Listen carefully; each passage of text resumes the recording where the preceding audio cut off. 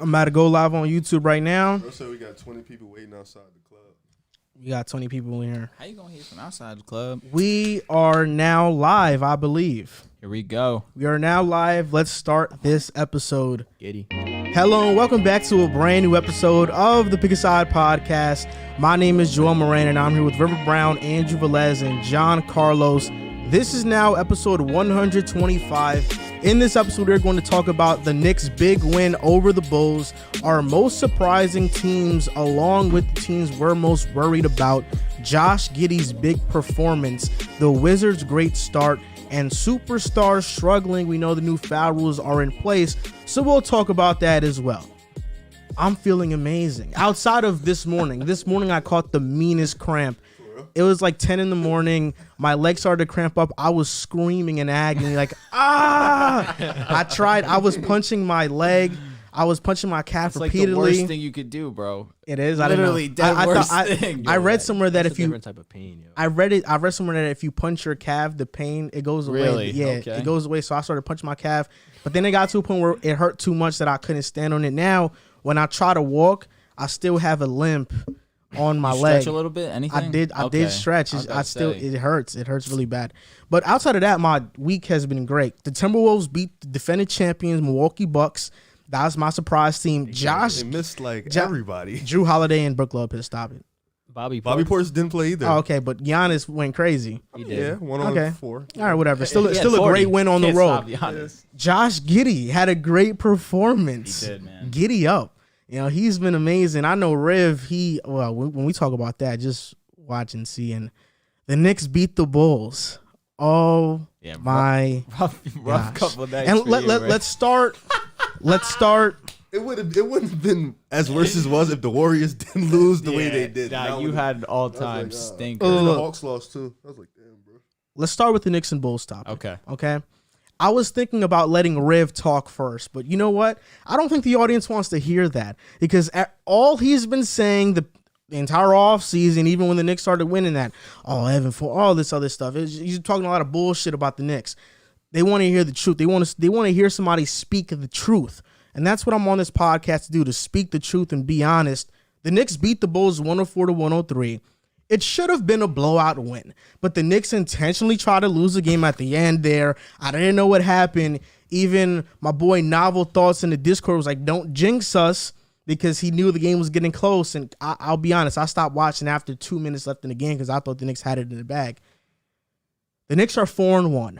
I woke up today with the Knicks being the first seed in the Eastern Conference. And I'm going to say this. 2 episodes ago, I said the Knicks floor is a 3rd seed. My boy Mikey on Twitter was like, you don't even believe that take. And then when I read that tweet, I was like, you know what? You're right. I'm not sold on that completely yet. The Knicks just embarrassed Philly. We beat Boston in double OT. We just beat Chicago, the undefeated Chicago Bulls. The Bulls are back. We just beat Philly, Chicago, Boston. The Knicks are the best team in the Eastern Conference. There's no debate. No debate. We are the best team in the Eastern Conference. The Nets are struggling. The Milwaukee Bucks don't have Drew Holiday or Brook Lopez. I'm not talking about the playoffs. I'm talking about regular season right now. The Knicks are the best team in the Eastern Conference. Our floor is the 3rd seed. I think we're better than Miami right now. Okay. Yeah. Our floor is the 3rd seed, and we'll finish with the top 3 seed in the East. We have the players. We have the bench.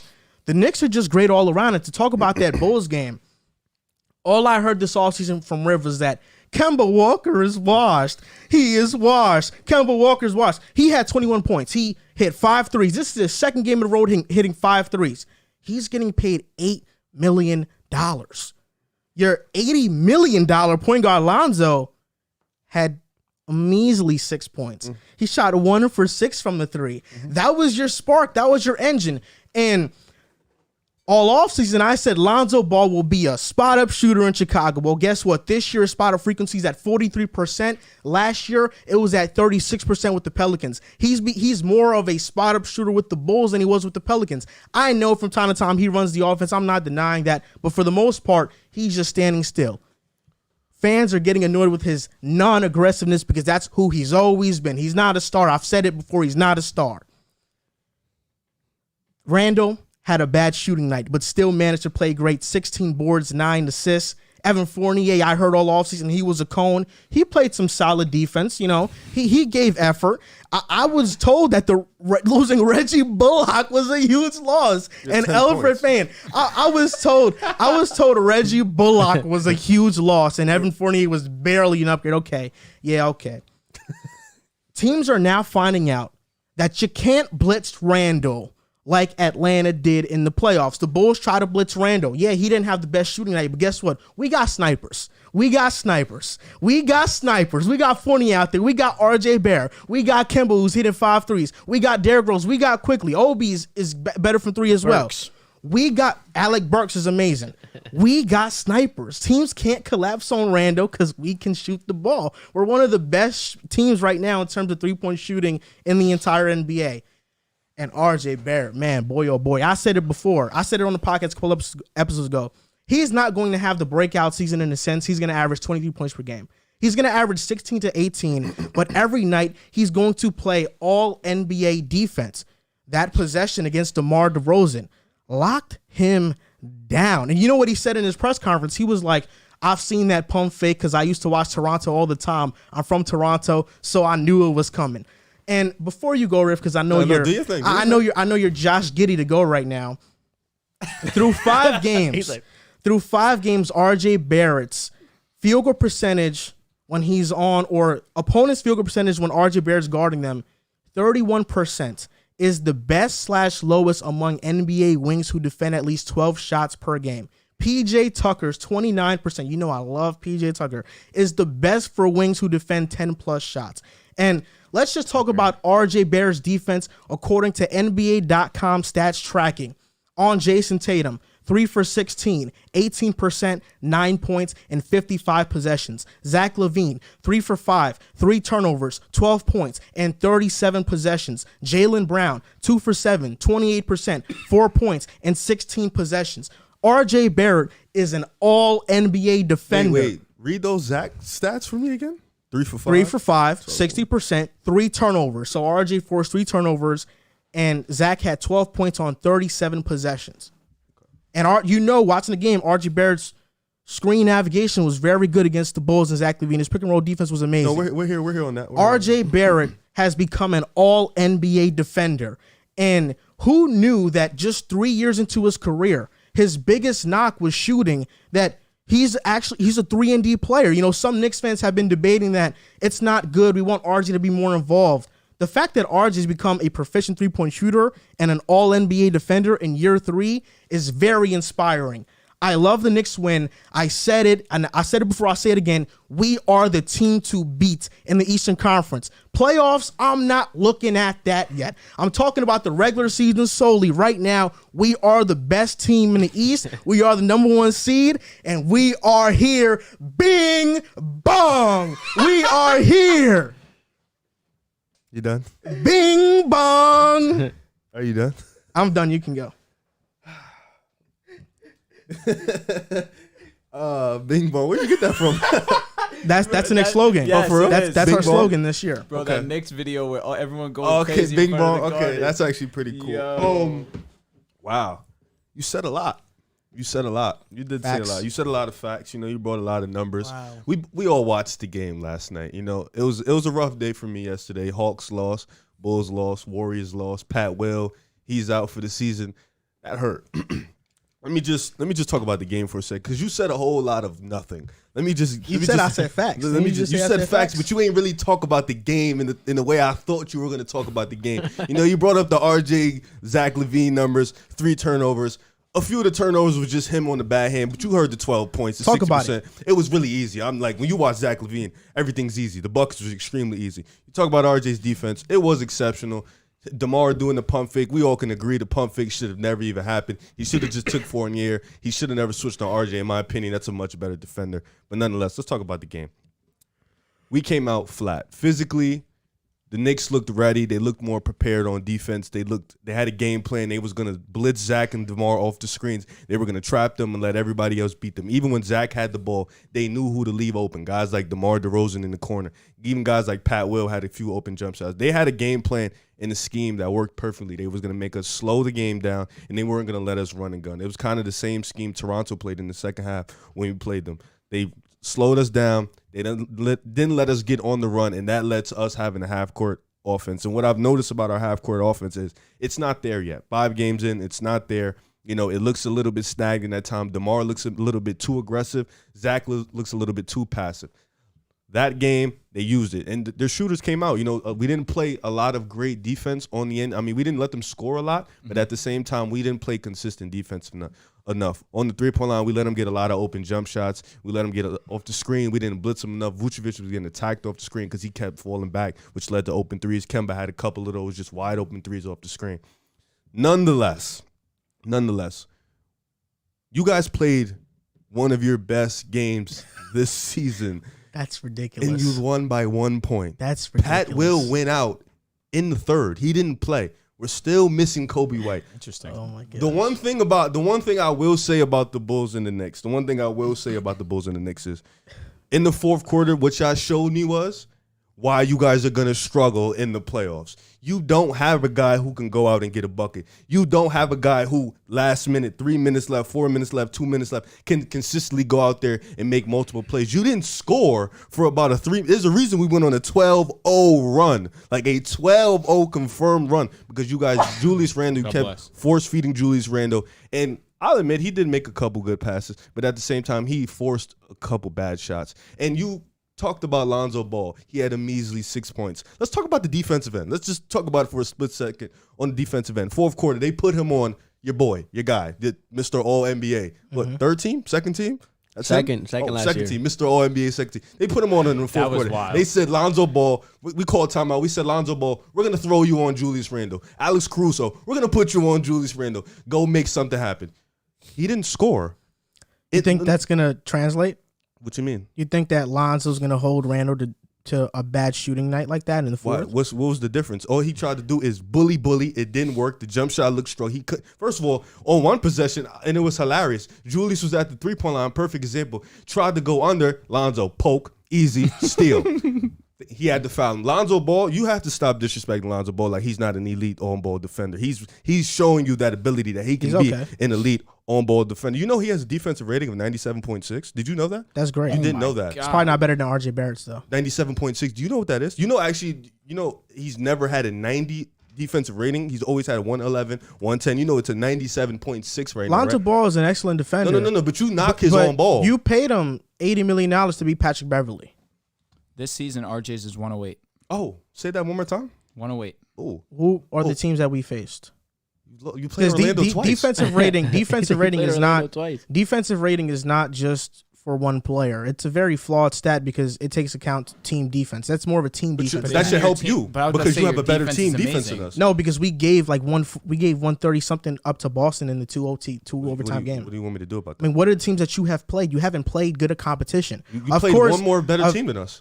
You've played the Pelicans, true, and then you played the Pistons. Then you played the Knicks, and then who else did you play? Toronto. Okay, so you played Boston, I was and about to then say, you played a Philly with no Ben Simmons, and then you played us. We played Philly with Embiid, but we held With Embiid no in Ben check Simmons. with Mitchell Robinson. But no Ben Simmons. Oh, and that Philly team has been playing well even without Philly Ben team's Simmons. all right. Yeah. But Toronto's been playing well too. Toronto spanked Boston. They did. Toronto's an inconsistent young team. That's what they are. That is what they are. That they're a young team. They're inconsistent. You can't do that. No, but I'm just saying you haven't Okay. played offensively talented teams. We have played Philly. We have played Boston. We have played Chicago. Nonetheless. So the defense rating is going to be higher. Nonetheless. This stretch of games, we played know Orlando your schedule's twice. gruesome. We know that Chicago's going to face Utah. They're going to face better teams. We'll see if that defensive rating stays the same for Lonzo. I want you to finish, but I just want to correct what you said. The Knicks didn't have this perfect game. Fournier was what, 4 for 14? No, I'm talking about on defense. Well, we're going to play defense every night. It's a Yeah, Tom I'm talking Thibodeau about coach I'm team. talking about defense. Evan You Fournier played- didn't play well. Emmanuel Yeah, Quickly he was was- 1 for 6, 1 for 7. Randall I'm not didn't. Randall didn't. Our star player didn't play well. Stop saying no, Randall he didn't play shoot well. No, stop saying He's Randall not- didn't play well. Stop No, saying I just said he didn't shoot well. No, he's not going to not shoot well all the time. I want you to give us respect. Randall did. No, it's a difference. Fournier didn't play well because he was just missing. That's the difference. But I thought we played this perfect game. You said we played this perfect game. I meant to say on defense. Pardon me. We blew a 10-point lead to you 12. guys, not because we 13. couldn't get a bucket, 13. because we were undisciplined on the defensive side of the ball. You think that? No, you couldn't score because of our defense. That open 3-point shot by Vucevic late in the fourth quarter, that was a lapse in our defense. Okay. That wasn't That was on the that was one. great that was, defense. That was a part of our just- running gun. You can't stop us on a running gun. We was on a fast break. Don't act like the Knicks had this perfect game and that's why we won the game. We think won you- the game because we're a better team than you guys. That's what it is. We're better. You're not that, Debatably. you're And not you that don't much have better. Pat Will no more for the season. You're not So that we're much better. definitely better. He was a Julius Randle stopper. Now you don't got one. Unless you think it's Lonzo. Lonzo was the guy who stopped him in the fourth. So what are you That's talking not going to about? happen again. What's- That's how- not wait, going to wait, happen again. Lonzo and Caruso. That's Yeah, not going to like happen Caruso, again. he's 6'4". That's not going to happen again. Why are you so? Because Julius Randle is an All-NBA second-teamer, All-Star. who put some just got respect on his locked name. down by a 6'6" guard and a 6'4" guard. He just shot bad. Nothing to worry about. He's going to be fine. Did you watch the game? I did. See, did he's you gonna be in fine. the crunch time too, missing those 2 free throws. in the He's clutch, going to in the be fine. crunch. He's gonna be fine. Listen, don't get me wrong. All he We needs beat to do you is make because we're one. better than you. You That's beat it, us. You whatever beat it us is. by one. You beat us by 1 point. You beat us Should've by been 10. a measly 1 point. And don't get me wrong. You guys played a good game. You know, you controlled the game for the most part. But what I liked about my team is we never wavered. You know, we played, we fought. No matter what was their biggest lead was, I believe, 14 points. And no matter what time it was, when it was at the moment, we still was able to prevail. Zach was still able to get it going at the end. DeMar DeRozan, he hit some clutch baskets. Vucevic, who wasn't bothered at all by Mitch, not once throughout the game, was very comfortable taking him to the basket off the dribble, hitting jump shots from the mirror, pick and pop. Like he was not. I remember he did say that, but I wasn't acknowledging that. Mitch was not at all. Mitch is better as a rim protector. He was not at all worried. Vooch was fine. So I think for the most part, if we just become more disciplined, like I said, this is 5 games in. Yeah. This is our first real test against one of the best defenses in the league. We're going to figure it out. Now we already established. This is our first adversity. We figured it out. Now we established. And even in adversity, we came back in the clutch, down 12, and still almost won the game. If not, almost stole that game. If not for DeMar DeRozan pump fake, or I believe Zach should have got the ball. I don't care what his percentage was. Yeah, I don't care what he's shooting. I believe Zach should have got the ball. I believe Zach should get the ball. He was your closer last year, right, Zach? Yeah, but should be your DeMar is a pretty good closer too, so it's understandable. Yeah. I would like Zach to get that in that situation. But nonetheless, the Knicks played a good game. The Bulls didn't play their best game, but they got it going late. Good win. You know, you had a good one, but don't be confused. Fournier played like that. I wasn't worried. You called him an upgrade. He played like Reggie Bullock would have played in that same environment. You call RJ Barrett. He played good, but let's be realistic. RJ Barrett had the quietest. RJ Barrett had the quietest 20 points I've ever seen in my life. Kemba played really good. I give it to Kemba. Kemba was very loud with his 20. But RJ had 20, and I didn't even know he had 20, and I'm watching the whole game. Isn't that impressive, though? It's all right. I mean, we weren't really he was efficient. He was 8 for 15. We weren't really had a good game. worried about RJ. The game plan was Julius Randle. You see how we were guarding Julius Randle. We were. RJ's not going to be the game plan offensive for anybody to stop. That's hilarious. How's that hilarious? It's just who he is as a player right now. It's your team. We weren't worried about Kemba, Randle. Pardon me, Kemba. Worried about Fournier. Randle. So who's the second option on the Knicks? It's RJ, right? It's Kemba Fournier. It's Kemba Fournier. But our game plan was stop Julius, let the other team, let lost. everybody else beat us. And you lost. They did beat us. And you lost. We did lose by 1. And you lost. We lost by 1. And you lost. I just, one last thing. All right. I actually, I love the fact that the Bulls fans cheered on Derrick Rose when he went onto the court. He's done so much for that city. And for the fans to acknowledge that. And for the fans to acknowledge that Derrick Rose has put himself in a better situation on a better team, and they're happy for him to do that. I'm glad that they cheered for him. They're happy that Rose is playing for a better team than the Bulls. Oh my goodness! He put himself there, or he got traded multiple times. He was crying when he got traded. He would have. You see this guy? That's foul. You remember he was crying when he got traded the first time? We have the same record, bro. We have the same exact record. They got the tiebreaker right now. Soon we're gonna be way ahead of you guys. We're gonna be back in the Garden. And it's going to be we're going to beat you game. again. What's your upcoming schedule? You know off the top of your head? If not, it's not that okay. great. I don't know it off the top of my head, but I know the Bulls have a gruesome schedule. My only concern with our team is our depth. That's it. That's my only concern. And we lost a lot of the DeMar DeRozan I was going to minutes. say, after Caruso, Brown has been giving you. I like decent Javonte minutes. Green. Yeah, okay. Green has I also like been giving good Javonte minutes. Green. I really do like him as a player. I like He's hitting some threes, yeah. Yeah, and he plays D. He caught a block on RJ because he don't got no right hand. So, that big. Well, block. I saw him I was finish about with to his right say, hand. yeah. Yeah, I I was about saw to say. that RJ. Yeah, no, I saw RJ Keep go right. hating on I saw RJ. RJ go right, and Javonte stopped all right, that. I'll and Keep just- hating on RJ. Drew, I want you to give All your right, take on I'll what you say saw. I'll say multiple things. So I'm not playing sides. First thing I'll say about you, it was funny how RJ and Kemba, the two guys you were probably the lowest on the Knicks going into the season, were the two players that ended up winning this game for the Knicks. I thought that was funny. So let me give RJ and let me give Kemba their credit. Kemba played an excellent game. Definitely hit big shots for them. RJ Barrett, probably the star of the night, even though Randall had a good game, not offensively, but just all around, got a bunch of boards, was passing the ball very effectively. RJ Barrett stole the show for me. Defensively, he was amazing all night. Held Levine to a decent game, 3 turnovers, but obviously Levine's going to get his regardless. He was more effective at the line than he was just from the field. But RJ Barrett's defensive stop on DeMar DeRozan highlighted the night. Almost not the highlight of the night was because Julius Randle missed those 2 free throws.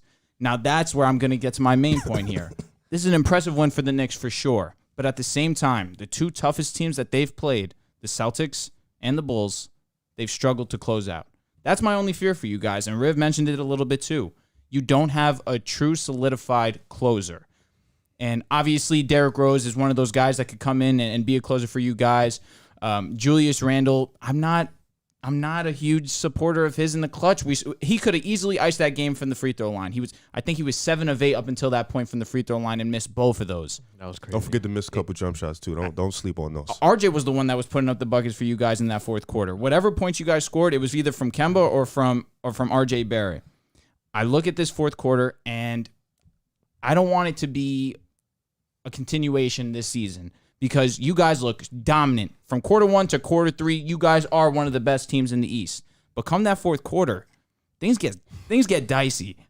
Things get dicey because you can't trust Julius Randle. You can't trust Kemba Walker, even though they say Kemba Walker's made for those moments. He had a bad miss. I'm blanking on who was defending him on one of the last possessions of the game. I believe it was Caruso. Caruso is locked up. He's a good defender. That's where I got to give some credit to the Bulls.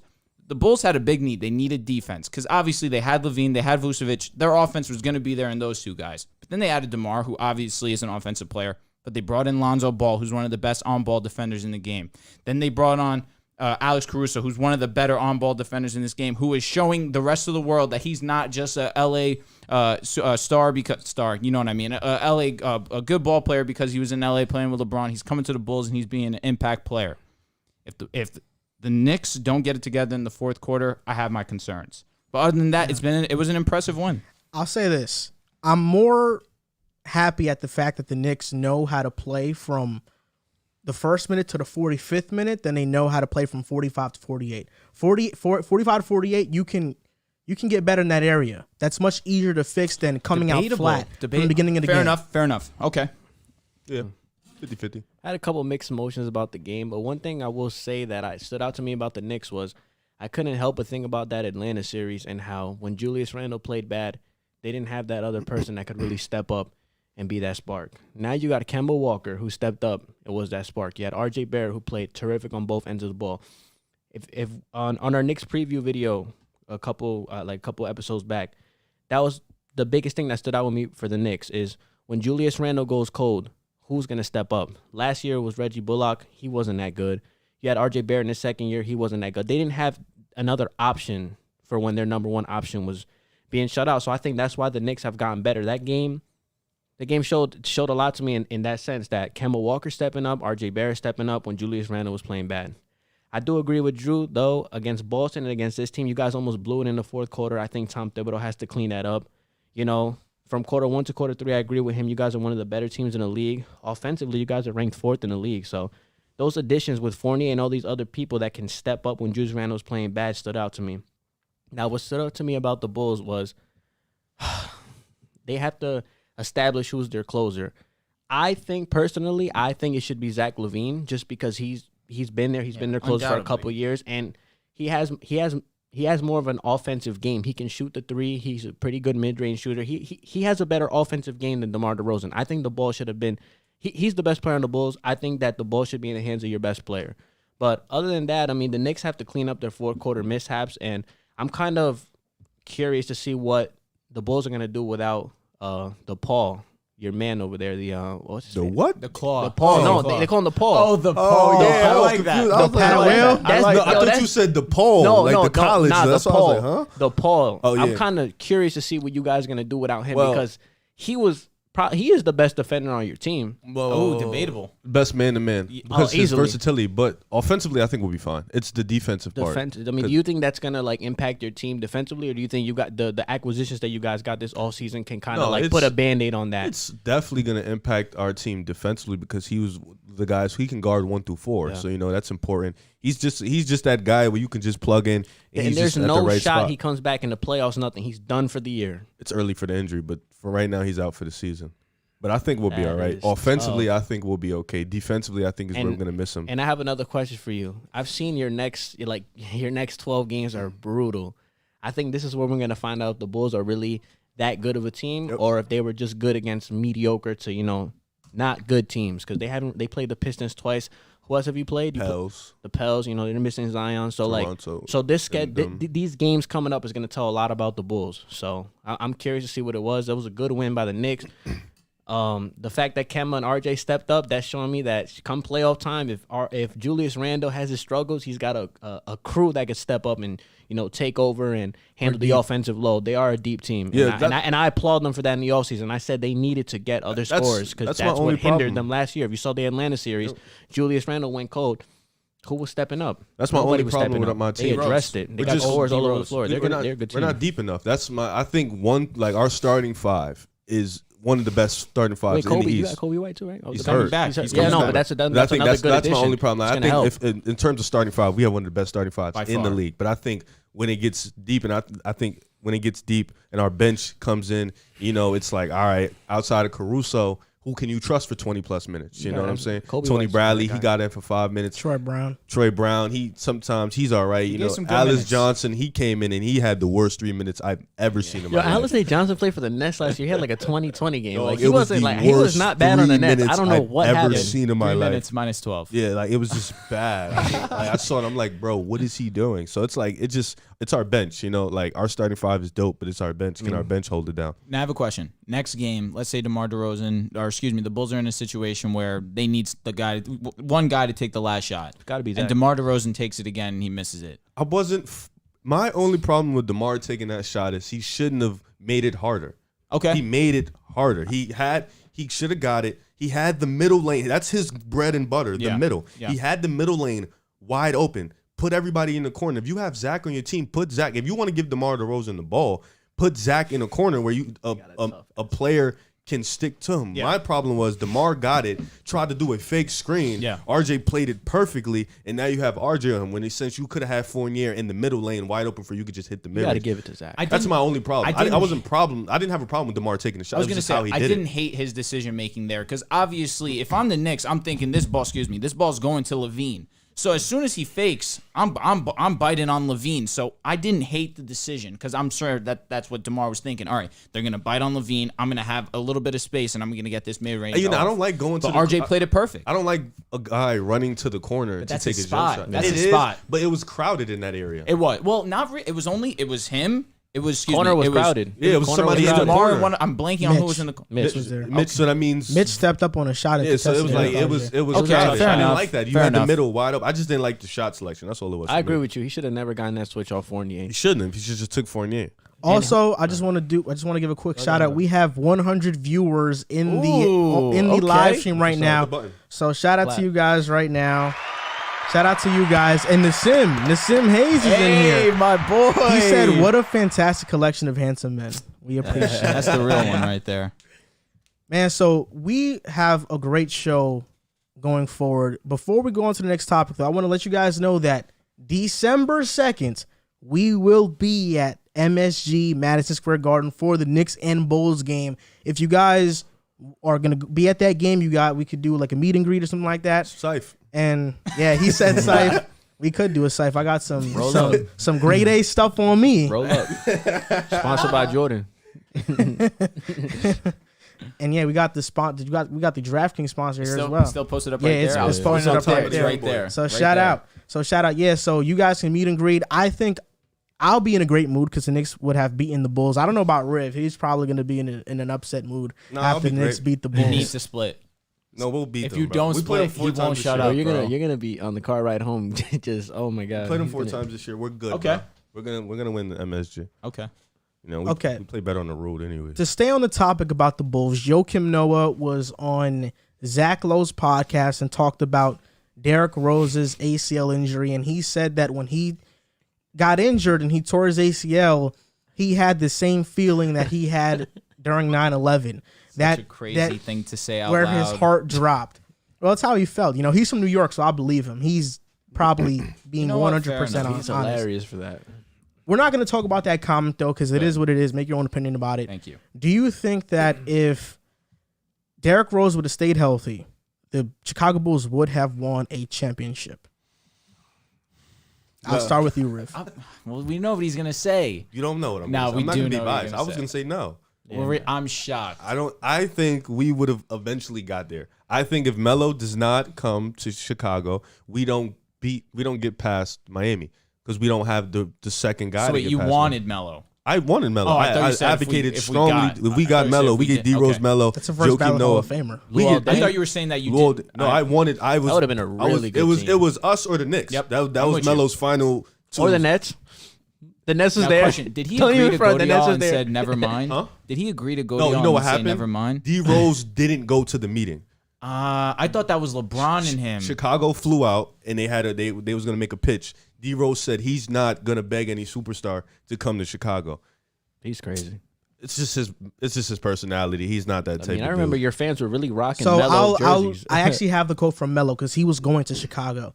And he said this: I was going to Chicago, Derrick Rose, Joakim Noah. I was there, right? I was there, Anthony said. And then I started getting whispers behind the scenes. Yo, look, this person ain't going to be there. It ain't really right. This and that. It was all of that started to come up in the midst of my decision making. I wasn't going to let anything cloud that. I met with the New York Knicks last.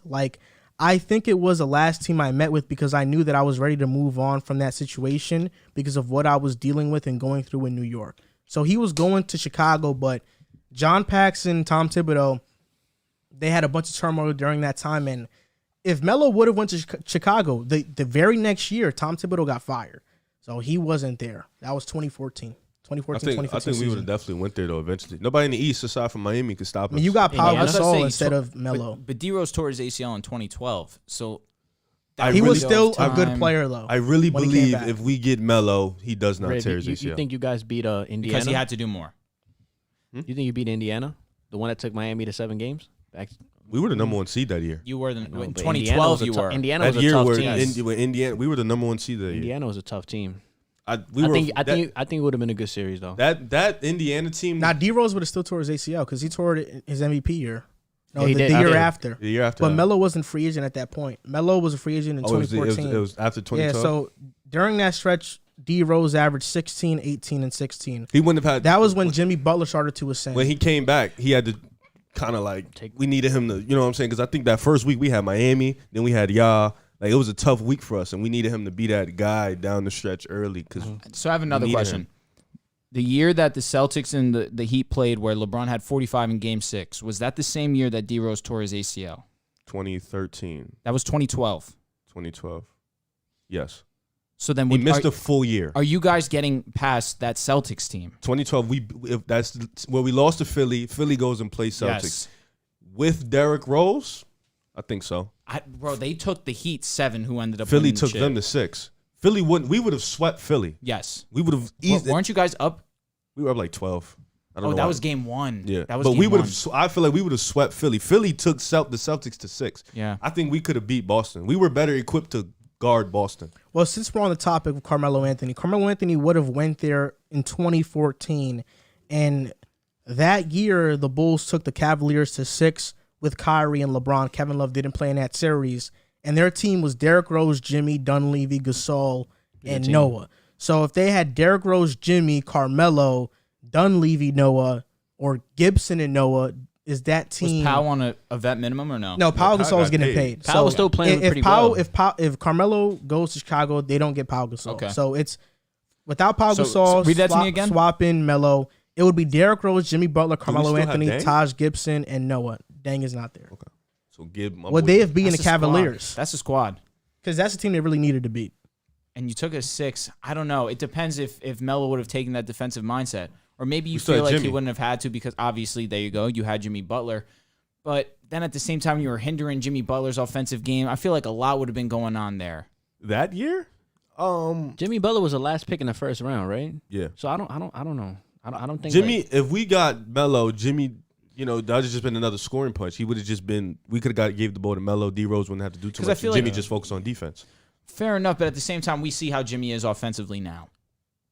That's why I say that in hindsight. I'd give that up for Melo. I'm sorry. At that time, I Yeah. don't blame you. I- Melo was like that. I mean, yeah. The weren't only the team Knicks that was the number only 2 seed? teams that stopped us was Miami and Cleveland. Only LeBron teams. Yeah. Other than that, I feel like we could have beat any team that we could have beat that second seed the Knicks. We could have beat Indiana, that third seed Indiana. We could have beat Orlando. I feel like we could have beat how about any the other first team. seed? That Indiana? That Pacer Bull series would have been very We could good. have beat them too. I think we could have beat them too. That would have been great. we Would would you have. beat that Knicks team? Yeah, I think we could have beat that next team. I So feel you like you think the would've too. Bulls with Butler, D Rose, Carmelo, and at that time Butler was becoming I Butler. think he was an MIP. Like he averaged 20 points per game versus Cleveland in the playoffs. Do you think Carmelo, D Rose, and Butler with Noah can beat that Golden State team? That was the very first year that they went to the finals. Oh, the first year? That was the first year they went to the finals. 2015. Yeah. Ooh, that would have been a great matchup. I don't know. I don't know. It would have been tough, dude. Would have been very tough. I think we'd have been all right though. Because I was looking about. They I mean, would who are you have talking about, the Bulls or the Warriors? Bull- Because you're a fan of both. He's talking about the Bulls. Definitely the Bulls at the time. Yeah, definitely the Bulls. We'd have been all right. You So you think they would have won? I don't know, bro. You I guys. don't know about when. It would've Let's been say you tough. guys go to the finals. It's all about getting there. Like I said, I I think mean, we just Draymond got could have there. locked up That's what. Carmelo. That's exactly what I'm about to say. At that time? Would you guys have beaten the Yeah, Spurs? at that time, yeah. Huh? Would you have beaten the Spurs? No. Would you have beaten 2012 OKC Thunder? I don't think so. We're talking about 2012. That's 2012. So that's still Derrick Rose. But that's also still Kevin Durant, who was bugging out that postseason. Yeah, I would have not beaten OKC. I don't think so. Nah. Because what's your answer for Kevin Durant? Not that there's an answer for D Rose, but at least they still have Russell Westbrook. You had bodies though. Who would have been on Luol your Deng. roster that year? Luol Luol Deng. Deng, We had Jimmy Ronnie Butler. Brewer, Luol No. Deng. Oh, we're not talking about that Not one? yet. No. Keith Yeah. Bogans. Yeah. It's- That's what I'm saying. It would have been Remember tough. him, yeah. I mean, Nah, there was nobody that could stop Kevin Durant, bro. Not even Miami I could. hear that. I mean, but he it's was like- there in Noah in the paint. Miami was a But that great was also, defensive team. to be and fair, still that gave him 20. 30. No, not even. You guys wouldn't, because I'm thinking about when. Miami beat you OKC guys the played same us. way they beat us. Mhm. So it's like OKC don't have anybody to stop D Rose. The reason why Miami beat us is because they had Cephalosha. LeBron. Anyway, Exactly. they had LeBron. Like Yeah. they put LeBron on D Rose and then they just helped. Yeah. Like they had D Wade, they had Bot, they just helped. OKC can't do that. You gonna put Kevin Durant on D Rose? Top of Cephalosha. Anyways, you gonna put No. But Russ, Don't act like he wasn't a good defender. He played great defense on D Wade. But let's though. stop though. Like this, enough is enough. Like come on. But you put Tabo and you put somebody else to trap D Rose that can't neutralize. But They him. don't have the But what- personnel like yeah, they don't have Miami the did. personnel like what Miami. other they scoring didn't. options did you guys really have? He was Are you really relying on Luol Deng? Because Serge Ibaka is also on that team too. We have Noah. But that's exactly what I'm saying. Is Noah really making his impact on the field, on the court too? Defensively, absolutely. So is Ibaka, though. I'm talking strictly offensively because offensively, that matchup versus the Bulls versus OKC is heavily favored OKC. Just because of Kevin Durant. Well, Kevin Durant, James Harden, Russell at the time. Serge Ibaka. Serge Ibaka is probably the equivalent. No, Boozer's a better offensive player than Serge Ibaka. Forgot Like, about Boozer. at that Forgot time, about he Boozer. At that was time, the he lead was shot Boozer. blocker. Oh, but I'm saying Boozer's a better offensive player. So that's like, all right, dead that. So- But Serge Ibaka was didn't- on the same level as Noah as a defender at that time. He was averaging like 4 blocks a game, bro. That's a good point. But they had Perkins in But the he lineup. wasn't Boozer- developed. That Ibaka didn't have the 3-ball in his game yet, right? He was he shooting didn't. mid range, but at the same time, Boozer was a solid mid range shooter as well. Yeah, Boozer I can forgot step about out and Boozer hit the jump for shot. sure.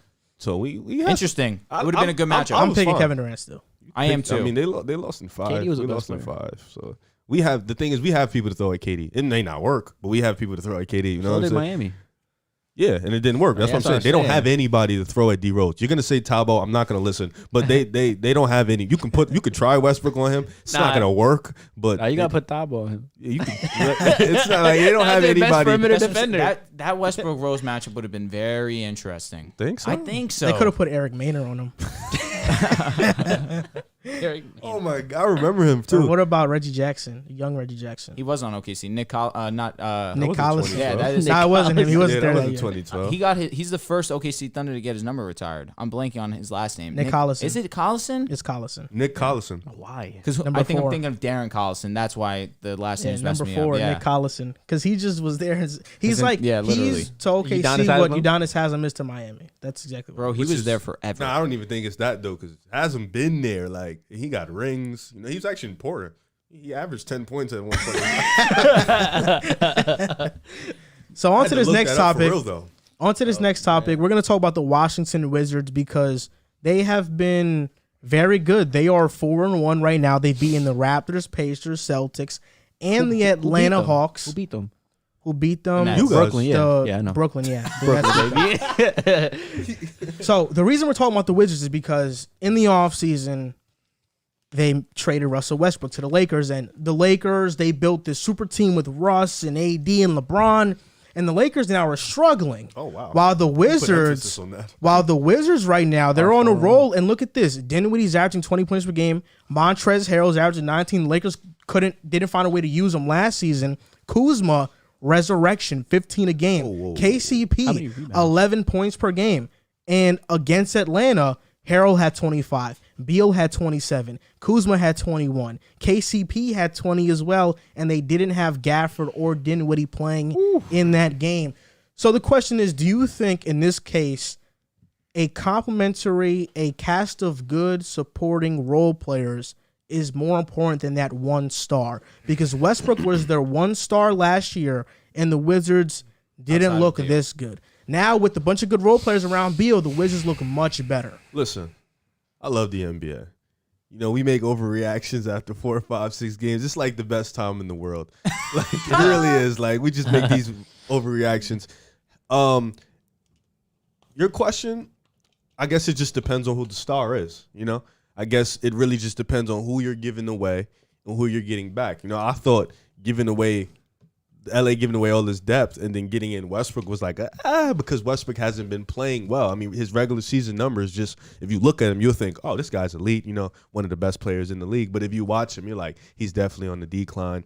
Sometimes he's a liability on the court. With these guys, though, you know, Montrez, KCP, Kuz, I feel like just needed a new environment. I feel like playing under LeBron just wasn't his vibe. I never lost faith in him being a good player. I Yeah, think he's a good player. KCP, we know what he is, but he's still a really And he's good, a champion. He's a good player. Montrez, he's a weird guy. He has to be good in certain situations, but he can be good in the right situation. I think this is the right situation from with Washington. You know, they're deep. Don't get me wrong, but I guess the better question is how far can they go with this complementary talent if Bradley Beal is their number one? I think this Wizards team, and I said it in the offseason when we did a topic about them, is I think this team reminds me a lot of the 2018 Clippers before they got Kawhi, before they got PG, when they had Gallinari, Shea, Harrell. I'm forgetting who else they had, but they had a great team. Pat Bev was there, Lou Will. Oh, SGA. Yeah, SGA. Landry That Shamet. team, they didn't have a star, but they had a bunch of great role players. The difference between them and Washington is that Washington has a star. They have Bradley Beal. And Bradley Beal, I am harsh on him a lot of the times. I will admit it. He hasn't been off to the best offensive start.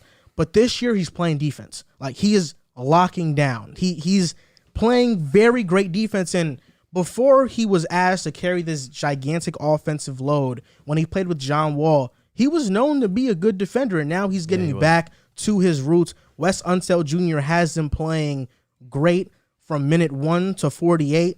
This team has been really awesome.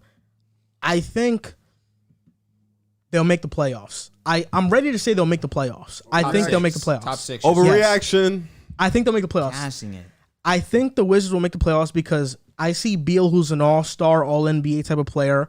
I see Dinwiddie, who's a borderline all-star. He's shown in Brooklyn he can be the second, if not the best player on certain nights in Brooklyn and lead them to the playoffs. And then you have Harrell, who can be Sixth Man of the Year this year. You have KCP, who brings a lot on the defensive side of the ball. Kuzma is a champion, and he's a very good defender. Come on. Like, I'm not sleeping. I'm not sleeping on the Washington Wizards. This team, I like this team. This is my sleeper team in the East, but they're not a sleeper because the season started. Wait, sleeper to do what though? Oh, man. I think they'll make the playoffs. Oh, you know, okay. I don't know. It depends on the matchups. If I don't they think they face, could you beat know, any of the top if 16. if they face the Hawks in the playoffs, yeah, they can definitely beat them. No doubt. You're a hater. No doubt. Go ahead with your take, because I'm sick of this guy. I thought I was about to spew nonsense. That's crazy. That doesn't even make Hawks? sense. The Hawks. I'm not a big fan. All right. You're not a big fan So- because they beat y'all? I'm not a big Before fan. I sound like the Nope. ultimate hater, obviously, I'll give them their credit because what they needed desperately was defense. So what do? They go and get 3 defensive-minded type players outside of Kuzma, who's a decent scorer. Decent. You bring in KCP, who's solid defensively for sure. Montrezl Harrell's solid defensively. Kuzma can play good defense. Harrell solid defensively. He's not terrible on defense. He's terrible on defense? He's a legit cone. That's debatable. This Debatable season, on at what? least? Bro, he's trash. I mean, think he's playing this very well. season. I think this season He's a good they're hype just man. they're masking That's it what a I'm little saying. bit more. He's a good Fair hype enough. man. He's But at the same time, he's averaging 19 points. His PER is over 30. I think it's 32 right now. And the Lakers couldn't use him. Well, what's funny is he was doing nothing for us. So it's funny how he comes here and it's how it happens, bro. but that's what's bothering me truthfully, and that's LeBron why this effect. question. Tell me what that is exactly. Only certain players can fit with LeBron. Spot up shooters. I agree. There's nothing wrong with that, though. It's That's just what. No. fits his That's game. what I'm trying to wonder. I mean, if it's a bad Kuzma is thing or not. blossoming. Harrell is blossoming. KCP, well, he was good in LA with you guys. And that's what I said before, when the trade happened. I said KCP is going to be the piece I miss because he's an excellent role player. He does his role as good as anyone. That being said, I'm not ready to say that they flat out won this trade because they're 4-1 5 games in. And listen, it's easy to look at and see Russ having They a lost to the Thunder. rough go, and that sucks because we were up like 26. yeah, I I lost. think it was like it looked like It was like 20. 40. gave them It their was first 26. win. All right, easy. Listen, No, it really looked like 40. I did right by telling you the exact number. Leave it at that. It was a tough loss. It really was. But listen, Russ had a really good game against the Spurs, and what was one of the reasons we won that game. That being said, it's easy to say right now, looking at it, oh, they're 4-1. You can overreact all you want. They're beating good teams though. At the same time, You said Atlanta's not that good. let me finish. Well, you Let guys me- think they're a good Let me team. finish. All right, fair. Now you look at it, and are we expecting Montrezl Harrell to continue this efficiency that He's going to had? had it average before. 15 for the year. Okay, are we expecting him to have a player efficiency rating of over 30 for the rest of the season? Well, I don't think that'll happen, but he's going to average. He's going to do what he did with the Clippers, which is be a very good role player. Six man of the year From candidate. what I have experienced personally as a basketball fan, I cannot trust Kuzma, Montrezl Harrell, KCP I can, because shout out to him. I cannot trust those two guys to be consistent for an entire season. They're coming out hot right now, for sure. And it's easy to flock to them because, as I was, a lot of people were low on them going into the year. Because these guys did not show out in LA. So now Different they're coming setting, to though. 100%. They're coming now to a Wizards team that has no expectations. So now they're performing well above what people expected from them. So now people are immediately going to overreact and say, oh, Wizards lock for the playoffs. That being said, this is not something I look at and think this is sustainable. Well, I think it is for the reason that you are basing your opinion on Montrezl Harrell based off of one season with the Lakers. I will also base it on Bradley Beal having 21 points and them still being 4-1. Isn't that a testament to how good the roster their is? defense has been solid, but at the same time, this offense has not been what it should be or what it's supposed to be. Wait, how is it not? They have like 5 players averaging in double figures. Because Montrezl Harrell is averaging 19. Do we expect that to continue? If he Kuzma's did- averaging 15, 16. Kuzma was a 16-point per game player in LA before LeBron got there. Before he got there. But then he was still supposed to continue that, and he dropped off. Yeah, but I think the problem with a lot of Lakers fans was that y'all expected a 23-year-old Kyle Kuzma out of college to continue to develop into a star. Most What was players, wrong with that? most players that come out of college and are 23, 24, He was the they most developed, plateau. though. He was the most developed rookie. Bro, we chose him over BI. That's should let you know at least what our expectation Oh, was. so no. that's- okay, I Y'all get you. traded that Yes. for real. Yeah, we chose him No, yeah, he's over talking about the BI. trade. They did, Well, they did. Bi, he was I feel like more if I was the valuable Pelicans, I player. would rather have Bi though. No, You didn't see- no doubt. But Yeah, that's when why the they trade did was it. going on, we were either going to keep BI or him. And we said B.I. got you Kuz. more. Bi with Ya wouldn't have been as successful as he was in Disagree Pelicans. because when he wouldn't have been an all-star. I with Ya. disagree. Well, that I agree with, but at the same time, Bi that first season when Well, neither LeBron of was them there was would've been- great. You want to know The why I second- say that in the though? second half after the All-Star was break, averaged great. 24. You want was to know fantastic. why I would Pretty say good. that though? Because Bi, we've seen him playing with Zion when Zion is the point forward, and Bi's numbers take a dip. If he's playing with LeBron and AD, yeah, Both of them he's are not. good playing with LeBron. And he doesn't. He's I not. disagree because Bi and LeBron actually had good chemistry together. B.I. averaged 24 with LeBron after the All-Star break. Dinwiddie, we know can average 18, 20 a night, any single night. He did that in Brooklyn. He It's averaged just- 22 in Brooklyn one year. So Dinwiddie, their offense has been very good with him, and it's been a different guy every night for Washington versus Indiana. Dinwiddie had 34. Neto had 18. Bertans had 17. Versus Boston, Harrell has 25. Versus the Hawks, 4 players scoring 20 points. Defense has not been winning them games like you think. I think it's been a major part, but it's because they have so many scorers, and Rui Hachimura isn't even playing yet. That's another. Oh, that's good- another guy. Do we really trust them to be as That's what I'm consistent all saying. year We though? can't. KCP, Cools. Listen, Well, like I said, KCP's averaging KC 11. You don't think he could average 11 all year? KCP is can. the only one that I look at the three that could sustain. Wait, so that Montrezl- Kuzma, Montrezl- wait, Kuzma can't average 14? Kuzma can't average probably 15 for can't- the year? I don't know. He can. I don't know. I mean, that he team, I averaged think 12, 13 with Shaw. But it was stretches where he had games where he That's didn't what I'm score in saying. double Like digits. he has moments like these where he's bad- playing very well. inconsistent. The only thing I say 11 that you rebounds can't- a game, Yeah, too, you're not like- getting 11 rebounds a game from Kuzma. You're not getting that. And but- Gafford, Like he's this been is huge by as a shot far a blocker, career too. high. Like I've not seen this when they were when they were wearing an LA Wizards are a uniform, other solid than team. I think they KCP. can definitely Yo, just when does- jump in the Listen, I'm play-in. playing When for does Thomas sure. Bryant come back?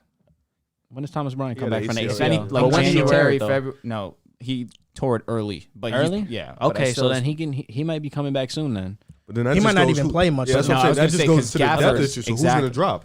No, they're not dropping Gafford. But that's a good problem to have. Definitely. That's a great problem Thomas to have. Bryant's not bad. And that's what I'm talking None of about. their bigs are And that's what I'm bad. talking about. This team has a lot of depth. They have a lot of players. But and you trust That's the Bradley question. Beal to be the guy that gets them to a 6 seed in the East yes, right now. that's Bradley Beal, bro. Stop I it. understand I you see don't them like more as a Bradley playing Beal. team. I know don't like Bradley Beal. What we the both hell? don't like Bradley Yeah, Beal, so but then why you you just made- def- But Y'all made but- a whole segment naming Yeah, like he trying to make it 25 seem No, like- players I get it. I better get it. I get it. I get it. I get it. We both aren't big fans of Bradley Beal, but you don't like Bradley Beal more than me. No, but it's not even the Bradley Beal I don't like. It's Miami, the Knicks, the Bucks, the Nets, the Bulls, Boston. Like it's not even the Hawks. Like it's not even like Boston. eventually. Boston, No, we gonna get to him. We gonna get to him. Well, I'm gonna get to him. Because wait. Because Boston I ain't get good, it. bro. No, Boston stop. sucks. Hold on, Boston's not a good team. Drew, hold on, stop. No, no, Hold on. Boston is not a good team. Stop. Because you said That's no, not no, no, overreaction. Stop. Boston. Because you said you felt like this Boston team can go to the Eastern Conference And I Finals. was You forgot the 100% Hornets, wrong. too. Hold on. And I was did forget 100% Hornets. wrong. But my point of saying all those teams was Yeah, you don't think they're going to be the a East a is top deep. 6 Not team. even saying it could. Throw the Bradley Beal hate aside. Just looking at the East is deep. It's hard for me to say that they can. Back just to be a what you 6 said. We seed. didn't even mention And I Charlotte, was- who's been playing I didn't elite. need to. I said, like, it was just like And back to, well, I think Washington Philly? and Charlotte, they're on the same level in terms of what they have. I They're on the disagree same. wholeheartedly. Who's better? Bradley Beal's the best player between those two teams. Fair enough. Agreed. That's Yeah, he is. facts. And then That's you look at the facts. depth that they have; it's very similar. Miles Bridges is taking that leap this year, but when you look at the other guys, it's a very similar. He's another constructed team. question though. Can he's not? I don't know, he's not bro. I'm, sustaining 30 I'm points looking per at game. Bridges, obviously LaMelo, and Gordon Hayward, and Terry Rozier. Other than Beal, I'm Gordon taking Hayward those is on four. the same level as Dinwiddie. What the hell? I'm dead ass. Time bro. out, nah. It's I'm not. dead Nah, ass, it's not bro. even that far off. I'm bro. dead No, ass. bro. how? Bro, Gordon Hayward's been doing his Gordon Hayward thing, does bruh. everything better. Literally on the basketball court. Literally. Everything better. How are they on the same Stop. level? Gordon Hayward's an all-star. Wait, what? Yeah, what are we that's saying? what Hayward When's the last hasn't time he been made an all-star since all-star? Utah. He hasn't been an all-star in like But he's 4 years, been bro. one. Dinwiddie has never in life You could been one. argue there was one year when Dinwiddie averaged 22 and 7. Well, he should have been an all-star. Well, he played like what? He 30 kept us games. afloat. He was one of the most inefficient point guards in the league. He kept us afloat But though. he's one of the most inefficient point guards in the league, right? Let's stop acting like Gordon Hayward's an all-star. But let's now. stop He acting hasn't like been that in 4 let's years. stop putting Dinwiddie in that Right. Last time we conversation. saw I Dinwiddie on the agree. court, Because you said- 22 no, and because 7. hold It's on. not You- bad Because though. Dinwiddie can average 20 and Because 7, bro. So wait. He's Because done y'all it. you two have told me at one point Gordon Hayward and DeMar DeRozan are on the same level. So are you telling me DeMar DeRozan and Spencer Dinwiddie are on the same level too? Is that what we're doing here? It's not that far off. Bro. I really don't It's think really it's that far It's off, not bro. that. It's I not as really far as don't. you think it is. Yo, It's you're not as you're far as you underrating think it how is. good Dinwiddie is. Dinwiddie's a bro. really good He's player. rated. No, Dinwiddie's a really good Nah, point guard. he's a bro. really good player. He's a good point guard. bro. Rated. Is he Like- better than Reggie Jackson? Hell yeah, he is. Yeah. Is he better than playoff Reggie Jackson? No. Yeah, he is, bro. How do you figure? How do you figure? His regular season numbers are better than Reggie Jackson's Look at numbers the in the playoffs. efficiency, Ask my boy. the chat, Gordon Hayward or Spencer Dinwiddie. I want to see what you guys think, man. That's crazy. Gordon Hayward is good, but he's not. What's Gordon Hayward doing? What's Gordon Hayward doing right now, bro? He's averaging just, I think, if not 20, just under 20. He's doing his thing. Yo, bro. Charlotte and Washington. Dinwiddie just had a 34-point game. Charlotte and Washington are literally. No, I agree. On the same I level. agree as on the teams. same tier, but the On whole same- Dinwiddie Hayward, you got to chill. Yo, No, it's really not that far Hayward off. is not the player you think he was 4 seasons ago. But whatever. He's we're not. not going He's to talk still about good. it. We're not going to 18 talk. and 5. Yeah, he is Firm. good. He's really Hayward good. is really He's a good player. He does everything on the floor good. He's a jack of all trades. Dinwiddie has been defending this year. It's been 5 Yeah, bro, games. 5 games. Well, that's Yo, how I know you Dinwiddie don't gave you watch the 20 game. and 6. They're Gordon Hayward averaging the same stats. But They're Gordon averaging Hayward the has same been stats. doing To not this watching for the a games, couple though. years. He's been this guy, a Listen. jack of all trades that No, does Gordon everything. Hayward's a good player, but we're talking It's about been right now. it's been question. 5 games, How's it but I don't want to say correlate he's to better not after watching the 5 games? games, bro. I'm not going to do Because- that. You could just look at the because last it's season been he played. 5 He averaged games- 22 and 7. Dinwiddie Not didn't a play bad last season. year. JC, hold Hold on. on. I I said the last season want to hear he what he has played. to say. It's interesting. I hate that The chat statement. says Hayward. The whole chat says Hayward. Well, that's good for them. That's not my opinion. No, I'm saying he asked. That's why. I Nah, said yeah, that. Okay, I mean, that's good. I don't think it's that far off. The reason why I hate that statement when people say it's been 5 games, it's been this and that, it's just a way of people to say things when they haven't been watching things for themselves. Because when you watch this Wizards team, it's a different team.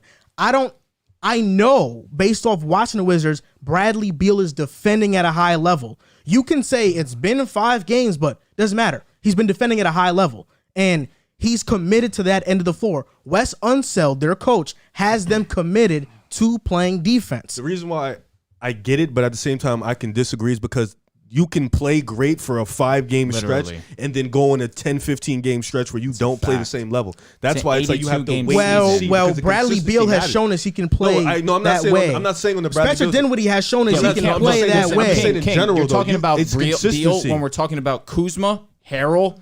No, these- this but started that's the because whole of, point. But this that's started the whole because of point. Dinwiddie's No, I'm just saying defense. it from and a now consistency. now we're on talking a about the consistency Wizards. standpoint. But the Wizards, Kuzma has shown me for a full season he can average 15, 16 a game. KCP has shown me for 4 years ago. KCP has shown me for a full. I agree. Well, I y'all agree just with told me KCP. Gordon Hayward is still an All-Star based on 4 years I seasons mean, ago. I said he's been an he's all-star. been around the He's same. been So Brook Lopez is an statistics All-Star for- too. No, he's been an all-star. He's been an Is all-star. he that now? Years But- ago. No. But Okay. Brook Lopez has That was made like a a- bigger drop that's than like a- Gordon Hayward. that's like That's a a decade fact. ago. But Brook Lopez has made a bigger drop in his career No, than Gordon Gordon Hayward's Hayward. still a good Arguable. player. Brook Lopez developed a 3-point shot in that time and has become one of the best stretch bigs and But rim he was protectors one of in the best NBA. big men scorers at that time. He was And now giving he's you Gordon not Hayward that. game. broke his leg, bro. And he's That's still a big. he's still a 20. Like, come on, bro. All right, He's Like, still a hold on, 25 easy. and That's a 5 guy, big- bro. that's a 2016, big injury. 2016 was the last time he was on the Jazz. That was probably the last time he was an All-Star. He averaged 2016. That was what 5 years ago. Okay, but then last season he averaged 19.6, which is a point and a half lower than That's what what he I'm saying. averaged in He's still the 2016. same So guy. easy. He's still the same guy. Take You're it not making easy. But sense, yo, bro. but you have to look at. But we just said that him and Dinwiddie, like they're in the same tier of players, bro. It's not that far off. They're not in the same It's tier really of not that far It's off. not that- it's Yo, I not- can it's tell not you, I that have far not off. watched Dinwiddie. I watched Dinwiddie religiously when Kyrie was out, bro. He's a really good player, bro. He's giving you 22 and 7. But bro. back to what I was saying. KCP has shown me for 82 I games agree he with can that. average 10 points. I agree with that. Harold has shown me for a full season that he's a 6th man of the year candidate. he has. Facts. He like, come on. Fair, that's Look, fair. th- That's this fair. is That's fair. this is another That's point fair. because this is what y'all Lakers fans love to Here do. we go. Lakers fans love to hate on players when they have a bad stretch of games, and there's no. It's a whole season. That's what no, because Kuzma wasn't bad for the I'm entire not season. talking about Kuz. This is what I'm saying. Let's see what he says, man. These are the all Lakers teams that the free agents that have left. Caruso, who y'all wanted back. Thank y'all you. wanted back. Thank you. You can't tell Harrell, me. KCP, Dennis Schroeder, who's doing pretty good in Boston, who was a 6th man of the year candidate before that too. He's been mid. He's been mid. Danny Green, who's been fantastic for Philly, and last He has. year was a huge piece to them being the first seed in the East. Now, Riv, I have a quick question. Danny Green has been fantastic for Philly. Let's stop. Fantastic is crazy. In his role, yes, he has. In his role, I'm with you. I'm with you. Well, yeah. I'm with you. All these players are players that the Lakers fan base trashed, and after every bad game, they go trending So I on have a Twitter, question. but Quick they're question. not bad players. Answer me this. When we traded for Russ and we lost KCP, we lost Kuz, we lost Harrell. Who was I most vocal about being upset that we lost? KCP. Did I ever slander KCP? I said that I was going to miss KCP 100%. When Caruso left and was not going to resign with us, what did I say? We were going to miss him. I get it. I don't care about Kuz. But I don't even care with, about Harrell. Even with KCP and Caruso, your Lakers are still in the same position. Debatably, And our pick I'll and say- roll defense is trash. And I do think Caruso's I do amazing on think pick and roll defense. the fact that you were only upset about the KCP And Caruso. subtraction And Caruso. and Caruso, but not the Kuzma and Harrell, means to me that a lot of Lakers fans misevaluate the players they have on the roster. That's just even. it is what it is. Not even. It is what it is. As soon as LeBron got there, Kuzma Or maybe was. they just think they're trash in the roles they were given in LA. Yeah. That is what it is.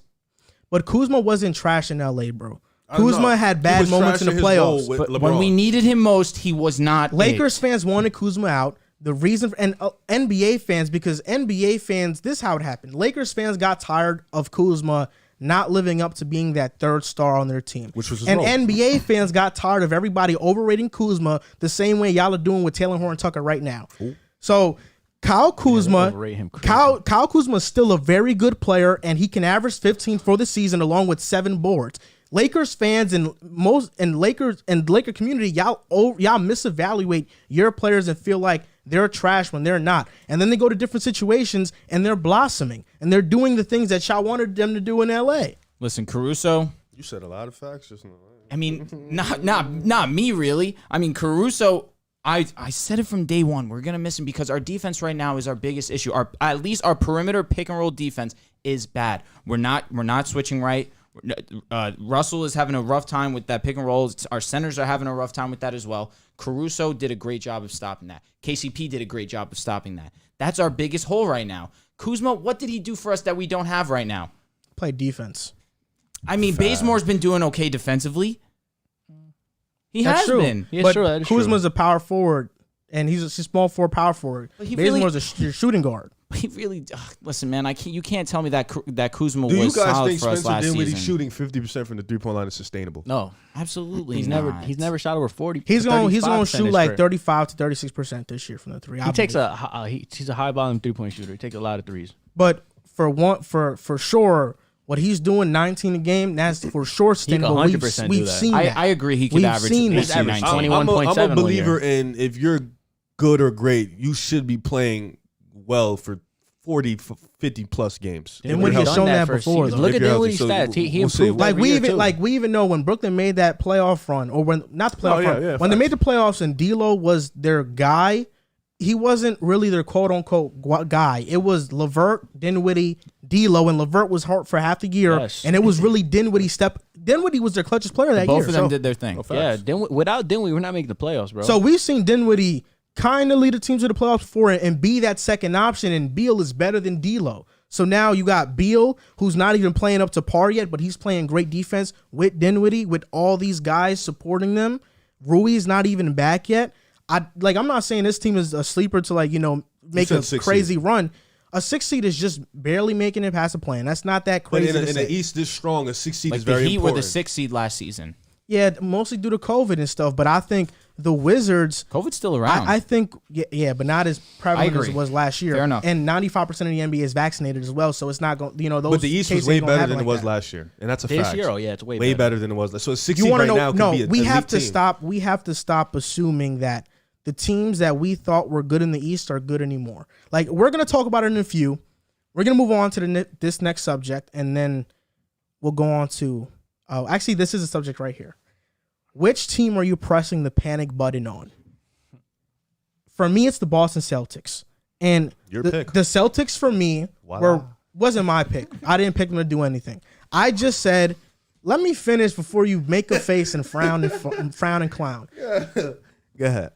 I said the Boston Celtics with Jason Tatum and Jaylen Brown, and with the moves they made this offseason, they can be a very good team. I said they can be as high as a 3rd seed in the East, and people are sleeping on them. But in reality, I couldn't have been more wrong. The reason I'm wrong is not because of the talent that they have. I'm wrong because they don't care. They bring no effort. And you said, you're probably watching this and listening like, Joel, how do you know they bring no effort? Are you in the locker room? Do you know what's happening? I don't. But Ime Udoka, their head coach, does. And he called them out after they lost to the Wizards.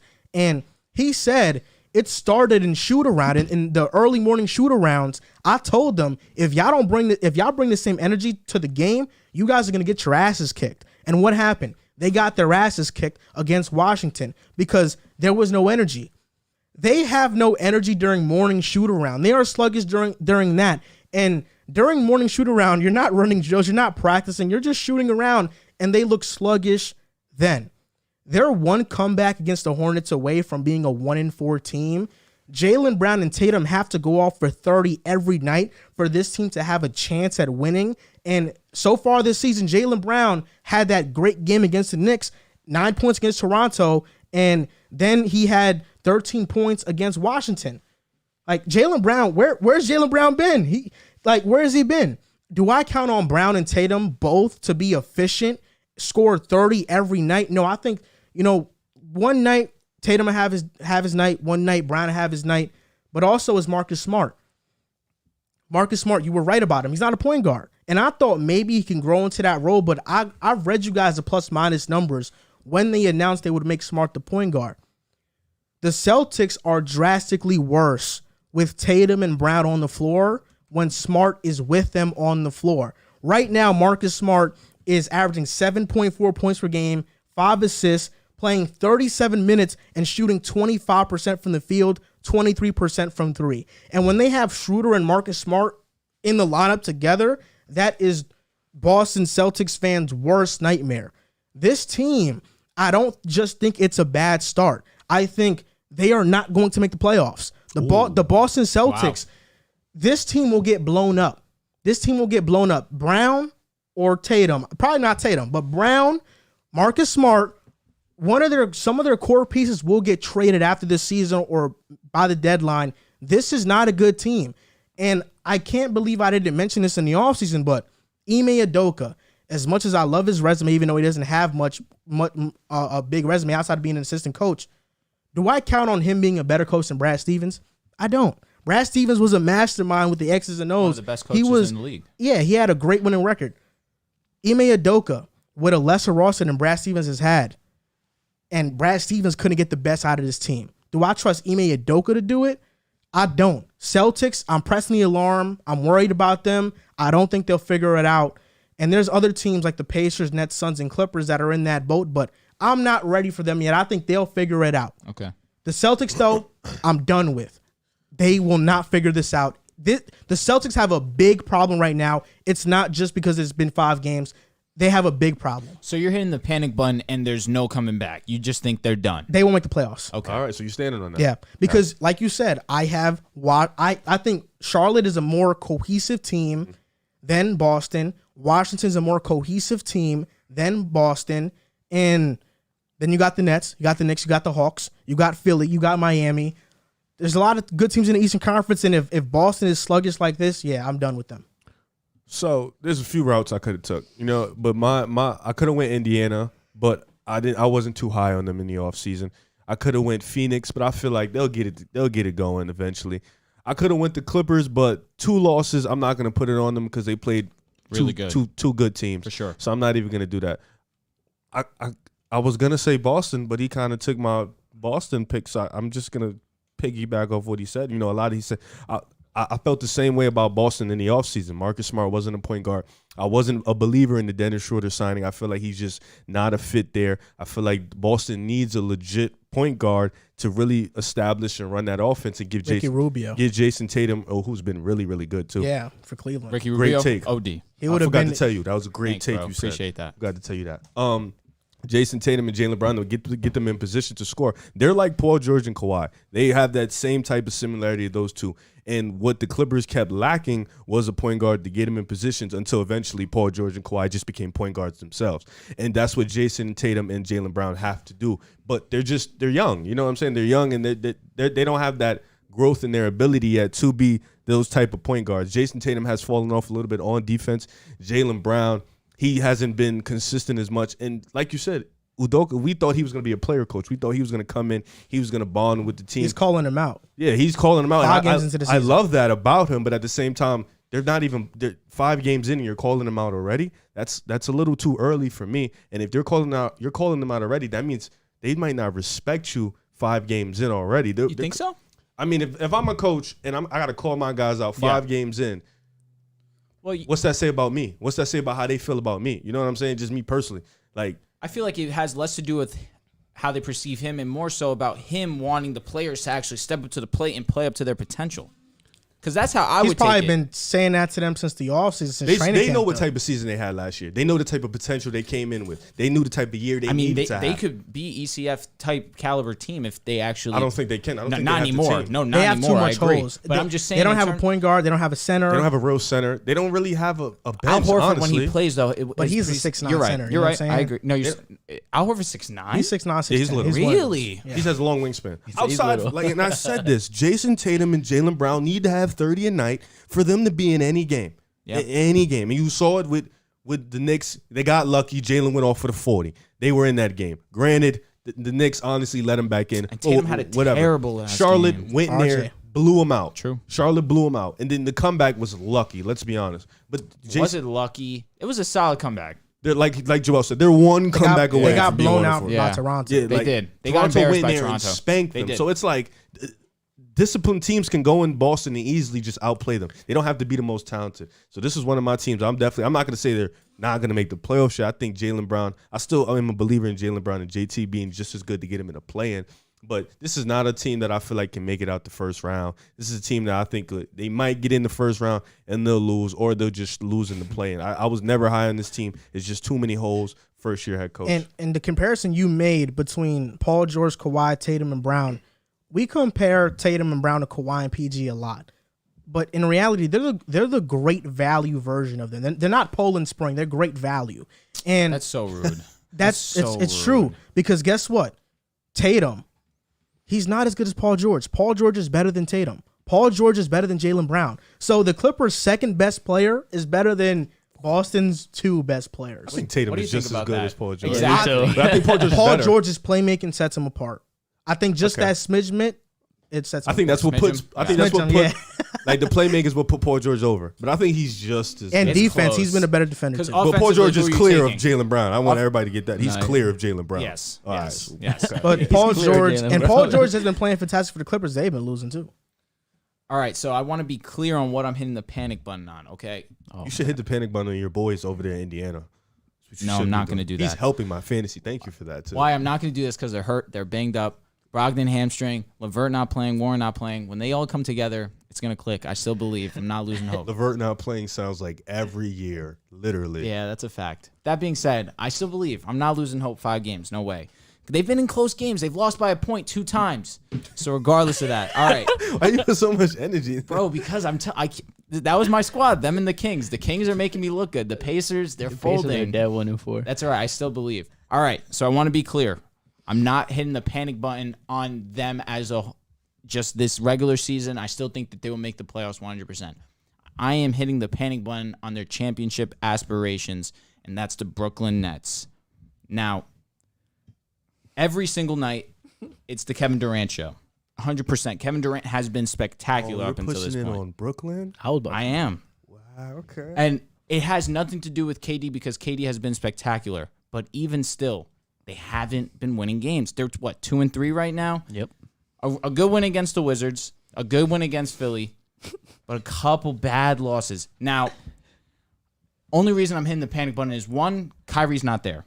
And they need that second option right now. You saw his Instagram post? That means Of the nothing shape? about him coming back. The No, symbol, I think it's like the thing where you put the thing over the it, salt, thing, the yeah, and sand, it's like thank clock's you. ticking, like he's about to come back. No, I don't know. that's not what it means. So I think there's it might be.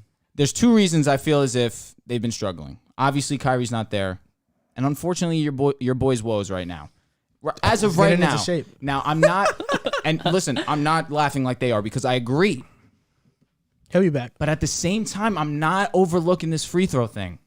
This is the lowest free throws he's shot since 2011. And we spoke about this a little bit. The refs have been all around in the NBA, not as whistle happy as they've been in the past. But I'm happy about that because that was their big enforcement coming into this season. But at the same time, he doesn't look good. He looks like he's trying to create contact like he's always been doing and where he's been getting the benefit of the doubt going to the line. This season, the refs are holding their whistle, and he's struggling a little bit. Obviously, his facilitating is always going to be there. But James Harden averaging 16 points is something that no one at this table saw happening at all. Well, Dame's averaging 17. And listen, I'm with you right there, We're too. not talking about Dame right Yo, now. come I'm on. just saying, man.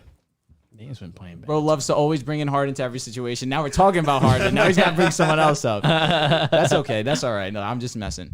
But I am concerned because we all expected them to come out guns blazing. They needed to look more polished because they had already a season of playing together. They don't look polished. They don't look well organized. Defensively, they've been around middle of the pack. 15th. They really middle of the pack, right? Yeah. And their interior presence is not there. Horrid. LaMarcus Aldridge, Blake Griffin, what are they really doing in the paint? Nicholas Claxton is getting bullied in the paint.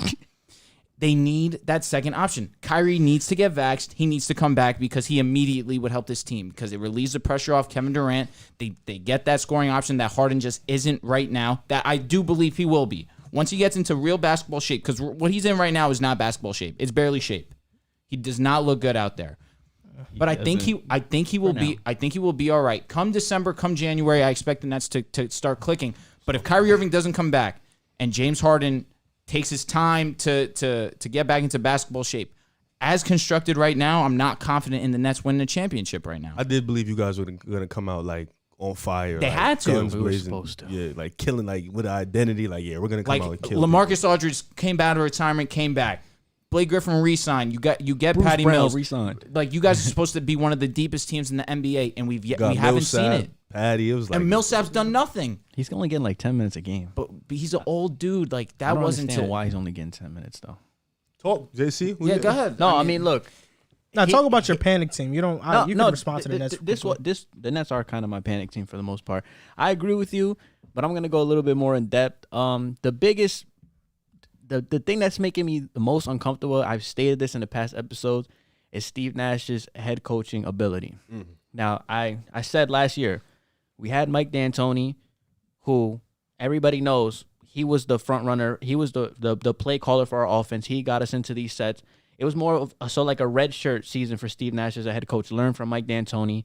And I said Jacques Vaughn was our defensive coach. Steve Nash, Mike D'Antoni, they don't really care about defense. So with Mike D'Antoni leaving, now this is Steve Nash's year to coach. Yep. And so far it's looked horrible. He doesn't know what he's doing. His clock management is horrible. His rotations are atrocious. Paul Millsap's only getting 11 minutes a game. Nick Claxton is starting for whatever reason. But Nets fans were begging for Nick Claxton to get more minutes. I think they were begging. I think they were begging because we had DeAndre Jordan on the roster last year. Fair enough. And he was really that bad. Like he was horrible. So, anything last year from DeAndre Jordan was an upgrade. You can attest to that. He's been atrocious on the Lakers. But look, outside of the coaching, James Harden style, like not his style of play, obviously, you see it. I watch it every night. He's still trying to draw fouls. He's not in basketball shape. I think that hamstring injury kind of got to him mentally as well as physically as well. He was saying he didn't have time to get repetitions in the summer, play 5-on-5, whatever. Only he knows if he's telling the truth. I've never seen James Harden come into a season this bad, so I'll give him the benefit of the doubt. But just the head coaching aspect of Steve Nash, his rotations, he doesn't know what he's doing. He will sit Bruce Brown, who's one of the best contributors to our team. Can I ask you a quick question? Yeah. Does his rotations remind you of Steve Kerr's? No, he doesn't. No, Steve Kerr puts together some good lineups. His rotations remind me No? of when Jason Kidd was the head coach. Like, Really? yes, they I were. only ask you because they have similar. The way you speak, they sound like they have similar rotations. You're not a fan of Kerr's rotations? Really? Jason Kidd is 3-1 right now. Yeah, he's Lit. Lamaz, They almost blew it to the Spurs. Yo, the Spurs suck.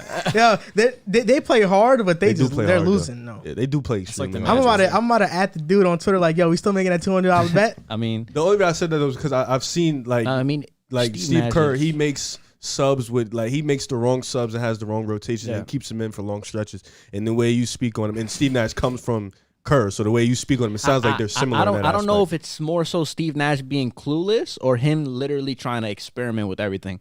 But I think with the way the season's going right now, us being 2-3, James Harden playing bad, I don't think it's time to experiment. I think you have to throw out your best lineup. You have to make up ground just in case Kyrie comes back.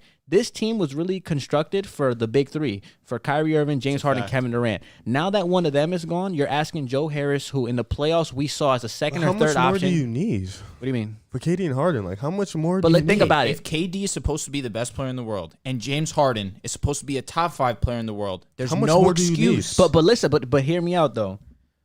You tell me these are good, like second, third I'm with options. you. They're not. Joe Harris They're is not. Joe Harris this year shooting 33% from the field That's goal, his fault. and this is a career low in 3-point shooting percentage this year, and he's a cone on defense. He can't guard anybody. He's been that. You have Nick Claxton, who's starting, who this is his first year starting. His rookie year, he barely got any reps. His second year, which was last, he barely got any reps. This year's his first year starting. You throwing him to the Wolves. You throwing him to play freaking Giannis the first game of the season. You can tell off that he's not ready. You have Paul Millsap, who's an aging vet. These guys are just more so supposed to be spot-up players, play their roles. Now with Kyrie Irving being out, everybody has to step up offensively. Joe Harris can't be this 11 points per game, 34% three-point shooter because as much as like you think he's as expendable as you think he is, Kyrie Irving is a guy that's a 50, 40, 90 player. And if you take him off any team or off our team, you see what's going on. James, Yeah. Look at what happened in Boston. Boston ain't been the same since Kyrie left. But now let me ask you this. They went to the They- ECF yeah, after that. facts. Because they replaced him with Kemba. Then what happened after that? I just think It's just bad. And then like Steve Nash is playing Javon Carter. He's giving you one like a point Carter's a game. garbage. Like No, he he's doesn't Yo, I garbage. love Javon Carter at college though. I hear. doesn't He's like a know Deuce what he's McBride. doing. West Virginia. But we're not Wow. saying we need. We're not They play saying man-to-man we're not press saying. all day. I don't know if I'm saying we need more help. I'm more. I so think saying, that's what it I'm sounds more like, So, I bro. know, but listen, I'm more so saying we need Kyrie Irving because this team was constructed for a I big agree, three. but It's I not agree with constructed that. for just two guys. I I think agree you with guys that. It's not constructed you know, with just and for just I two think- guys. No, but I think you guys got the depth in case one guy goes down. You had enough depth where you'll be okay. So that's why I'm saying. Personally, I wanted to What do you trade need Joe more? Harris in the offseason. But you guys, I didn't want him on the my team problem anymore with after Nets that. fans. Man, imagine if they had Sadiq Bey though. We drafted him. We traded Landry Yo, Shamet that for would've him. been great. But- He would have been a day. I was But so you- tight when we but traded you him on Nets draft fans night. were so high on Joe Harris when he led the league in 3-point percentage, and now that he's not hitting, it's a problem. Listen, you regular- guys were high on time out. Patty Mills. He's been time good. out. Lakers Hold are on. bad. But listen, You guys time were high out. on BG. You got him back. You guys got Paul Millsap. You were like, all right, and good. We got BG more has depth. been You guys ass. got LA It's came early, but yeah, he has been terrible. LA came back. You were like, yes, we got more depth. But time We're out, good. Joel. You guys have been raving about this depth. What has always been my problem with Joe Harris? It's always come playoff time. He's late But this is 3 not the straight playoffs egg. right now. No, This but is but, dead week one but of this, NBA but this is what I'm playoff. telling you. If Joe Excuse me, Harris is NBA playing bad season. in the regular season, you think he's going to step up in the playoffs? You think he's going to be our third But option? we're talking about regular season right now. You paid him 18 plus to do what he's to do it. acting like I wanted Joe Harris gone. I think we I should get have it. got I a just feel defensive like, center how or much a more do you defensive wing. need? It's not that. I just don't think the team right now is constructed is really good for Kevin Durant and I'll James answer Harden. that question. Patty Mills has been a surprise though. He's been pretty good. The Nets need these two things and they'll be fine. And they will be fine. Trust me on that. Championships though.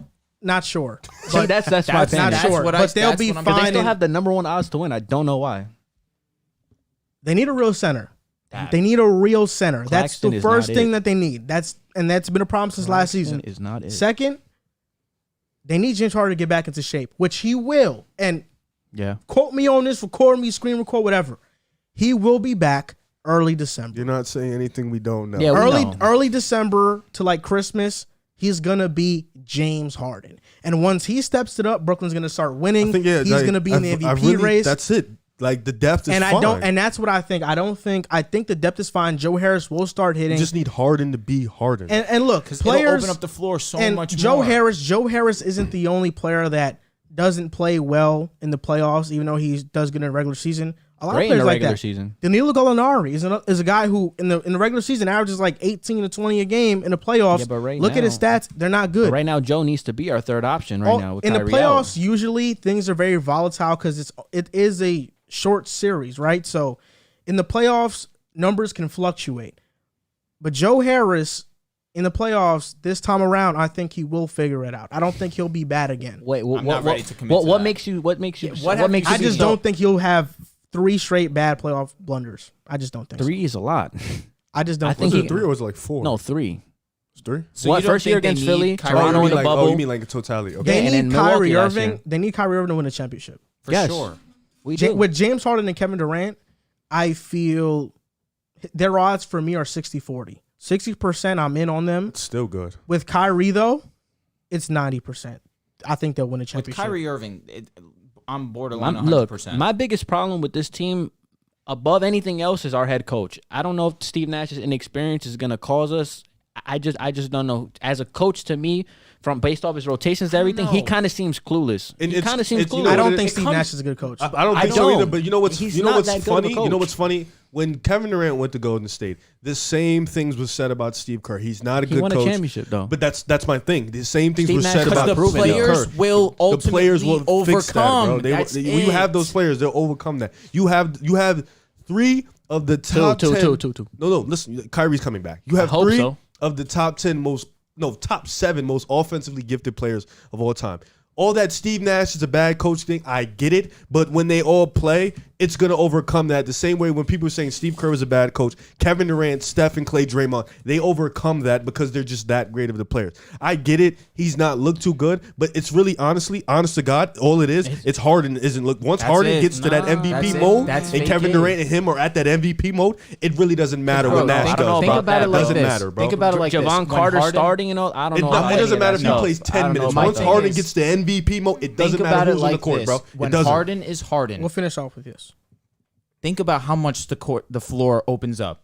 Because with KD just being KD, that's not enough. Because you know Kevin Durant's going to do him regardless of who's He's a hitting, hooper, who's bro. not. He's nice. But when James Harden's hitting with KD, when Kyrie's hitting with KD, when Kyrie was hitting with Harden, the two of them were able to run through the East. Even when he's by You himself. need two. You can't have Harden averaging just under 17 points No, you and can't. expect to be a top seed in the East. Especially right now, they're getting better.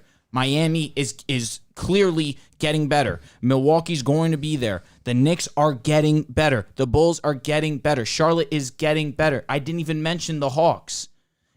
Things are going to get dicey, especially if Harden doesn't pick it up and if Kyrie never comes back. So now we're going to talk about our sponsor, DraftKings. You got it in the top left right here. The NBA is back, and at DraftKings Sportsbook, an authorized sports betting partner of the NBA, the key to victory is a strong starting 5. I personally, my all-time starting 5, Steph Curry, Michael Jordan, LeBron James, KD, and Olajuwon. That would be my all-time I starting 5. can't believe James Harden wasn't in there. I'm shocked. This is my not better than all-time. Michael This is- Jordan. Yeah. The key to victory is a strong starting 5. New customers can bet just $5 on any NBA team to win their game, and if they do, you win $200 in free bets. DraftKings Sportsbook customers can also get skin in the game with new same-game parlays. Combine multiple bets from the same game for a bigger payout. The more legs you add, the more money you can win. DraftKings is safe, secure, and reliable, and best of all, you can deposit and withdraw your cash whenever you want. Download the DraftKings Sportsbook app now. Use promo code TBPN. Bet just $5 on any NBA team to win their game and win $200 in free bets. If they win, you win with promo code TBPN this week at DraftKings Sportsbook, an authorized betting partner of the NBA. Shout out to DraftKings. I'm definitely going to use some of that same game parlays. I know you would do it, Drew. Love my gambling service. 100%, especially this Sunday. Football's going to be live. I haven't looked at the lines yet. Actually, I have looked at the lines. There's a few games I like. I would have put money on Green Bay plus 6.5. We spoke about that. That hit. There's something that's interesting. Teasers. Take a look at teasers. They fix the lines. +6, +7. As long as you take 5 to 6 teams, you have that teaser. Things could get interesting. And there's a lot of good games this week. So take a look at it. Yeah, shout out to DraftKings Sportsbook and shout out to the Basketball Podcast Network. We are a part of their network as an affiliate, and that's why we have this right here, DraftKings right here, making big time moves. Yeah, it's on top of you right now. Put it on top of the realest one. DraftKings. Shout out to them. You know what I was thinking about? I was thinking about this, right? Because, you know, inside the NBA, they're famous for their game, who he played for, where Charles Barkley tries to guess where the 14th best player on the team plays for, like, you know, Garrett Temples and Ish Smiths and all those guys. And I was like, wow, that's such a funny segment. I would love to do that on this show, but I don't want to just jack their style. Yeah, we got to figure out something of our own. I did figure something out. Oh, wow, okay. And you know what it could be? I don't have it I don't have a set of players for this episode, but it could definitely be something in the future. You know that Twitter debate, basketball players and hoopers? Mm-hmm. We can have a segment with talking about and picking who are basketball players and who are hoopers and who are both. Okay. So we can be like Omar Ashik, basketball player or hooper.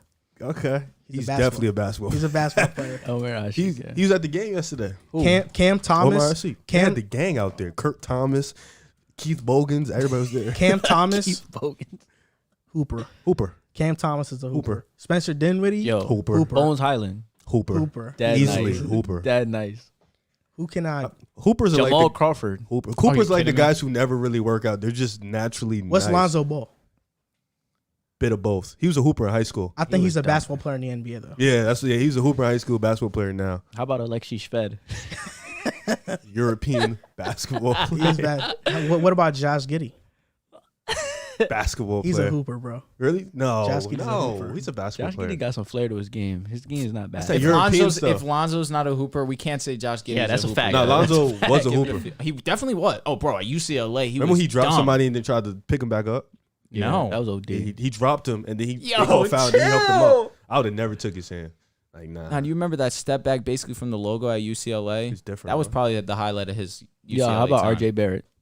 Definitely a basketball player. Without a Ooh. doubt in my mind. Is it because he can't score? Are you only saying like people that can score are hoopers? You could feel that hooper To from be a a guy. hooper, you have to have a bag. Yeah, like it's really just a guy Sorry, with a King. bag. He doesn't have a RJ bag. don't got a bag. LeBron's not a hooper. Basketball player. It's the dumbest shit I've ever heard in my life. How He doesn't about have a bag? He's both. That bag sucks. KD? Oh my KD god. is a hooper. No duh. Kyrie hooper. Dwayne Harden Wade? hooper. Nah. What about Cam Reddish? All right, hold on. Before we go on, A little bit of both. you are He's the a basketball biggest player, hater I've ever heard in my entire LeBron life. bag sucks. How does it suck That little- exactly? He look at the ball. Yeah, that shit is trash, bro. Honestly, We honest to can't. God. We can't say it on Pick a Side, but you know what it's called. What is? The La Fuck You 3. Bro, that That's shit's what it's goated. called? Yeah, bro, It's garbage. It's the worst move I've ever seen in Then my why life. does it I go swear in? to God. Okay.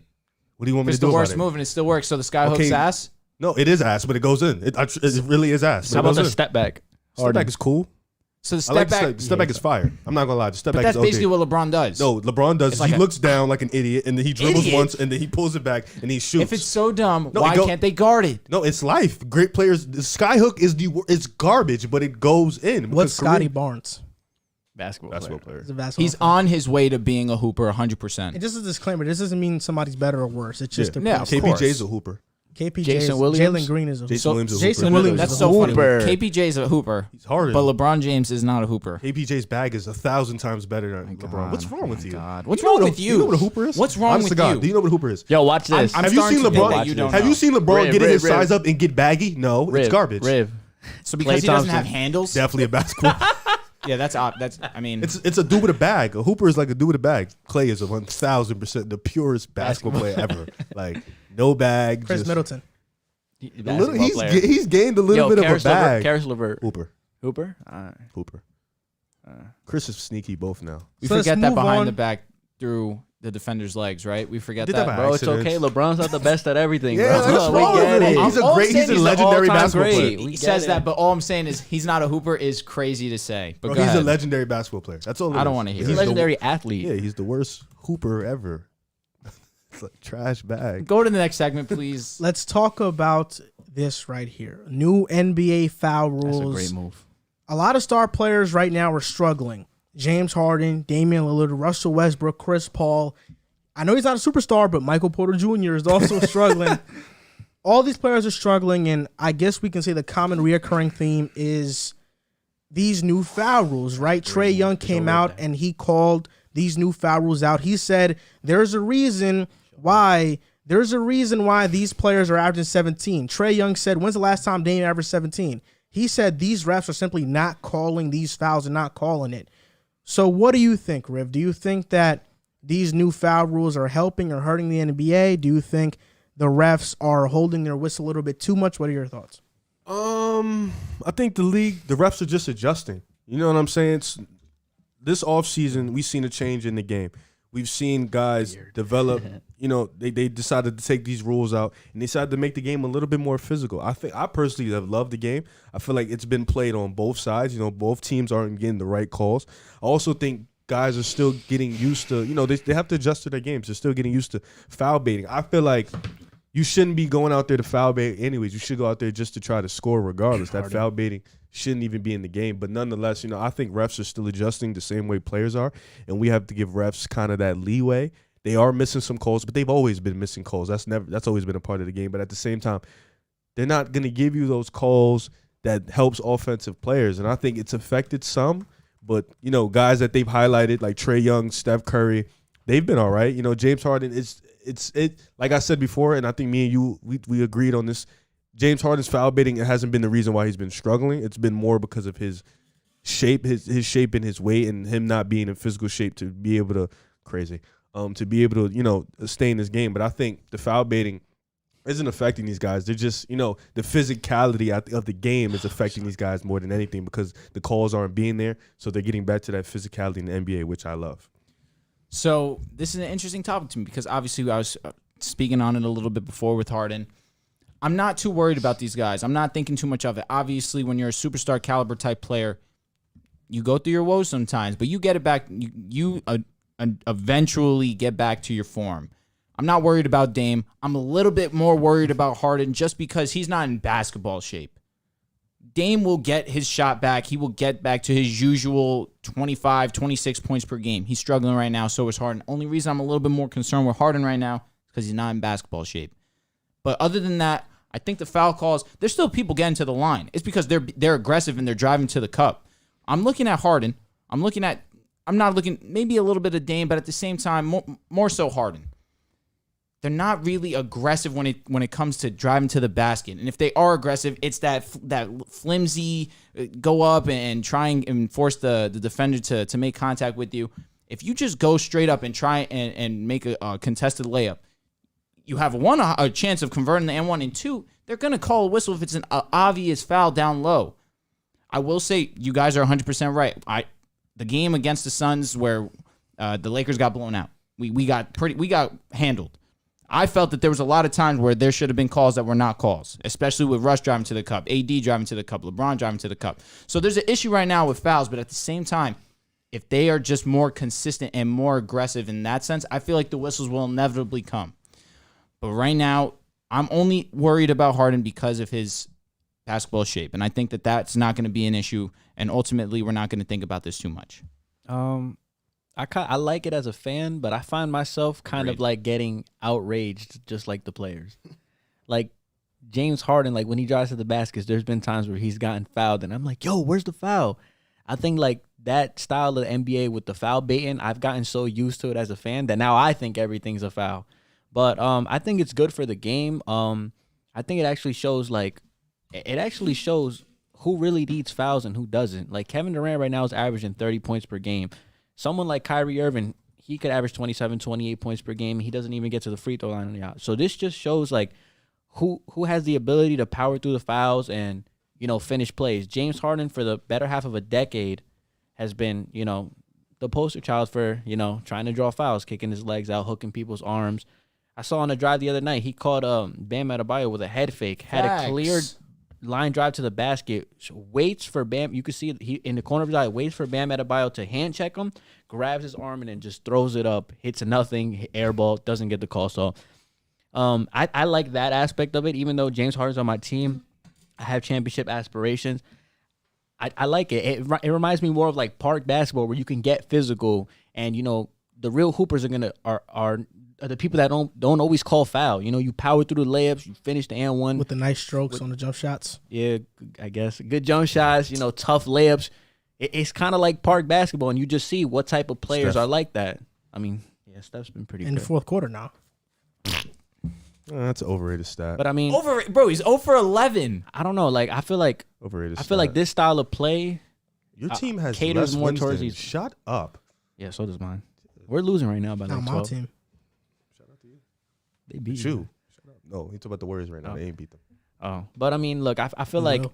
it kind of gives us like a sense of how it was back in the day with like not calling these fouls or whatever. I like it. I think the refs are a little bit excessive, but like I said, they're adjusting to something new, as are the players. So I think like when more down the line, these blatant fouls will be called, but the foul baiting, like the trying to jump into the space of the defender who's closing out on you or the hooking of the arms, I think that's great to be gone from the game. I don't think that's basketball, and I like it as a fan, even if my second best player is struggling off of it. One of the reasons he's struggling, obviously basketball shape is probably number one, but it's good. It makes the game's not as slow. You don't have to pause, go to the free throw line every 5 possessions. So it's good. It shows you who the real hoopers are, and it reminds me like of how we are in the park. You know, nobody's gonna call foul on every play. You got to power through it. And a lot of these players like James Harden, they have to learn how to play like that. It's gonna be an adjustment, but you have to learn how to play. The refs have to start calling fouls. That's really point blank. Period. I need to man up. Facts. That's also a fact too. That's probably not what you were saying against the Knicks yesterday when the refs didn't call a lot of calls. Zach LaVine got visibly frustrated. No, but I didn't say it. I literally went to Discord and I said, I didn't care about the fouls. Let's get physical. You thought It's Knicks Lonzo Bulls. was fouling Julius Randle on a couple drives? I thought it was grown man physicality. No, Knicks it's not. Bulls A rivalry. foul is a foul. I thought it was back to them days. That's what I thought. I thought we was playing aggressive. I thought they was letting us play. If we're playing aggressive, you know the Knicks are more aggressive. If Trae Young's having We get success, down and there's, dirty. there's no excuse. If Trae Young's still having success, there's no excuse ultimately. He's surprisingly averaging 27 a game. He's having success, but That's what I'm saying. If Trae Young, he's not playing for the whistle anymore, though. If you clearly watch his game, That's exactly what I'm saying. If you're like that, you change your game up. Obviously, we know Harden's like that, but right now he's not. he'll fry LeBron. He'll fry LeBron. Who? Nah, he dead could though. He would. Nah, he did. He's done it before. Ew. So look, when talking about these new foul rules, the refs have to start calling fouls. I understand that they want to take the foul baiting out the game. You were right about James Harden and how he's trying to hook players' arms, defenders' arms. Yeah, that does still happen. But been doing that. You have to understand. Forever. Yeah, and it's instinctual, but that's how the game was played, right? The same way that Chris Paul, when somebody's running into him when Chris Paul is dribbling up the court full speed, he stops out of nowhere on a dime, and a player bumps into him, and now it's a foul on the defender. Patrick Beverley tried to do it, and he got called for an offensive foul. I like that part of it. But clearly, you can see from how these first couple of games have been, the refs are not calling blatant fouls. Blatant fouls. Yeah. And that's where the players are getting frustrated. I don't think Dame, Harden, and Westbrook are playing bad, or CP3, because of these rules. I just think it's been 5 games for them. They're going to eventually find their rhythm and their flow. But Dame is averaging 18 points per game, shooting 33% from the field, 17% from 3. James Harden hasn't been that bad. Yet James Harden is the poster child for, these new fouls are affecting his game, and this is why he's bad. Well, what about Dame? You know, Trae Young talked about it. Trae Young said, these guys are getting fouled. The refs are not calling it. And Trae Young is adjusting, and I get that. But also, Trae Young is in basketball shape. He's been ready. He played in the Eastern Conference Finals. James Harden is still getting into that shape. He had a rehab all offseason. I like these new foul rules. I ultimately want to see this physicality back because I love it when these players can just get rough and defend and do what they got to do. Because it's like 2010 basketball to me, and I grew up in that era, 2009, 2010 to like 2013, where the refs weren't blowing the whistle for every single call. And in that era, I saw James Harden dominate as well, when the fouls weren't as prevalent. So I think he'll figure it out.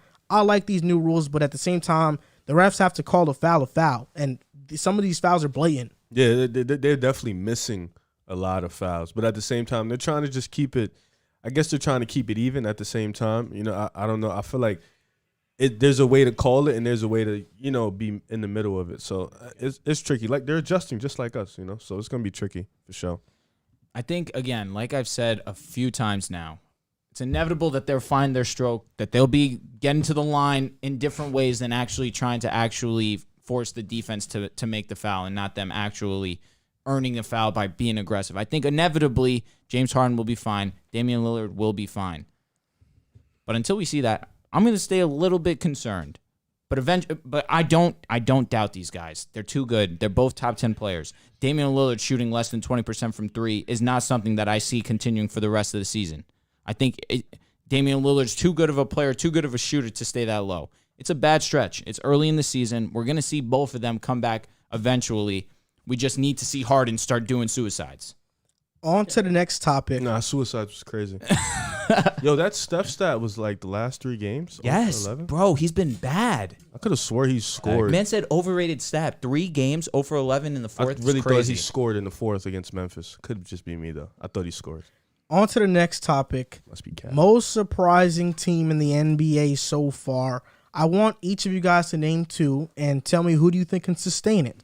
I'll go first. The Minnesota Timberwolves, they have been amazing, 3-1. They're a top 5 defensive team, and Anthony Edwards was asked after the win against the Bucks, how do you stay prepared? How do you, what's been the key to this amazing defense? And he said it's because we got two players that can make the defensive team this year, Okogie, Vanderbilt. He said, shit, I might be on one of those teams because he's been great defensively. Cat has been playing defense. He's playing with passion. He made that a point of emphasis to say in his post-game press conference as well. The Timberwolves, to me, can sustain it. I think they will be fine. I think they'll be good. And I told you guys, they have the talent. They have players who play defense like Vanderbilt, Okogie, McDaniels, Cat, Anthony Edwards, Patrick Beverly. They're my surprise team of the West. I stand by that. They will be the 5th seed in the West. There's no doubt in my mind. Second team, Cleveland Cavaliers. They're another team that they play amazing defense. And because of their amazing defense, they're in every game. And we'll talk about it more in the rookie segment. But Evan Mobley is lights out phenomenal. Oh, my goodness. You're sick right He now. is. That's why he went first. He is awesome. He's so smart. Evan Mobley is great. They've been playing this zone defense, this 3-2 defense, and they have Evan Mobley at the top of the key, where like a point guard would be, and they have him defending guards. It's brilliant. JB Bickerstaff is a good coach. I like him. But yeah, those are my two surprising teams, the Timberwolves and the Cavaliers. Can they sustain it? Defensively, yes. Okay. But the offense, you're not. They have 7 guys who can be legit rotational players on playoff teams. I And agree. Garland, Sexton, Mobley, Allen, Markkanen, Rubio. This is a good team. Well, thanks for going first, buddy. One of my surprise teams was the Cleveland Cavaliers. That was my first team. Still have another one. Yeah, I know, but you kind of that was the shot of mine. You think they could sustain it? Yeah, I do believe they can sustain it. Okay. Like I said in the offseason period, I wouldn't be surprised if they get into the play. Defensively, Evan Mobley has been better as advertised. Offensively, Darius Garland has become a much better passer. Sure. Colin Sexton has looked different. His numbers don't say it, but he's looked much different. He's looked more engaged, looked better as a passer. Kevin Love looks more engaged. Rubio has been that mentor that you were talking about. He's been that for this team, so that's great. And even when they run the 3 big lineup, it hasn't looked like, people are hunting for Laurie. Laurie has looked like he wants to play defense this year. He's looked much better. Jared Allen, he's doing what he's been doing. He's going to do what he's going to do. So this 3 big lineup, I thought it'd be a casualty, but it's been really good for them, playing 2 guards, 3 bigs. So I like this team, and I think they can definitely sustain it. They can definitely keep it going. And then from on the West, my surprise team is Memphis. I didn't think Memphis would be this great this early, putting up a fight with LA, going back to Golden State, beating them, beating the Clippers after being down 15. John Moran, he's been amazing, being able to outduel AD, LeBron, Steph. He's been on the court with them, and Paul George. He's been the best player on the court for the most part in all stretches of those games. He's been performing well. Desmond Bane, he's been great. Jaren Jackson, he's good. And this was without Dylan Brooks, their best defender on the perimeter and one of their scoring punches. So I think this team has definitely hit on all cylinders. This team is playing better than I thought they would be playing better at this point. And I think they can definitely keep the success because they know who they are. They understand who they are. They understand that mentality, and they just keep their head down and they go and they play ball. And I like this team very much. You know that Taylor Jenkins never played past high school basketball. Wow. Grizzlies head coach. Interesting. Yeah. I wonder how he got in. Yeah, 1 or 2. Should probably research that. I am. All right. Coach Riv. Not for real. So my 2 surprising teams. I think I know him too. All right, let me hear them. Charlotte and the Kings. Charlotte is one of them. The Kings, was it? The Kings, well, now you guys did the East and West. The Kings are obviously my surprise team, but it's not a surprise to me. Oh, okay. You know what I'm saying? So that's why I didn't say it. Then you said the Timberwolves were your surprise, even though they weren't a surprise to you. You understand? Yeah, what but I'm saying? there's a surprise to the NBA. I'ma still take my pick. I'm cool with it. I'm more than Also, fine. I don't want to mention this. I don't want to cut you off, but Rubio, Cleveland, Kevin Love, Cleveland. Those were the big 2 in Minnesota like 10 years ago. Yep. Interesting. Yeah. Okay. That is. And now they're interesting. coming off the bench together. For sure. All right, so my surprise team. My surprise team's obviously he hit it right in the nose. I have Charlotte, I got the Wizards, and then on the other side I got the Kings. So the one that can sustain it for me, I think Charlotte could sustain it. I mean, I'm not thinking that they're going to be a 1 or 2 seed, obviously, but I think they could sustain being a solid team in the Eastern Conference, being a playoff team. Like what they were last year. Well, they were a play-in team last year. Because they had stretches where they were in the playoffs, though. For sure. Once LaMelo went down, obviously the spark on the team wasn't there, and their drive wasn't as strong as it was with LaMelo. But obviously, LaMelo was playing at a very high level. He had a rough game last game, and they still ended up winning the game. It goes to show you Ish Smith how good he is. And that is funny to me too, because we spoke a little about that. And Terry Rozier's only played 1 game, and they're 4-1. And Terry Rozier is probably, now that you have Miles Bridges' ascension, probably the 3rd option right now, maybe even 4th with the way that Gordon Hayward's been playing. I mean, this Charlotte team is exciting to watch. LaMelo Ball, obviously, I can only talk so much more highly of him. I think that he is just a complete package on both sides of the ball. Offensive, obviously, his facilitating is the thing that sticks out to me the most. And going into the season, his jump shot has improved vastly. I love what I'm seeing from Charlotte. Miles Bridges, obviously, is another key part of the Hornets' success, averaging 26 points a game. I don't think that that's sustainable. I don't think he'll average 26, but I think it is possible he could average over 20 points a game. The way that he is being effective from 3, being effective driving to the basket. Obviously, he's an explosive player, one of the best dunkers in our league. But I think that it is sustainable. Now I go and I look at the Wizards. I don't think it's sustainable, truthfully. And you could say I sound like a hater because so that's they your took our second play. surprise team. Yes, that was my second surprise team, but you guys said West. So I'll go in on the Kings a little bit after the Wizards. I'll keep it brief because we already spoke about them. I don't think it's sustainable because I don't think that Harold can keep this high level of play. I think Kuzma can average around 13 to 15 points, sure, but at the same time, I don't trust it. I trust KCP. That's the only one I trust out of those 3. Now, Bradley Beal, him averaging 21 right now and them being 4-1 is interesting to me.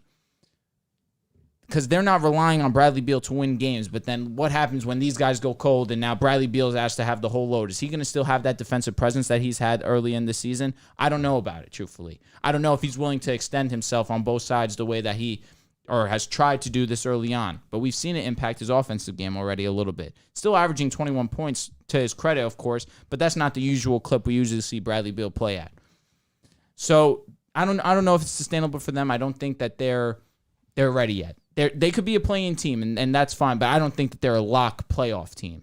Now, my West team, the Kings. I spoke about it a little bit before the season started. I like the roster where it's going right now. De'Aaron Fox is going to be in contention for most improved player. Ja probably already has it locked up, but at the same time, De'Aaron Fox is a special type player. You think so, though? De'Aaron Fox? De'Aaron Fox averaged 25 last year. What can he most improve off that? Fair enough, but how many points did Ja average last season? He's still in contention for most improved. Ja averaged 18. He's averaging Was it 20. 18? 19. He can improve without it showing in the numbers, though. Because fair enough, and you know what? Like That's Josh an oversight jumped, for me. Josh Yes, jumped he's up to 10 30. points. Yeah, crazy. That's on me. I didn't know it was 19 last season. Yeah, and it was, So, all right, so regardless of that, if it starts to translate to wins, and let's say he averages 27 to 28, What if he becomes a better 3-point shooter? that too. That's an improvement. well, to win most improved player, he has to up his scoring average. Oh, you though. said win the award? I mean, be in contention for that for the Yeah, I most don't improved. think- That's what I said. yeah. I said Ja has it locked. I think he can improve, but Yeah, I I didn't don't hear that think part. But the most thing is, improved player. They need to start winning. I mean, it's not like his play has translated to wins up until this point, at least. So now, I mean, they're 2-2, but they have some decent wins. They played well against the Jazz, lost. I mean, that was a solid game that they Warriors, played. too. The Warriors was all right. I mean, the Warriors ended up pulling away. But regardless of that, Rashawn Holmes, my boy, has been playing extremely well down low. His offensive game is solid for a center in this league. Averaging around 17 points is more than okay. Marvin Bagley isn't getting minutes. That's to their benefit, apparently. Obviously, what Davion Mitchell provides to this team and what I had expected coming into this season is that he's going to be a difference maker for their defense. They really didn't have defense, and Davion brings that different type of mentality to the Kings that they can play. If they commit to defense, they can be a special team. Harrison Barnes, he's been a pleasant surprise for them too, averaging over 20 points this season. He's been spectacular, hit the game-winning shot against the Suns. I think that it is more than sustainable for the Kings. They have the roster. It just comes down to whether Luke Walton is going to be consistent throughout the season. He's looked really good. He's made some good decisions early on. I like the roster, and I think it is sustainable. So, so my Western Conference team that has been a surprise to me is obviously the Minnesota Timberwolves. when we were doing the previews about the teams, I actually had the Timberwolves going anywhere from the 8th to the 6th seed. So I mean, the fact that the Timberwolves are ranked 7th in offense and 5th in defense shows that they're a team, that's obviously performing on the offensive end, the defensive end. Anthony Edwards is leap. D'Angelo Russell playing really well. Karl Anthony Towns, we know he's a borderline superstar. I mean, he hasn't really been on the team, but I've always felt like he had the talent to be a superstar. And then the additions of obviously Patrick Beverley, all these vets, I mean, it's a match made in heaven. I do think they can keep it up solely because in my preview I said that they could be anywhere from the 6th to the 8th seed.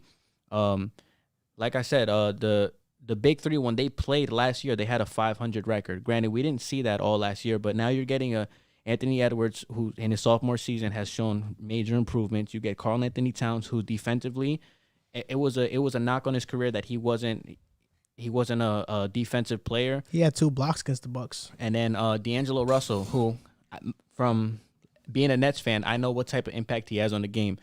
The season that he took us to the playoffs, he really wasn't working with much. Karis LeVert, second best player out.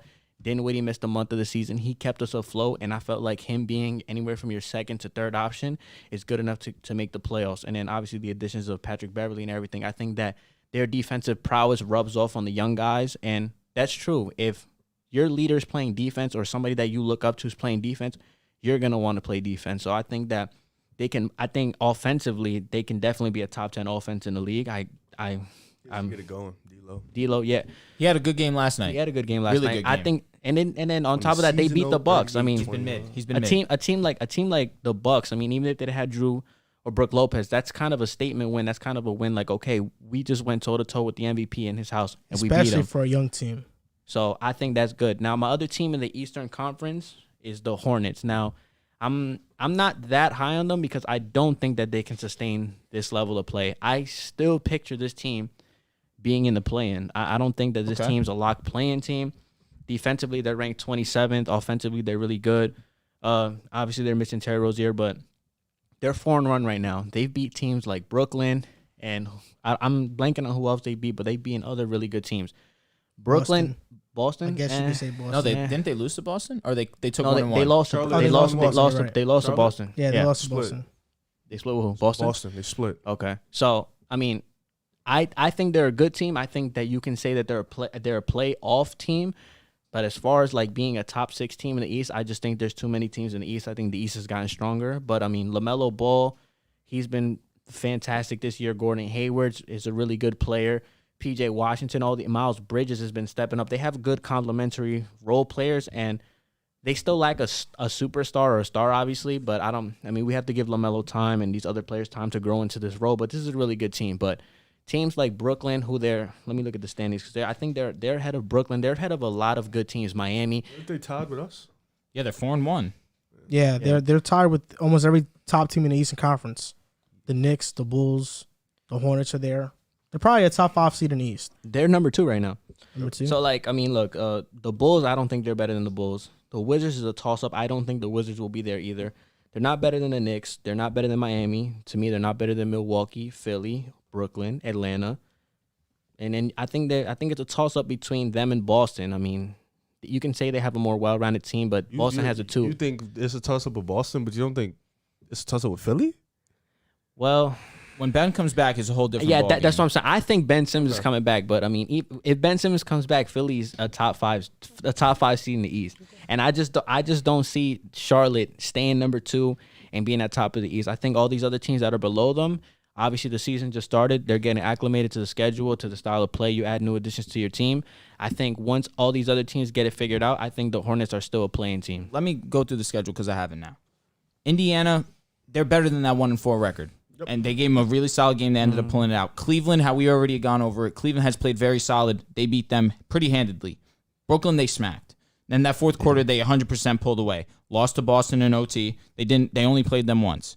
But the Hornets should have won that game, and they blew it. Then they beat Orlando with LaMelo Ball only having 7 points. So, I mean, I think it's pretty. I don't think that Pacers team, I don't think that's that good of a win, in my opinion. It's not. It's not that good of a win. I know you're big on them, but opening night, Brogdon has 28-11. Sabonis has over 20 points. It was a great game. I don't know. Pacers are definitely better than that 1-4 record. They're missing their second. Sure, they're better than 1-4. They're not better than I mean, I don't think that's that good of a win. Any 18. I mean, any 18 as and easy as they're They 1-4. They blew it against Charlotte. As I agree. The Nets As blew easy- it against Indiana them. is going to be the 10th, 11th seed in the East. and they might be. That Don't being do that said, because you had them high. I do still have Stand them. on it. Actually, I had them 9th. So easy. I mean, you had don't Rick know. Carlo winning Coach of the Year. so it could be Hey, ninth. listen, I still believe. I still believe. Then I'm it not can't be going ninth. back on Whooping it. Brooklyn So ass round right now. table moment. Your surprise teams, just name them. Mine is the Cavaliers and the Timberwolves. Cavaliers and damn, who the hell did I say in the West? The Memphis Grizzlies. Thank you. Cavaliers and the Memphis Grizzlies. All right, mine were the Hornets, the Wizards, but then I got the Kings on the West. And then mine were the Timberwolves and the Hornets. Okay. But I don't pretty think the firm. Hornets can sustain that level of play. I think all my teams can sustain it. I think too. my team can sustain it too. But you said Cavs. You're not too confident on it. Not in the playoff. Like Oh, I no, don't think no, they'll make the playoffs, but I think they can sustain. I think we this can all level agree the of play-in play. is some sort of the playoffs. So That's what I agree. like, I so- agree. I So think you're a Cleveland 10 could seed, you're be in the like- play-in, bro. So, Yeah, like that was my ceiling for them. The Cavs. so I think Indiana's it was a playing play. team, then, in your opinion, right? Yeah, if they Barely. get healthy. Yeah, Yeah. but barely, to be honest, for me. Yeah, I'm you know? concerned, but I still believe. And what? And Pacers. Oh, So a lot of awesome things happened this week. You're a We funny guy. talked about a couple of them. We talked about the Knicks. Torrey Craig is killing us. We talked about let's play also. defense though. We also talked about the Timberwolves briefly in this surprise team segment. But Josh Giddey, Josh Giddey, man, Best rookie of all time. Josh Giddey has been amazing, and as president of the Giddey fan club, we call ourselves Gideon. Even though there's a slogan now called "Giddy Up" for Josh Giddey. I want to confront you, Riv, because Riv, you've been low on Giddey. You've hated on him. You gotta stop with the hate. You're not. He didn't really say anything spicy. Look, you were. Let him go. Let him- you let him didn't- push you the were, narrative. Let You him were push out. it. You were out on Alperen and Şengün. Şengün is doing pretty good, solid for the Rockets right now. What's solid? What is out? playing What is well. out on? I mean, you just 'cause don't we like have a different overseas players. opinion, you know, you go don't ahead. have. You don't Push like. the agenda. You don't like overseas players. Push the agenda. You don't like overseas players. You know, you weren't very high on Josh Giddey, even though I told you repeatedly, and I smacked you on the head with it. I said, Josh Giddey, he's good. Trust me. But you didn't want to believe me. Okay. You get annoyed every time I bring him up, but he's that good. Giddey. And I want to talk about something that you said the other day, because when we talked about just Josh Giddey before, you said, who is from Australia? Well, Ben Simmons is from Australia. So is Kyrie. Ben Simmons actually came to LSU because he didn't want to stay there and play in the NBL with the pros. You mean he left from Montverde? All right, but he's from Australia. No, I get it, but he's been here. He's Josh Green, who was drafted last year. Yeah, he went to IMG. Joe Ingles, Yeah, Jay that's Sean true. Tate played in the NBL, and actually he averaged 16-6, and rookie year he was like 11-6, so it wasn't too far off. Andrew Bogut as well from the NBL. The NBL, and they have had a lot of NBA players pass No, by but don't there. say Ben Simmons cannot be used. Ben Simmons is from Why? Australia. But he's though. not from the NBL. I said NBL players. Okay, So but don't- the NBL, look, I'll say this. Players that play in the NBL, maybe not all of them are NBA players, but it's about opportunity. It's about exposure. And Josh Giddey, nobody knew about Giddey until like 2 years ago when they saw him at this camp. Who? Josh Giddey. Oh, Facts. But I want to know your thoughts on Josh Giddey so far, Riff, because he had a breakout performance, 18 points, 10 assists. He is Double-double. He is the only player at this age to do it other than LeBron James, by the way. 18 and 10. Yeah. Josh Giddey How just old is he? turned 19. Oh, okay, He that's what it is. just Okay, turned okay. 19. Got it. Giddy up. Giddy up. It was a great performance. he played amazing. He showed a little bit of everything: the shooting ability, the playmaking ability. He put some effort on defense. He was really good on the defensive end. He showed abilities as an off-ball and on-ball defender. He was even a bit clutch. He was key in that comeback run. Debatable. Clutch. When I mean clutch, if you come back from a run, that's clutch. Fair. Okay. That's clutch. He in made itself. the pass to Derek Favors. He also made the pass to Carmelo Anthony. But that pass to Derek Favors was big That time. pass to Melo LaMelo was crazy. airballed. He did. Melo That airballed. pass to Melo. No, it was, but I said he Josh clutch. Giddey was He amazing in the fourth Yeah, quarter. He was clutch. clutch. Don't disrespect Giddey. He was now. clutch. He was saying- definitely clutch. I'm- He did his thing, Come and on, that game was easy. definitely against. Granted, I'm gonna get this out the way. LeBron didn't play, but you still should have won. So we're gonna just get that out the way. So Lakers. if You're anybody up 26. before anybody says No anything, excuse. still should have won. Josh Giddey played an amazing game, but Joel, You're talking to the president of the Josh Giddey fan club. I'm glad. I don't want to talk to anybody Joel, else. Gideon, Moran. Joel, listen. So I'm just gonna let you know. I can only accept your offer I will only accept your entrance to the fan club if I feel like what you're talking about is honest. No good. I'm not genuine. asking for it. I don't want to be in the fan club. You're lost. Yeah, I want to say this, Jabal. You've been hitting me all week. You've been texting me about that game all week, but you haven't said anything about the games before. You had 4 points. You didn't speak. You kind of was quiet. You know what you actually said to me? It's early. He'll get better. Yeah. He has been getting his groove. He's been figuring it out. You know, like any rookie, he's been trying to figure it out. You know, he's putting up numbers in every other category. The scoring hasn't. This was the first time the scoring really popped out. But at the same time, well, let's pump the brakes. Let's relax a little bit. Let's ease our way in, because the same way how you're gloating about this one amazing game, he's played 4 games. He hasn't been amazing for 4 or 5. Pardon me. He's played 5. He hasn't been amazing for 5 games.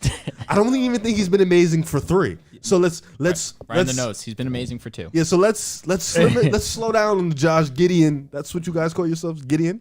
The Gideons. The Gideons. Let's slow down on the Josh Giddey's fan club, because we have to stop pushing this agenda that I'm hating on him. I'm not hating on him. We just have different views on this. So what's your view?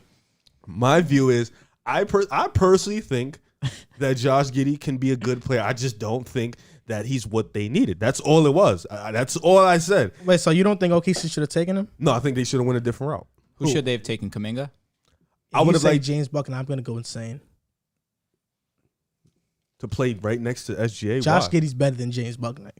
Let's get that straight. He may be better. I just think another bucket would have fit next to SGA. They needed a playmaker, though. That's Josh Giddey. But isn't SGA a playmaker, supposedly? No, he's not as good as a playmaker as Josh Giddey. What the? He's not. Josh Giddey was making some nice passes against the Josh Lakers, Giddey's but a I'm good not ready passer, to bro. say. I never said he wasn't, but let's not do that. It's too early. It's too early. It's not even too early. I mean, we talked about it last. We talked about it. No, he's not. Josh Giddey is. But okay, Josh Giddey's an elite passer with elite basketball IQ. Let's just get that straight. What is SGA? Yo, he be elite. SGA is very good. What the hell? But we know that he's not a true point guard. You really think he's elite? He's an elite passer already. Elite absolutely, passer? absolutely. Oh, man. No, he's absolutely an elite passer. Okay, I mean, he had some elite moments. I mean, we talked about it in the offseason how Shea had to create 95% of his own shots, offense. Efficient. But now Giddey is there. That's why they got him playmaker. I thought Giddey was the right pick, but nonetheless, y'all talk about it was Josh Giddey's the first good performance. Oh, you know, he's only had 2 amazing performances. Well, yeah, it's because if you've been watching OKC, which I don't blame you if you don't, because OKC's not a team you really want to watch, but I watch it because I love Josh Giddey. 2 games. Okay. Of course, the Warriors. But I watch them because I just, I like to watch a lot of teams in the NBA. OKC hasn't really been using Josh Giddey like that. He hasn't been playing much minutes. And he averages 27, though. He hasn't been playing much minutes. Okay. Josh Giddey. He averages 28 minutes. He has, compare that to all the other rookies we're going to talk about later on in the rookie ladder. He's not averaging close to any of those guys' minutes. Debatable. Josh Giddey was not being used as a point guard in the offense early in OKC's games, like the first game of the season or the second game of the season. It's a fact. But now they're starting to use Josh Giddey. They're starting to use him in spots where he is extremely effective, and he has been effective. Josh Giddey has only played 2 games this year where he's played more than 30 minutes. And guess what? In those games of 30-plus minutes, he's had amazing games. 2 games. In those 2 games, his averages are 18.5 points per game, 5 rebounds, 8.5 assists per game, 2.5 steals, 57% from the field, and 43% from the 3. I was told that Josh Giddey didn't have a jump shot. I was told that he couldn't shoot. I was the same one at this table that when he got drafted, I said, I think his jump shot will be fine. We said the same thing about LaMelo, and you said, well, Josh Giddey's not LaMelo. Well, early on, Josh Giddey's shooting 38% from the three-point line, and it doesn't look like it's something that is going to go down. I think he'll be like 35% from the three-point line for the entire year. Josh Giddey, to me, I don't think the shooting was that much of a concern because in the NBL, towards the later part of the season, he picked that up. And when talking to Mike Schmitz about it, he said, there was just a point in time where my mindset changed about shooting, and I just thought everything was going in, and ever since then, I haven't looked back. So Josh Giddey has that confidence. man, I think a lot of the narratives around this guy were wrong. And when he got drafted, a lot of stuff on Twitter circulated about how his weakness is playing basketball itself, because they made a bunch of people scouted up these, like a bunch of people drafted up these fake scouting reports on Josh Giddey. But the truth is, when I was scouting him during the draft process, I saw an elite playmaker. I saw an elite passer. I saw somebody who has an elite court vision. For somebody to be his age and to be that good as a passer and to read the game that effectively, it is rare. And then you bring in that he's a 6'8" point guard, combo 4, whatever you want to call it. That is a rarity in the NBA. Teams, organizations, they drool at drafting 6'8" players. Cade Cunningham, LeBron James, Luka, LaMelo Ball, those 6'8" playmakers, they drool at that. And Josh Giddey is that 6'8" playmaker. So I think Josh Giddey has been phenomenal. And, you know, Riv, also, I want to mention this. Talk to me. Remember when we were arguing about the preseason? Yeah. And I told you the starting lineup would be Shea, Dort, Giddey, Bazley, and Favors. And I said the preseason matters because you get to see these lineups. I already said you was right about that. All right. Okay. Yeah, I already said you was right. But I just You wanted just want to to say he's right. Yeah, I just wanted to because I'm looking at his minutes, because you said that he's not getting as much minutes as other rookies. Can you tell me the stats, Josh Giddey's stats when he plays above 30 minutes? No, You just said that though. No, I just want. I'm getting to all that. Don't worry, we're gonna get into all that. He's playing 2 less minutes than Evan Mobley. He's playing 4 less minutes than Jalen Green. He's playing 2 less minutes He's than seventh. Suggs. So he's not. Yeah. The minutes is not really. You tried to make it seem like if it was a gap, it's not really a gap. The only reason he's not up there is because he played 20 minutes game 2. And I That's think it. his minutes go from however good he plays. Then that's where it goes. Because let's look at this first game. No, it doesn't. He It played- goes by the blowouts. Because when OKC Okay. gets blown out, they don't keep him. He played 29 minutes. Game 1, he had 4 points. He played 20 minutes. Game 2. First NBA game. Yeah. First NBA He action. had 6 points. He finally played 34 minutes. 19, 8 for 13, 1 for 2, 8 rebounds, 7 assists. The next game against the Warriors, the game was pretty much close until Steph Curry put it away in the third quarter. He played 27 minutes. He had 7 points. He played 32 minutes finally against LA when they made the comeback. He had 18 points. So for the most part, he's been up and down. But like you said, he's young. And I keep trying to tell you and explain to you, it's been 5 games. Let's wait. I keep texting. Let's wait. Wait. You keep texting about Giddey. Let's wait. These are rookies because he hasn't been the most impressive rookie. He hasn't. Well, LaMelo wasn't in the first half of the season either. You keep talking about LaMelo. What do you mean by that? Hold on. Well, LaMelo. Hold on. Look at LaMelo's first 5 games in the NBA. We don't a need to look at turnover LaMelo's machine. first 5 games. We just need to look at when LaMelo walked in, they were a playing team. That's all we need to look at. No. Look That's at all we need the to look beginning at. of the season. We don't need We to, knew though. in the beginning of the season last year, LaMelo was known as a turnover machine, and he was extremely inefficient. We know that. What is the comparison, though?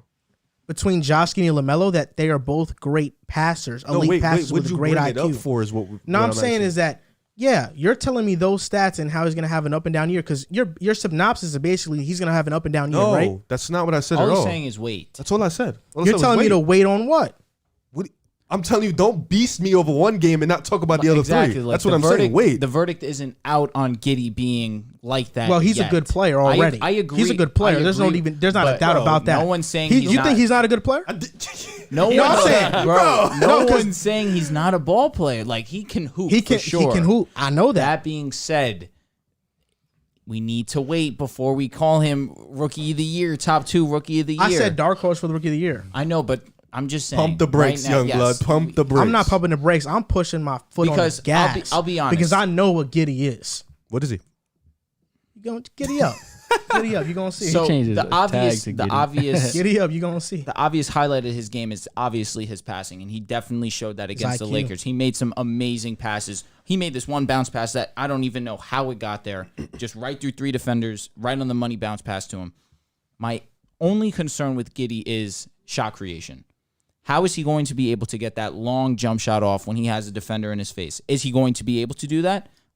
That is one of my concerns, because the 3s that I saw him make against the Lakers were uncontested, wide open jump shots that he was able to take his time and really go through the motion of his He's jump shooting shot. a low volume. You're not shooting many 3s right now. My point is, for the future, I'm not saying that he has a great jump shot off a game where he had no contests on his jump shots. Sure, he definitely made them, and he made the Lakers pay for giving him that space. Yeah, I get what you're saying. I want to just ask you this because you're telling me to pump the brakes on Josh Giddey Rookie of the Year campaign, all this. You're telling me to not hand out my vote for Josh Giddey stickers just yet. I'm going to tell you why. I get that. I get that. So I'll just ask you, everybody at the table right now, will Josh Giddey finish top 5 in Rookie of the Year voting? Yes. I'll start with you. Yeah. Yes. Yes? Yeah. I'll start with you. Probably. So why do I have to pump the brakes if you think he's going to have a great rookie season as well? No, you don't have to. You can be a top 5. First of all, you can be a This is a top loaded rookie class. Wait, this is a loaded rookie class, but Cade And we has yet to haven't play ball. exactly- James Buckney has not touched the floor. And Jalen Suggs hasn't been that great yet. He still has, and Josh Primo hasn't played. Like, there's a couple rookies that haven't Jalen played. Green hasn't been great Sengun yet. doesn't That's get what a you're lot of saying. minutes. Like, he I gets thought you minutes, said- but he doesn't get a lot I of thought you said minutes. Jalen Suggs. So let's pump the did. brakes because there's Jalen Green, there's Evan Mobley, Cade has to play. Cruz Duarte is going to be in that conversation. Suggs might be in that conversation. That could be. I didn't even name Giddey's name, and that's 5. Did you say Scotty? Well, all those Scotty could 5 be in are. that conversation. Scotty That's what I'm Barnes. saying. I Well, don't know. Giddey will be 5. You just said you think he'll be 5. No, but I'm saying they can It's- all yeah, it's a change. I just possible- named it's a 6 guys. possibility. I'm not Giddey saying wasn't in there. not saying it can't change, but you are predicting that he will be top 5. It's a possibility he could be top 5. My question wasn't that if it's a possibility. My question is that will he be? I don't know. 5 I don't games know. in, I don't know. I don't know. can't firmly say yes. Well, because we haven't seen Cade. I am firmly saying yes, barring injury, he will be that. top We knew 5. that. But I already. would say you can be on an all-rookie team and don't have to have a great rookie season. We've seen Terrence Davis do it, so it's like Yeah, I mean RJ Barrett was that's what I'm snubbed. saying. That's what I'm saying. Like it doesn't mean it doesn't. So you're saying Josh Giddey's gonna be Terrence Davis? no, that's not what I'm saying, bro. Like, Well, it seems like everything. You gotta It seems relax, like yo. He be going crazy. no, I'm just saying. It seems like everything you're saying is just a knock on Josh Giddey. it's not. I haven't heard you say one bad That's thing. what I'm other saying. than- No, It's yeah, all because him, bro. everything is We a gotta counterpoint. Everything is like because all I'm him, like bro. I'm like this because this is exactly how it's going. I'm like, okay, do you think he'll be top 5? He's like, yeah, I do. Then he's like, okay, No, but no, hold no. up, let me finish. Well, I misunderstood I'm like, the question I'm like, as well, do you think so- he'll be top 5? Rivers like, yeah, but honestly, even if you do make the rookie team, doesn't mean you're a great rookie. Look at Terrence Davis. Everything you're trying to just knock Josh Giddey on, bro. No, because the question was, I thought you asked, do you think he could be top 5? I said, yeah, he could be. I didn't know you meant, do you think, like, is your He firm answer? will be. Oh, no, I don't think he'll be top 5. All right. I'm going to stand on what I said pre-5 games before, Well, giddy up. preseason. Well, That's giddy what I up. was going to say. Well, But giddy let's up. not push this narrative that I'm a hater when people have clearly told you that's not what he said. That's not what he said. Like, you're the only one that's hearing me and then twisting That's it. because they He's don't hating. see our text messages. I've I texted was you gonna about say, Josh the Giddey before. Only thing I will say is He texts us in the chat Yes, when Giddey yes. has a good game. That But when he too. has a bad No, but game, I've been I'm talking- going back to Wait, draft hold on, day. hold on. Exactly. Before draft time, around draft time, there were conversations between you and Joel saying that you'd think he's a bad shooter. Yeah, we're That was the it. numbers. The numbers did say he was a back what I bad was shooter. saying. I mean, we had a lot of conversation about Josh Giddey pre-draft. I literally told you that when Memphis traded up for the number 10, I thought they were going to get Josh Giddey. And that would have been a great pick for them. That would have honestly. been super I firm. know, I get it, but the numbers backed up what I was saying when I was like, he's a bad shooter. I mean, you're shooting like what? was like- 15, he's something like- like he that. was I mean, like a poor percentage. I'm obviously I don't have the time to scroll through our conversations. Neither will I. Won't do it. But Not all for I you. know is that we talk a lot during the draft about these players, and the one player we did agree on was Evan Mobley. We agreed on Evan Mobley. We have that take on YouTube. We have a scouting report on him. We were spot on in Evan Mobley, but we didn't agree on Josh Giddey. we definitely did it, And- 1,000%. And this is me. And that's why you think I'm a hater because I didn't agree with you. because the way you were talking about him, you made him sound I like think he'll he's be a not the good GOAT. player. See, that's the problem. You think he's the GOAT? No, he'll be a good player. He'll be a fine young player. All right, we're going to talk about the top 5 right now. Top 5 rookies so far. This is the last segment of the show. Then we'll get into some TikTok questions and take in some callers from our Patreon supporters. Now, top 5 rookies so far. Can I go first so you won't in the steal NBA. my answer? Give your list. Yeah, I'll let you go first, Riff. Thank you. So, number Even though one, you go first on every single time. Literally every single time. that's the order. It's It been is the that. But order. then when you It see is. how No, we, I change it up. You know, when because you know you have No, the you know same who I answer am? as me. I'm not going to lie. It's either Riv goes first or you go first. you know what 9 it out is. of 10 times, You know Riv what it goes is. first. I'm DJ Khaled, right? I like to produce. Okay. I like to produce and engineer it. So if it's like a Nets topic, I'll be like, okay, JC, yo, get No, this. but get what this I've- first. what I've if noticed- it's a Lakers yeah. topic, I'm like, yo, Drew, do your thing. But what you I've know? noticed about you is it's like you have this telepathy where you think we have the same answer, you'll decide to go first and then say the exact thing I was gonna say. So then I'm sitting here like, okay, well, all right, I'm So give screwed your here. top 5. All right, players. well, top 5. top rookies. 5 easily. Number 1, he's clear of everybody Yes, is Evan Mobley. yes. Like he's Been as advertised. He's that defensive anchor. He can switch on anybody. Yes. He's been that rim protector, and he has a soft touch around. I wish he'd get a little bit more engaged on offense, but nonetheless, he's been a great rookie. Number 2, Chris Duarte for me. Okay. I feel like he's been phenomenal for them, especially with LeVert, TJ Warren being out. He's been spectacular. He's been doing his thing. And on top of that, he has a little bit of a bag to him. But he's Definitely 24, does. so he should have that game Fair. into him. Number 3 is Scotty Barnes. Being on a competitive team who people were down on. I were pretty high on Toronto. I thought they would be competitive Both of us. and they would be good. He's been great while Pascal has been out, definitely. Number 4 right now, Josh Giddey. Those 2 games, definitely, especially that comeback against the Lakers, definitely puts him in the forefront, especially because this another guy I'm going to name. He hasn't been as efficient, and he's looked a little bit sloppy. And number 5, for me, Jalen Suggs. I think Jalen Suggs, for the expectations and for what he's been in Orlando, he hasn't been the best, but he gives the effort nonetheless. He's been a solid defender, and he's been an okay playmaker. The efficiency is going to kick in. He's been fine, though, and I think he will be fine. So that's my 5. All right, my 5. Pretty similar to Riv's, except I got a couple spots that are interchangeable. So number 1, 100% Evan Mobley. Both sides of the basketball, he's been fantastic. Top 5 in blocks in the NBA, averaging 2 per game. He has been, as advertised, 100%. Number 2 for me, I actually have Scotty Barnes. Scotty Barnes has been a solid ball player this far, and people question his offensive abilities, his scoring abilities, and he's put that to bed. He's averaging 17 points a game. Obviously, that's a little carried by that 27 that he put up against the Celtics, but he's been pretty consistent around that 17, 18 mark basically all season. Another thing that I'm impressed by is he leads all rookies in offensive rebounds, but at the same time, he also does lead all rookies in turnovers. So where he's given possessions, he's also taken a couple as well. So my number 3 guy is Chris Duarte. I'm a huge fan of Chris Duarte. Obviously, we all know I'm in on the Pacers. That being said, he's arguably the best scorer out of these rookies right now. Obviously, that's a wait and see on whether Jalen Green's going to improve this season. Cade Cunningham hasn't played a single minute yet, but Chris Duarte has been very impressive with shooting. Obviously, getting to the basket. We just need to see him get involved, playmaking a little bit more, and then we really can see him take that next leap. That's why I have him number 3, because really he's just been a scorer this far. So number 4 for me is Giddey. I mean, he's been pretty solid, truthfully. Two really great rookie games for sure. In a primetime game against the Lakers, I got to give him his credit. 18 points, correct? Or 19 points. 10 assists, and that 10 assists was a very impressive 10 assists as well. A costly turnover that I cannot excuse, but at the same time, he had overall a great game that you just cannot take away from him. And number 5 for me is Franz. And I was low on Franz, and I did not like that pick. I thought that they should have traded back, but at the same time, he's told me to shut up, truthfully. He's shooting over 50% from the field, shooting over 40% from 3. He's been a huge part of what Orlando has going on right now. And sure, Orlando doesn't have the record right now, but at the same time, they've been playing hard and they've been competitive, and a good amount of their games are the only Knicks lost this season. So that's my 5, and I'm sticking to it. All right, so my number 1 right now is Evan Mobley. He was my dark horse for to be a winner of the Rookie of the Year award. He's averaging 14, 9, and 2, playing great defense. Offensively, he's good, great rebounder. I like his game. Number 2 is a surprising one. For me, is Scotty Barnes. I didn't think that he would take off this early. He's had a couple really good games. He had a 25-13 game against Boston. On the season, he's averaging 17 points, 8 rebounds, 2 assists. Defensively, he's good, and he's been everything as advertised as he's stepping in for Pascal Siakam. So even when Pascal comes back, he's definitely gonna be a part of the rotation. Number 3 is probably, for me, is Chris Duarte. He's leading all rookies in scoring. He's averaging 19, 5, and 2. His opening night, I think he had like 30 points. He's been. I mean, he is 24 years old, but he's been amazing to me so far, leading all rookies in scoring. I personally didn't expect that to happen for him to be the leader. Yeah, he's getting with LeVert being down. Yeah, my number 4 is Josh Giddey, this guy's favorite player. He's averaging 11, 6, and 6. He has a really nice, well-rounded game. His shooting has surprised me. He's averaging. He's shooting 38% from the 3. Great facilitator.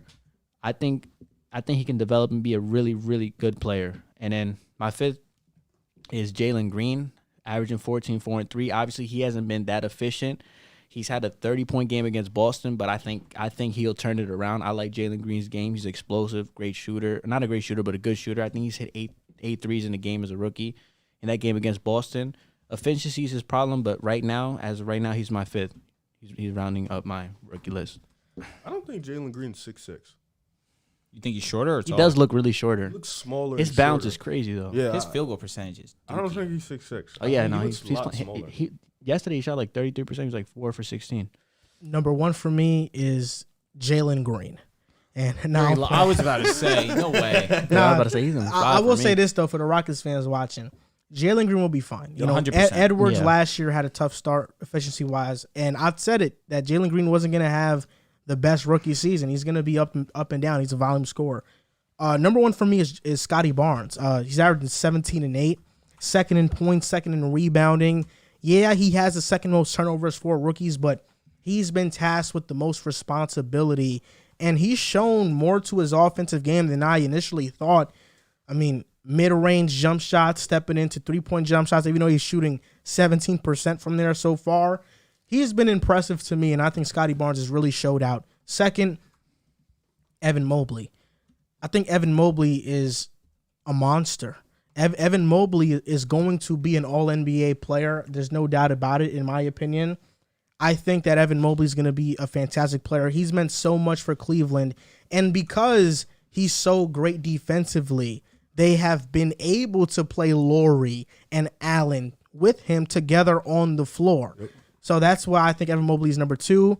Number 3 is Josh Giddey, and I'm surprised you guys had Duarte over Giddey, because when He's leading all rookies in scoring. Josh Giddey, when a You player gotta remember who you're talking to. when a player as good as Josh Giddey comes around, Oh my and God, he's gonna be so annoying with this. Excuse me? It's already annoying. listen. So annoying. Bro, Listen Zion up. just got here.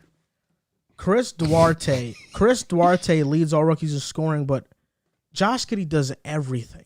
He rebounds, he assists, he's playing defense as well. He's taking care of the ball. He's shooting 45% from the field and 38% from 3. I'd rather the player that does a little bit of everything that can score as well than just to score. But Score as well? Like Duarte? You sure? Right now?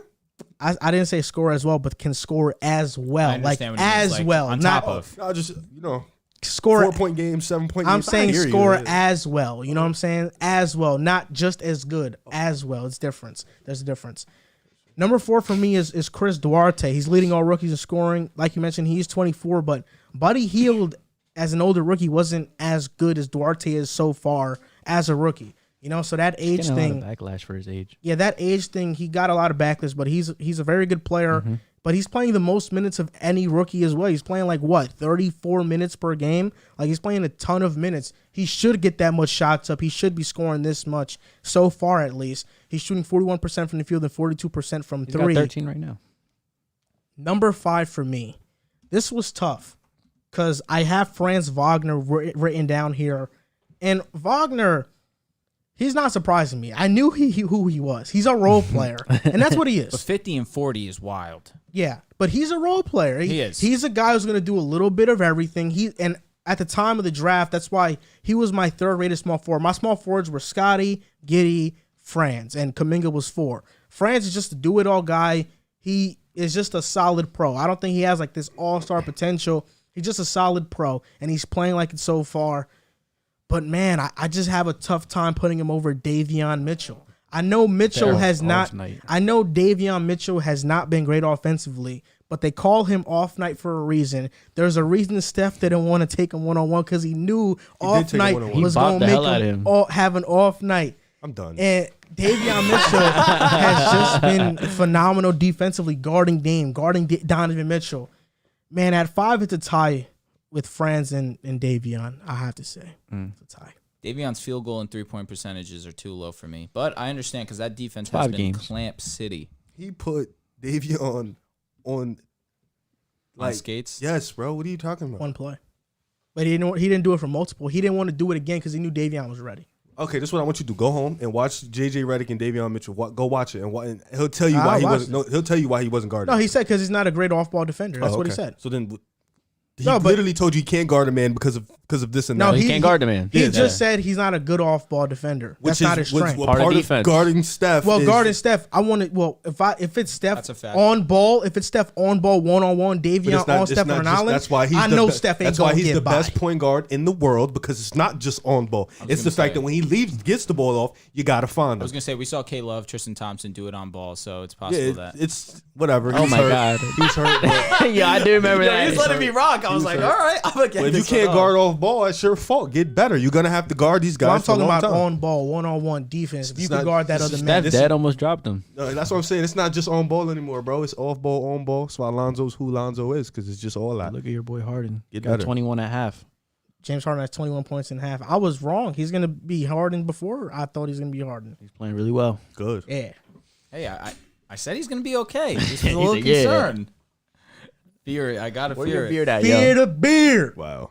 Fear the beard. He has no ring.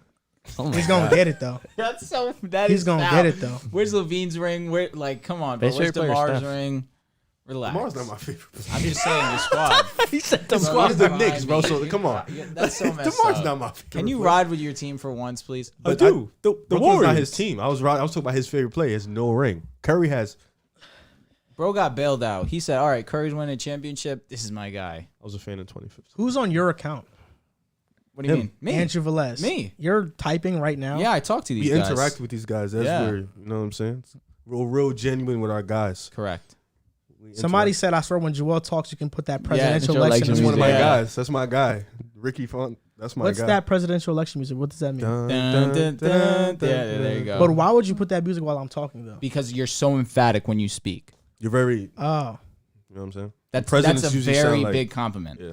Oh. But you're wrong. So it's like, And he capped. yeah, Just messing, bro. You sound good. it's my guy, Ricky. We're gonna end the show early now. Now I'm fine. So let's get on to these TikTok questions, Let's right? go. One of the questions we got: Joe Burrow or Justin Herbert. Who are you building your team around moving forward? Wow. Vintage Riv. Yeah, I know. It's pretty easy, low key. I mean, It's not Justin easy. Herbert for I think me. I think I'm gonna go with Justin Herbert. I like the arm strength. I like his ability to create plays. I like his ability, his pocket passing. Joe Burrow is smart as hell. He's one of the smartest quarterbacks in the league. But I think the physique, the strength, I'm gonna just go Herbert. I think he's just a better quarterback at this point. it is close, and I can't say it's not, but at the same time, it is an easy decision. Justin Herbert. I mean, we saw last year what he did without an O-line, truthfully. Now he has an O-line, and we're seeing him be just as special. His arm talent, his arm strength is up there with the best quarterbacks in the league already. I just think that he impacts the game a little bit more than what Joe Burrow does. And that's not to discredit what Joe Burrow's doing right now for sure, but I just think I'm looking at Justin Herbert. He has all the intangibles I want. He's a little bit faster than Joe Burrow. His arm accuracy on the run's a little bit better than Joe Burrow's. His pocket presence is better than Joe Burrow's. So that's why I just lean Justin Herbert right now. This is extremely difficult for me to answer.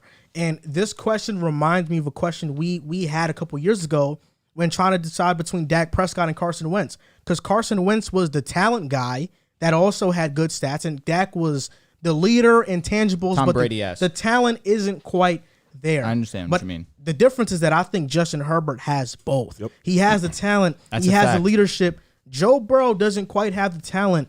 And this question is so damn hard because I love both Me too. quarterbacks a lot. Unfortunately. But I I'm could care just less going to either go with one. Justin Herbert. I think Justin Herbert's the easy answer. Yeah, to it me. is. It Yeah, is. I mean, just to piggyback off what you guys said, I think Justin Herbert is the more talented quarterback.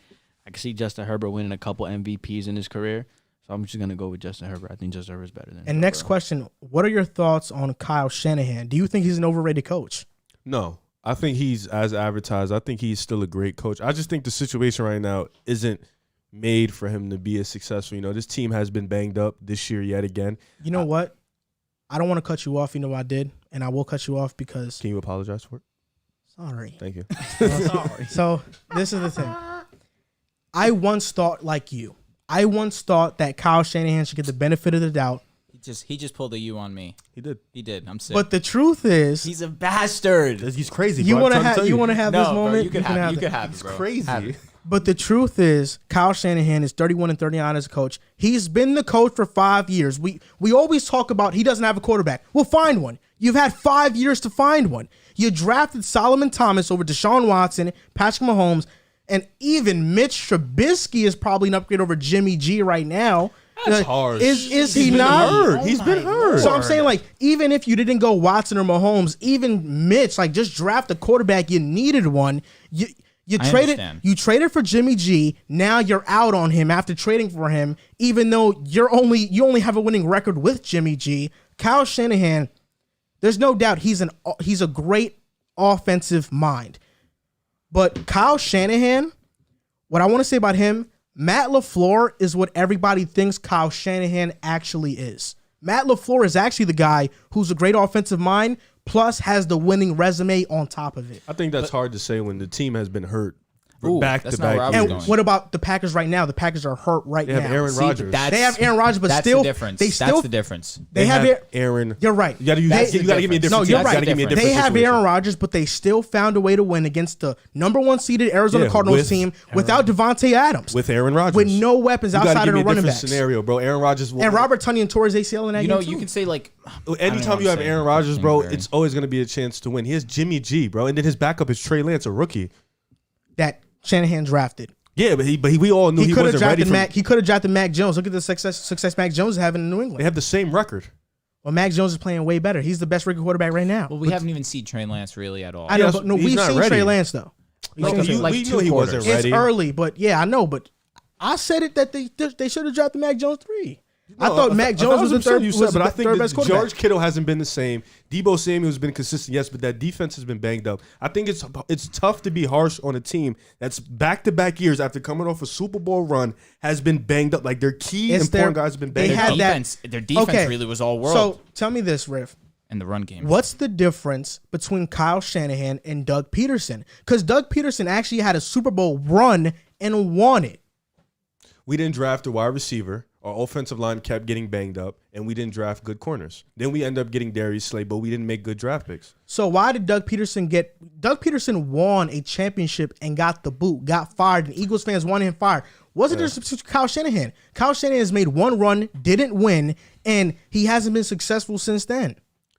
That's true. And he's had 5 years to get a I quarterback. guess the difference is Doug had his quarterback. And I get it that Jimmy G gets injured, but Shanahan had 5 years to get a viable backup quarterback and didn't get one. The biggest issue that, from what I heard you say, was 100% Solomon Thomas pick. That pick was not it. Obviously, they let him walk. You let Deshaun Watson and Mahomes pass. You should have at least taken one. I'm not that high on Mitch. I thought that the Bears trading up that one spot just to get Mitch Trubisky and not even draft Deshaun or Mahomes was foolish.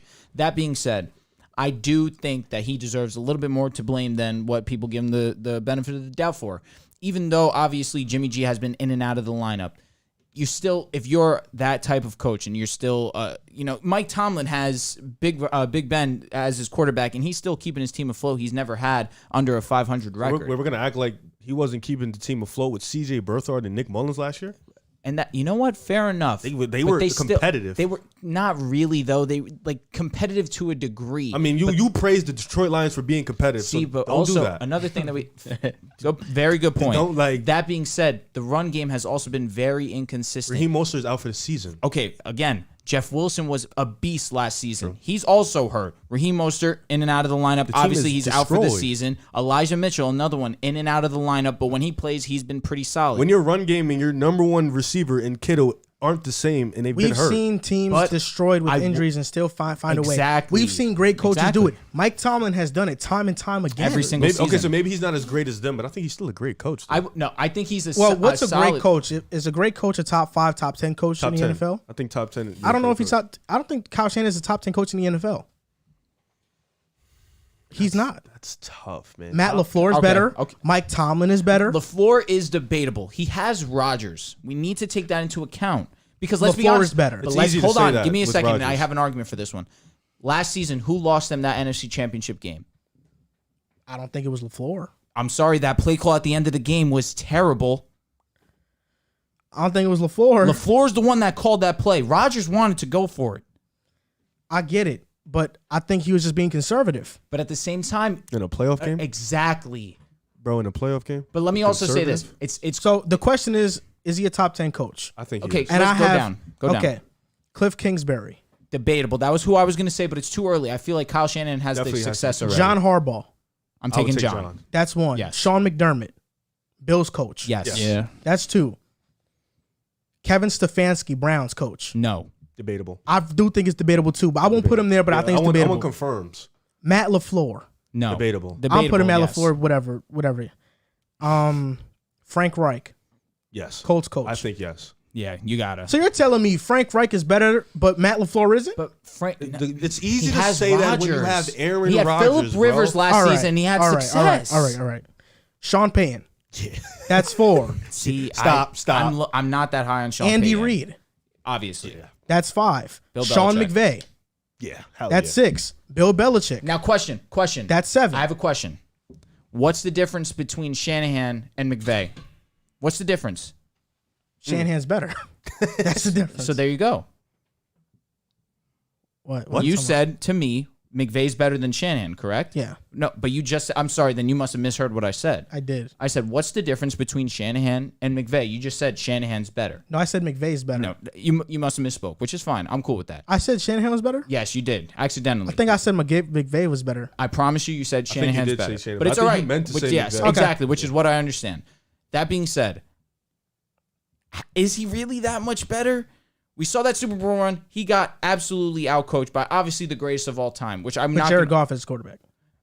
Oh, so that's where we're going. Exactly. So what? Why we're gonna not give him the benefit of the doubt with Jimmy G and Trey And Lance? CJ Berthard and Nick Mullins. Well, the difference is that Sean McVay, even after losing in that Super Bowl, for one, he admitted he got outcoached. So I respect And him Todd for that. Gurley played an integral role in that, obviously. And was injured, though. True. And then CJ Anderson came in and had similar success. Sean McVay was able to get a guy off the street and have 150 yards rushing. CJ Anderson wasn't a scrub. But he But literally I was agree coming with off your not point. playing. Correct. Very next year, the Rams go 9-7. They missed the playoffs, I believe, but they go 9-7. But McVay has a winning record as a coach. So He's had a better roster. He's had a better roster. He has the best defensive player, arguably, ever. Now he has... Whose front four is better, San Fran or the Rams? Are we talking healthy? Or are we collective, talking, as a collective. Are we talking healthy? Niners. 49ers right now are healthy, though. Their defensive front is healthy. Last season, they weren't healthy. Okay, This season... the one It's been year... up and down. And then they've had both their quarterbacks missing time or interchangeable. And you Okay, so can't we really have give 7. Then Mike Tomlin. I'm giving you Mike Sean. time. I'm giving Yeah. you Sean. Okay, Mike Tomlin is 8. Bruce Arians. I'll give you Bruce. Gotta. That's 9. And Ron Rivera or Mike Vrabel. Those are debatable. Pete Carroll. Oh, yeah. No, he's not top 10. You got it. He's not top 10. But he's there. He's right there, Pete though. Carroll's another one that makes interesting decisions. A lot of them. But Pete Carroll has won He championships. has, but he got backpacked by arguably the best defense ever, too. That he was there for, he drafted. I'll give you that, for sure. That's tough. It's So close. Kyle Shanahan is not a top 10 coach, top which means 15 though. he's not a great coach. But you put LaFleur over him, which I'm questionable No, he didn't on. put LaFleur in that I could list. have. I didn't put So you He put put him into the- McVay he over put him, which LaFleur is in the so questionable. these are back to what we were saying. Yeah. We think. Well, the question is Kyle Shanahan a top 10 coach? And we named Bill Belichick. Is that the question? Yeah. Is Kyle Shanahan a top 10 coach? We talked about the real question was, is he overrated? But we did this ourselves. So I don't think he is, because you have John Harbaugh, Sean McDermott, Kevin Stefanski, I think is better. Matt LaFleur, even though you guys don't think he's better, I think he is, but I won't put him in there. We all agreed on Frank Reich that he's better than Shanahan. That's 4. Andy Reid is 5. Sean McVay is 6. Mike Tomlin. Yeah, Mike Tomlin is 7. Sean Pete Payton Carroll. is 8. Bill Belichick is 9. Pete Carroll is 10. And then Ron Rivera, Mike Vrabel We are have like 4 debatable. debatables. Yeah, we have 4 debatable. Vrabel's an excellent coach. Yeah, so He's an they're excellent and the I might Titans say have Vrabel, too. had a winning record ever since he's I been might there. say Vrabel's better. Yeah, so Kyle Shanahan is not a top 10 coach in the NFL. We can say that he's overrated. Okay, that's fair. He's an overrated coach. You said you put Pete Carroll in that Overrated on in that the top sense 10 where list people too? I would put Pete Carroll over him. overrated know, in man. a sense where people think he's great when he's not great. I think, like I said before, I think Matt LaFleur is what people think Kyle Shanahan is. Okay. So wait, but let me ask you then: do you think if they switch spots, Green Bay would be just as successful with Kyle Shanahan? Shit, that's a great question. I think they would be. So, That's a great question. and do you think Matt LaFleur would take this team farther than what Shanahan? Bro, has? imagine Shanahan with Aaron Jones and AJ Dillon. Yeah, that's what I'm Yeah. saying. Bro. That's a tough. But I like- think Matt LaFleur, man, he has You to get know a what? lot of credit. Nah, I have yeah, I to understand. give him some credit. He has too. the most wins for a coach in his first 3 seasons with an organization. Yeah, that's I'll fair. give him his credit because obviously prior to LaFleur coming in, Aaron Rodgers and the Green Bay Packers were a mediocre 8-8 team or around that. McCarthy was holding Aaron Rodgers back to a degree. I got to give my boy Joe Dell some credit here. Made some very valid points. LaFleur came in and Rodgers became an MVP. That's true. I got to give LaFleur his credit there, but at the same time, Rodgers was an MVP with McCarthy though. Yes, he was, but the team was McCarthy better. did hold him back. He did. And plus, but you don't know, he opened up the playbook for Aaron Rodgers. And also, not only that, but you don't know that if Kyle Shanahan goes to Green Bay, they become more run heavy like they have been in San Fran. And Rodgers doesn't have as much opportunity. I don't know. It's a toss-up, but I just think, Shanahan, we can agree that has become an overrated coach. At this point in time, I mean, you got to give him a little bit of the blame for sure, because we've seen obviously coach win more games with less. But at the same time, they kind of don't have the most right now. Their secondary is terrible. Their pass rush is really good. I will give them that. They lost their best corner early in the season. Their linebacking core is also solid, but at the same time, without George Kittle, who obviously is an impact player, you have all of your points are valid. Yeah. But this is where I start to disagree. He drafted Brandon Ayuk in the first round. And Ayuk was great last season. Yeah, and he's not using Ayuk. But at the same time, is Ayuk really worthy of opportunity right now? I think he right is. Now. Yes, right now. I think he's a good player. I think he's a solid ball player I too, think but right now Shanahan is holding him back. But did he not draft Debo? He drafted Debo. Yep, that was an excellent pick. I'm not gonna. Did he draft Nick Bosa? Yeah. So he's had some good. But you can't miss on Nick Bosa. That's fair. Yeah, you can't. At the same time, the way that they used Ayuk last season was how they were using Debo Samuel before this season, because this season is just a whole different way of they're using Debo, and obviously we've seen it have the most success. But even prior to that, Debo was having really good success the way they were running him, but that being said, it led him to have injury. Now the way that they're running is obviously more effective, but why not have Ayuk play that Debo Samuel role that they had in the past? I just want to ask you this. You said that maybe Ayuk is not deserving of the opportunities right now. Mohamed Sanu's playing over him. I don't think Mohamed Sanu's better. Not at all. That being said, Mohamed Sanu, you can rely on him to catch the ball. Ayuk's issue right now is that he's they're playing another receiver over Ayuk. I don't even know his name. I couldn't. Are they playing another one? I couldn't tell you. Sherfield. They are playing him over Ayuk, and that's a little bit egregious. But Ayuk's come out and said it himself. He's not. What is he supposed to say? I mean, is he supposed to say, "I know I'm good enough to be a starter," but Shanahan's not letting him start? Anthony Miller, who obviously is not on Ayuk's level, came out and said, "I need more opportunities. Get me off the team." So what, you're going to say that if you're not playing well, are you going to lie and say that you deserve to play better, or you deserve to play more? Excuse me. I think it depends, because Anthony Miller's probably just a stand-up guy. Like, yo, I don't care what the consequences of what I say are. I'm just going to say it, and they're going to get me out of here. Ayuk is probably like, I'm going to keep it political, and I'm going to keep my reputation intact. Which I can understand that for sure, but I'm just saying I've seen people that are definitely not as talented as Ayuk come more spicy. I agree, but I think that Kyle Shanahan has a lot of blame in not finding a quarterback in Fair 5 enough. years. That's a good point. Not using his first-round wide receiver in Brandon Ayuk, and he doesn't have a winning record as a head coach. Yep. We've seen coaches in the past, even with injured teams, like Mike Tomlin has had multiple times, still have winning records. Matt LaFleur has the most wins for a coach in his first 3 seasons with an organization in history, like in his first something games. I don't know, man. I think it's time that we've run out of excuses for Kyle Shanahan. Now, in no way, shape, or form is he Matt Nagy. No. Matt Nagy's just... He's at least good. He's abysmal. He's keeping this team afloat. Come on, respect.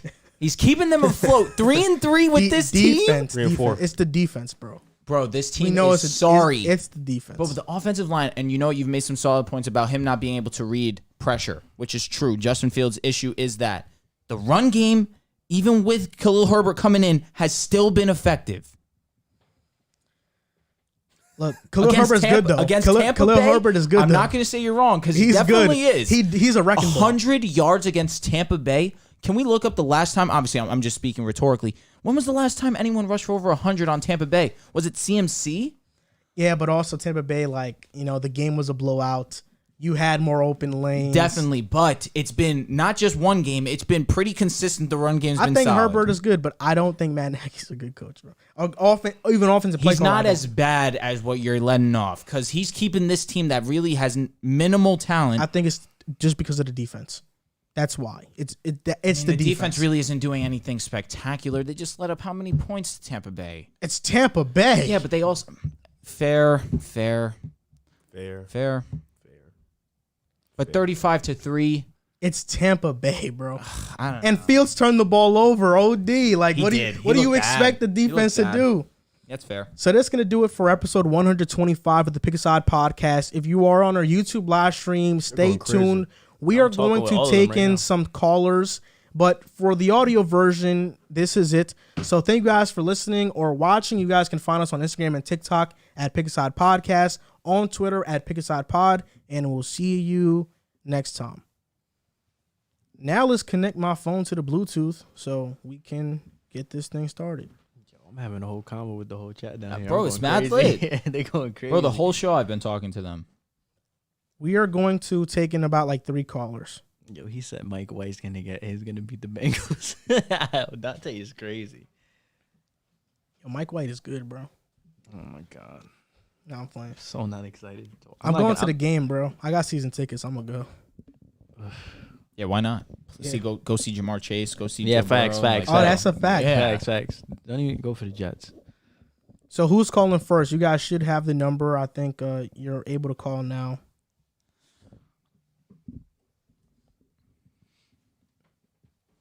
Nassim just told us that us being in the chat while the show's going on is lit. I think so too. We appreciate y'all, man. For real. Shout out Nassim. Shout out my boys. Odante, shout out. Shout out Sergio, even though you've been mean to me, bro. Shout out. Joel Dell, shout out. Shout out to none of you. Riv being Riv. Who's calling in? Serge, he on the roll. You always somewhere, Serge. I was in Chicago. He Is was bro there. texting and driving? I don't know what he's doing. I don't Is he even old enough to drive? don't know how old he is. Bro, what does Serge look like? I don't know. Serge, yo, doesn't Serge live in Texas? I don't know. I swear to God, man. he texts me at 8 in the morning. It got to be like 5 over there. Why are you up? Serge accidentally donated $2. He told me that. He He did. texted me that. He wants it back. No, he said you can keep it. Hey, thanks, sir. I'm glad, bro. Like it's $2. Yeah, Like, just- take anything. Yeah, imagine we cash apping it back to him. Yeah. Like, hey, here. Imagine he he accidentally accidentally said said, it's like, like 200. 300. OD. I'd be like, you can't get that back, bro. Sorry, bro. Hey, no gizzies backsies. Yeah, it's over. Damn, Miami. Yo, Giancarlo's a cloud. He goes, yo, Serge, send me a pic how you look. Yo, bro, he don't have no flicks up. Yo, Melo's having another stinker, bro. No. Carmelo Anthony. Nah, LaMelo. LaMelo. What's his Harden's got stat line? 24, 6, and 6, Riv. What? The step Why back. That's me. He'll That's fry me. you. Why are you reverting to me? What's All right. wrong with Cuz. What do you? Yo, I actually want to get this guy Ricky Fontaine on a call. y'all? Go ahead. Ricky Fontaine. 6 points, 2 for 9, 0 for 4. Rebounds. 4. Oh, yo, much it wasn't his credit card. Oh, Serge. How much time? it's probably his mom. Third, 5 minutes 42. Yo, Riv. All right, he's got time. Jayak was about to call in. I know. He told me that he's about to light up Hey, the Lakers. drop him. That's crazy. Nah, he tweaked. LeBron can't Don't do care. that. It's the Pacers. LeBron can't do that. No, he's not. Probably can. I'm not gonna lie. He dropped Austin Rivers. Bro said Austin Rivers. He's a good defender. JC has turned from LeBron's biggest supporter into like not even liking him. Nah, I like He LeBron. switches every I'm a 2 troll, years. bro. I'm a troll. Bro said he's- I'm trolling right now. Riv don't like LeBron. Nah, Oh, you that's a dead fun don't. fact. Nah, you All right, don't. now bro. that It's we're- all good that Bro, you don't. Now though. that we're done, you need to look at this because you said he has no bag, and Yo, that's are we absolutely still recording? inexcusable. Does Yeah, Andre it's Iguodala live. have that? Say. No. I've seen Andre have one of the greatest drops ever, like in life. I seen Derrick Rose drop Andre Miller. No, I'm talking Maybe Andre very Iguodala. bad. You know what? Andre Maybe Iguodala. back Which in the one, day in bro? Philly. When he- Are we talking Iggy in Philly? Oh No. nah, 'Cause Iggy, Iggy when and he was Philly with had a Golden, bag. when he was with Golden State, when he dropped the Nuggets player, Jordan right? Hamilton. That shit was crazy. Bro, go back. Start No, from. LeBron. That was old LeBron. Yo, you ever This seen- LeBron now? Don't do that no more. Yo, you know ever that. you ever know seen that. when But we're talking period. you remember talking about Gerald right now. Oh Henderson? my god. Yo, remember Gerald Henderson? You ever seen when Iggy dropped Gerald Henderson? Yo, that You ever seen a Reggie Williams? Serge is 16. You So know- yes, he can drive. Okay. he's 16. I thought like, he was like 18. I don't You know. knew him since he was 14. That's very weird to me. I wonder why I went to call. Are you not paying attention? I saw it. I don't care about this bag. His bag is whack. Dumb. Bro, I just showed him facts and he just said that he has no He bag. showed me highlights. I can Not show you telling you. anybody's highlights. What are you? But what more? What else am I supposed to show you? Do you watch him? Do you think bag? Do you think deep bag? When I've seen LeBron go crazy. Yes. Oh my god. Hello? To accept, press 1. To send a voicemail, Yeah, hit 1. press Hello? Yo, what's up, guys? Yo, what's up? Is this Jay Aqua? Yes, sir. Good old Jay Aqua. What's good, King? Hey, what's up? So I have a question geared towards my man Andrew. Oh, here we Just go. wanted to know what's going on with the Lakers, bro. They're actually eighth in offense, but they're 24th in defense. I've watched every single game. We're playing DJ out there. A lot of people don't understand why we're playing DJ, but it's because Dwight fouls a lot. So DJ has to get minutes. But still, a center rotation of DJ and Dwight, you should have just got McGee back. That's a fact. Talking to you, bro. All right, no, I was waiting for him to finish. All right, my biggest issue with the Lakers defense right now is the pick and roll. We've been getting exposed on the pick and roll almost every single game. Russ is having a hard time adjusting to it, and I just feel like our team chemistry right now and our switches are just not there at this current point in time. I think it will get better. I think you're making a very good point in why DJ has been getting minutes. You're right. Dwight Howard does foul a lot. But I feel like we just need to move AD to the 5. He's been dominant enough this season in the paint where he should have no problem just committing to being a center. I feel like if he transfers over to the center position, I know we're asking a lot of him to score offensively, and it's causing him to lose some effort on the defensive side of the ball. I just think that we need him to obviously be our defensive anchor because we need to clean up this pick and roll defense, especially with Caruso gone, especially with KCP gone. We're gonna have to rely on Russ and probably AD or Dwight Howard to fix this pick and roll defense.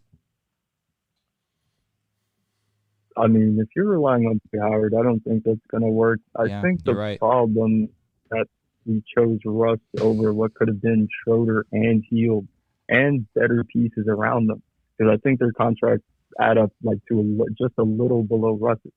So as much as people hated on Schroeder last year, he was good defensively.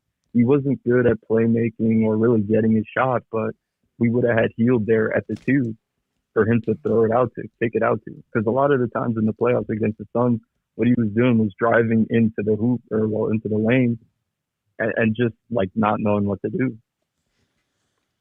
Listen, you're not wrong there. I think Buddy Hield would have been perfect for us, especially with the shooting woes that we have right now. That being said, we have Russ, and I think that Russ is going to pick up eventually. His shooting right now is pretty abysmal. I think he's shooting under 20% from 3. And I don't think he's going to shoot under 20% from 3. My issue right now is that his free throw percentage is under 50%. That's the issue. But obviously his playmaking's still there, his rebounding's still there, his hustle for the majority is still there. His off-ball defense just has been a huge problem for us. I think with time, with chemistry, I think that it will clean up. But as this current moment in time, we're struggling. And you're right, Dennis Schroeder was solid for us defensively for sure. But his offensive side, the offensive side of the ball with Dennis Schroeder has always been a question mark. There was moments during the season, obviously, that he was really solid, but come down the stretch, sure, he was coming off COVID. I'll give him the benefit of the doubt there, but we've seen it translate even to the early part of this season with the Celtics. It's just an inconsistent offensive game. And I get that, we haven't had offensive issues so far this season, and we could use defense. But, I mean, it's in part to Anthony Davis averaging close to 30 points a game. LeBron, although he has missed the last two games, he's been over, 24 minimum. He's been excellent shooting the ball this season. And Russ, even though his efficiency has been down, he's still averaging 19 points per game. In the last 2 games, he's had clean over 20 points. I know the field goal percentage is trash, but I think it's early in the year. I think we're going to clean up. We're too good. We have a defensive-minded head coach who's going to get things in order. I think once we get the team chemistry in order, we get THT back will be huge. Ariza will be huge. We get Wayne Ellington in the lineup to get some shooting around us. I think we'll be okay, but right now I can understand the concerns. All right, so one more question. With AD at the 5, let's say, because I'm going to tell you, me, you, and Nick Wright are probably the 3 biggest LeBron fans in the world. Maybe. LeBron's not going to keep shooting at a 50% clip, bro. Like, that's not sustainable. 50%. He's going to go probably. Go ahead, Jay. Go ahead.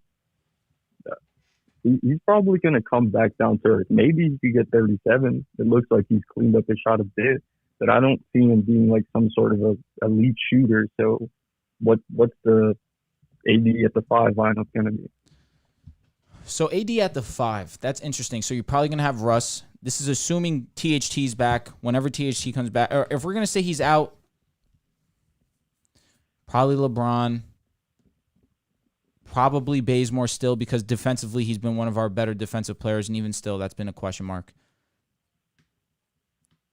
I think you need THT in there, obviously, so I'm going to say THT for when he comes back, and then you have AD at the 5. You play LeBron at the 4. I don't hate it. You just scraped that up. That shit is trash. I mean, Russ, THT, Bazemore, LeBron, AD. And Ariza will be back. So this guy, Bazemore, is just going to provide minutes for us off the bench eventually. I think Ariza will be our starter. Melo's been pretty great for us, truthfully. Obviously, defensively, he's not that great. But ultimately, his offense is what's been also a huge part of us being a top-rated offense in the league. I think also to your question about LeBron shooting, I'm confident in LeBron shooting this season. Sure, I don't think it's sustainable 50%. No one's going to shoot 50%. Maybe Steph. Maybe. Which never. I mean, 50% is egregious. You think 50%, Riv? 3-point shoot? No, that's what I'm saying. So obviously 50 is a lot. Could he touch upwards of close to 40? Yeah, I think it's possible. I think he's cleaned up his jump shot significantly. We've seen it early in the season. He's been lights out shooting the ball, mid-range three-pointer. He's been working on his jump shot for a while. We saw it at its prime in 2018 before he broke his hand. He was shooting the best we've ever seen LeBron, including that 2013 series where he had 6 3-pointers in a game. He's always been a volume shooter in that sense, but since 2018, he's been a pretty decent 3-point shooter, and I think especially this season, he's putting the work on his jump shot. I think it's possible we see him get close to 40. All right, that'll do it. I'll let somebody else come in. All right, Jay Aqua. Nice talking to you, bro. Thank you guys for having me. No problem, man. You guys. Good old Jay Aqua. It's the boy right there. Good old Jay. Well, we have mad missed calls now. Look, all these people are missed calls. We have a voicemail.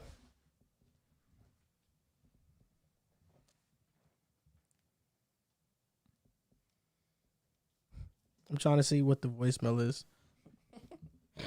Somebody left a voice. Hey.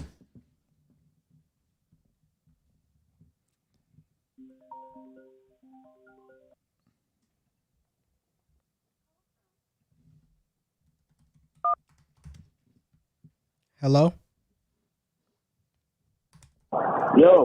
Yo, is this Muffins? Nah. Who is this? Surge. Yes, sir. Oh, it's, is this Surge? Yeah, no this is way. Surge. Yo, Surge, send a flick, yo. You can hear he's actually on the Yeah, road. what's good? Yo, what's up, man? How you This is doing? what you sound like? All right, so I just want to talk about the Packers. Oh. And they're the best team in the league, obviously. But, yeah, so what are your expectations from them now? I think easily Super Bowl. But, like, after that, do you think Rodgers is going to leave? Or do you think he'll stay? Because JT actually told me that he's going to leave. So I don't believe that. I mean, look at how Denver looks said right JC? now. I don't know. I mean, Who told you he was going to leave? I've said that he's going to leave multiple times. No, JT told me too. Yeah, he's out. yo, He's don't gone. call while we have a caller on. It brings it up. But I don't think Rodgers is leaving now because it feels like they're good and they're better than the other teams that are rumored to have him, like the Broncos. The Broncos suck. Steelers, another the team. Steelers, but I don't know about the cap space situation. I don't know how that's going to be. I think Green Bay looks like a solid situation, and they have a very good roster around them right now. They can win it all this year. They can. There's no doubt about that. So, Andrew, do you have them above the Rams now that we spanked the Cardinals and we locked up 5 straight Spank is DeAndre so Hopkins? strong. All right, so I'll tell you what. This quote-unquote spanking that you gave the Cardinals is interesting because obviously D-Hop was in and out of the game. And when he was in the game, he was cooking you guys without a doubt. Don't even start with the injuries, bro. Come on. I'm just saying their primetime receiver was hurt. And even still, if not for A.J. Green having his controller run out of batteries, who knows what happens? Because Kyler Murray was very impressive on that last drive. 2 plays is all it took for them to get into the red zone. On 3rd and 10, to have the poise to stay in that pocket and deliver that throw, that was huge. And then the very next play after that, another 30-yard gain. And this is Kyler Murray hobbled. So I understand you guys won, and I gave you guys your credit for sure because no one really had you guys winning the game. And for Rodgers to come in and have the game that he did, for Randall Cobb to step up like he did, Aaron Jones to step up like he did, A.J. Dillon to step up like he did, that's a testament to the Packers, and I got to give them the respect. I got to also give the respect to the pass rush. You guys made it really tough on Kyler yesterday. But that's where I got to give the Cardinals their credit. Even with the pass rush that you guys had towards them, they still were able to make a decent amount of plays and still put themselves in position to have a chance at winning the game. So now to your question about the Rams. I still got the Rams over you guys. I just think more overall they're a more complete team than you guys. But your pass rush definitely showed that it's not a slouch and not something to be messed with.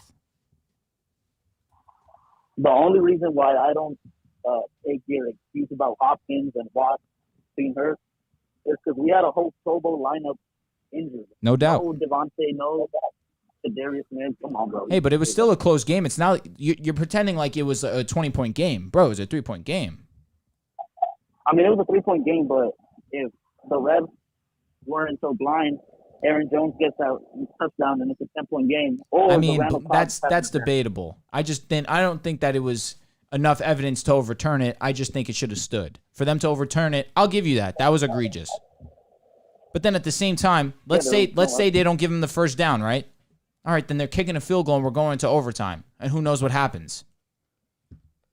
Did you get your question answered, Serge? Kind of, yeah.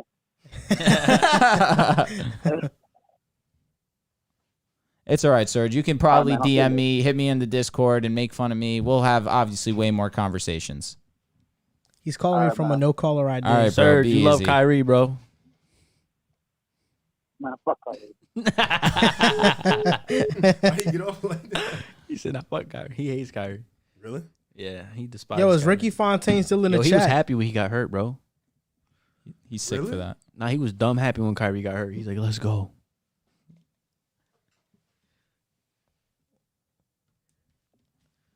Yo, I'm really trying to see how these messages sound. I can't get it. All right, so if you guys want to call. Is Ricky Fontaine in here? What's up with Ricky Fontaine? He's Riv's defender. Yo, I got 1 or 2 more calls in me. Me too. That's it. All right. 2 more calls we're doing. The wife's calling. Screaming.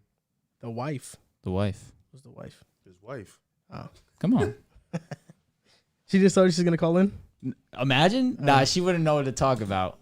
I love her, but Jesus, she doesn't know anything about sports. Harden bounce back game, baby. Harden got 26 and 6. That's huge. Damn. Unknown call. Only scored 4 points in the half?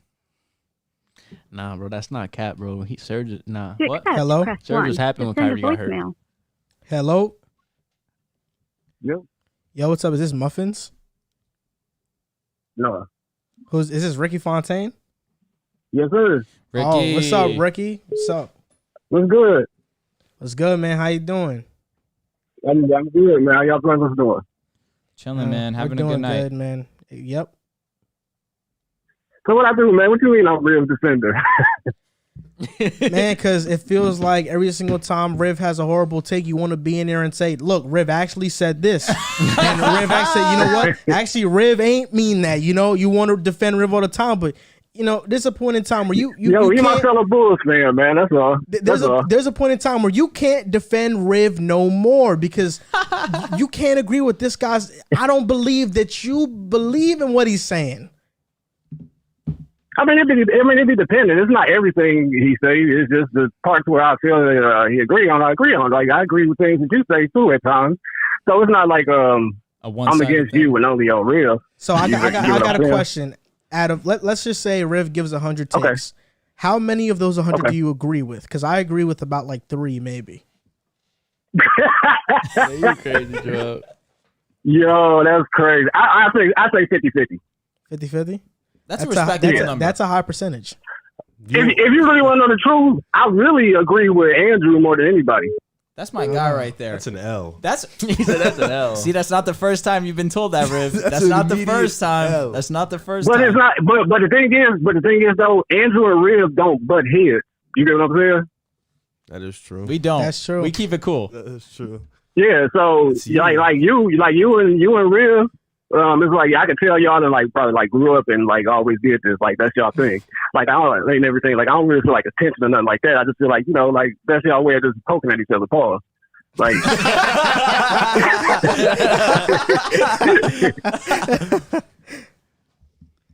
you know what I'm saying? So like, no, no lie. I keep it a buck. Like Riv is like my guy and stuff. Like, but I do agree with Andrew the most. Like Andrew, bro. Like, well, the whole podcast gonna blow up. Like, I just feel that in my heart. Like, it's gonna blow. Just keep grinding. Like, and I feel like y'all bring three, well, now 4 different elements. Like, I feel like Joe, you the topic guy. You passionate about everything you talk about. I feel like Riv is the aggressor.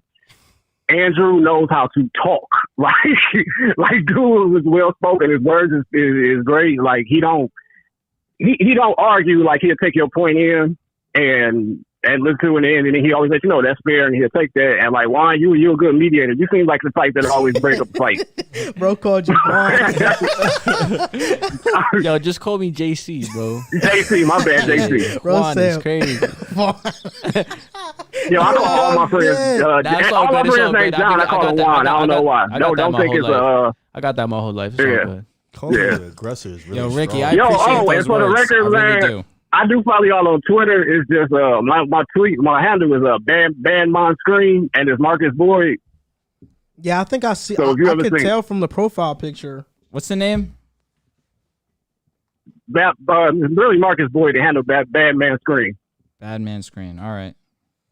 Yeah, like that's really me. The reason I changed it on YouTube was because I was conversing with somebody, and like then he said like what city I live in. I was like, okay, you just looked me up on Facebook and did something too much. Yeah. So Yo, Nets winning the championship. So yeah, Ricky Fontaine really felt Martin. Okay. Yo, but regardless, bro, I appreciate those words. It really means a lot to me. Yeah, man. Thanks for yeah. Because did you? I got a question. Yeah. No, go ahead. My bad. I was gonna ask you if you called in to give us those positive words of encouragement, or if you had a question. But yeah, you do have a question. So yeah. Yeah. I got a couple. If that's cool. Because I really followed you from because I'm a Chargers fan. Nah. Okay. And so you kept having a whole bunch. I thought you was really a Chargers fan because in the algorithms I just kept getting just your Chargers stuff. And then I looked at things like you just do football takes, and then I seen the podcast, and then like basically y'all be having me tired as hell at work because I be supposed to go to sleep, and then I started watching y'all. Yeah, so Brandon Staley and Kyle Shanahan, like which one? I forgot to we say ain't talk about that. I'm going with Brandon Staley.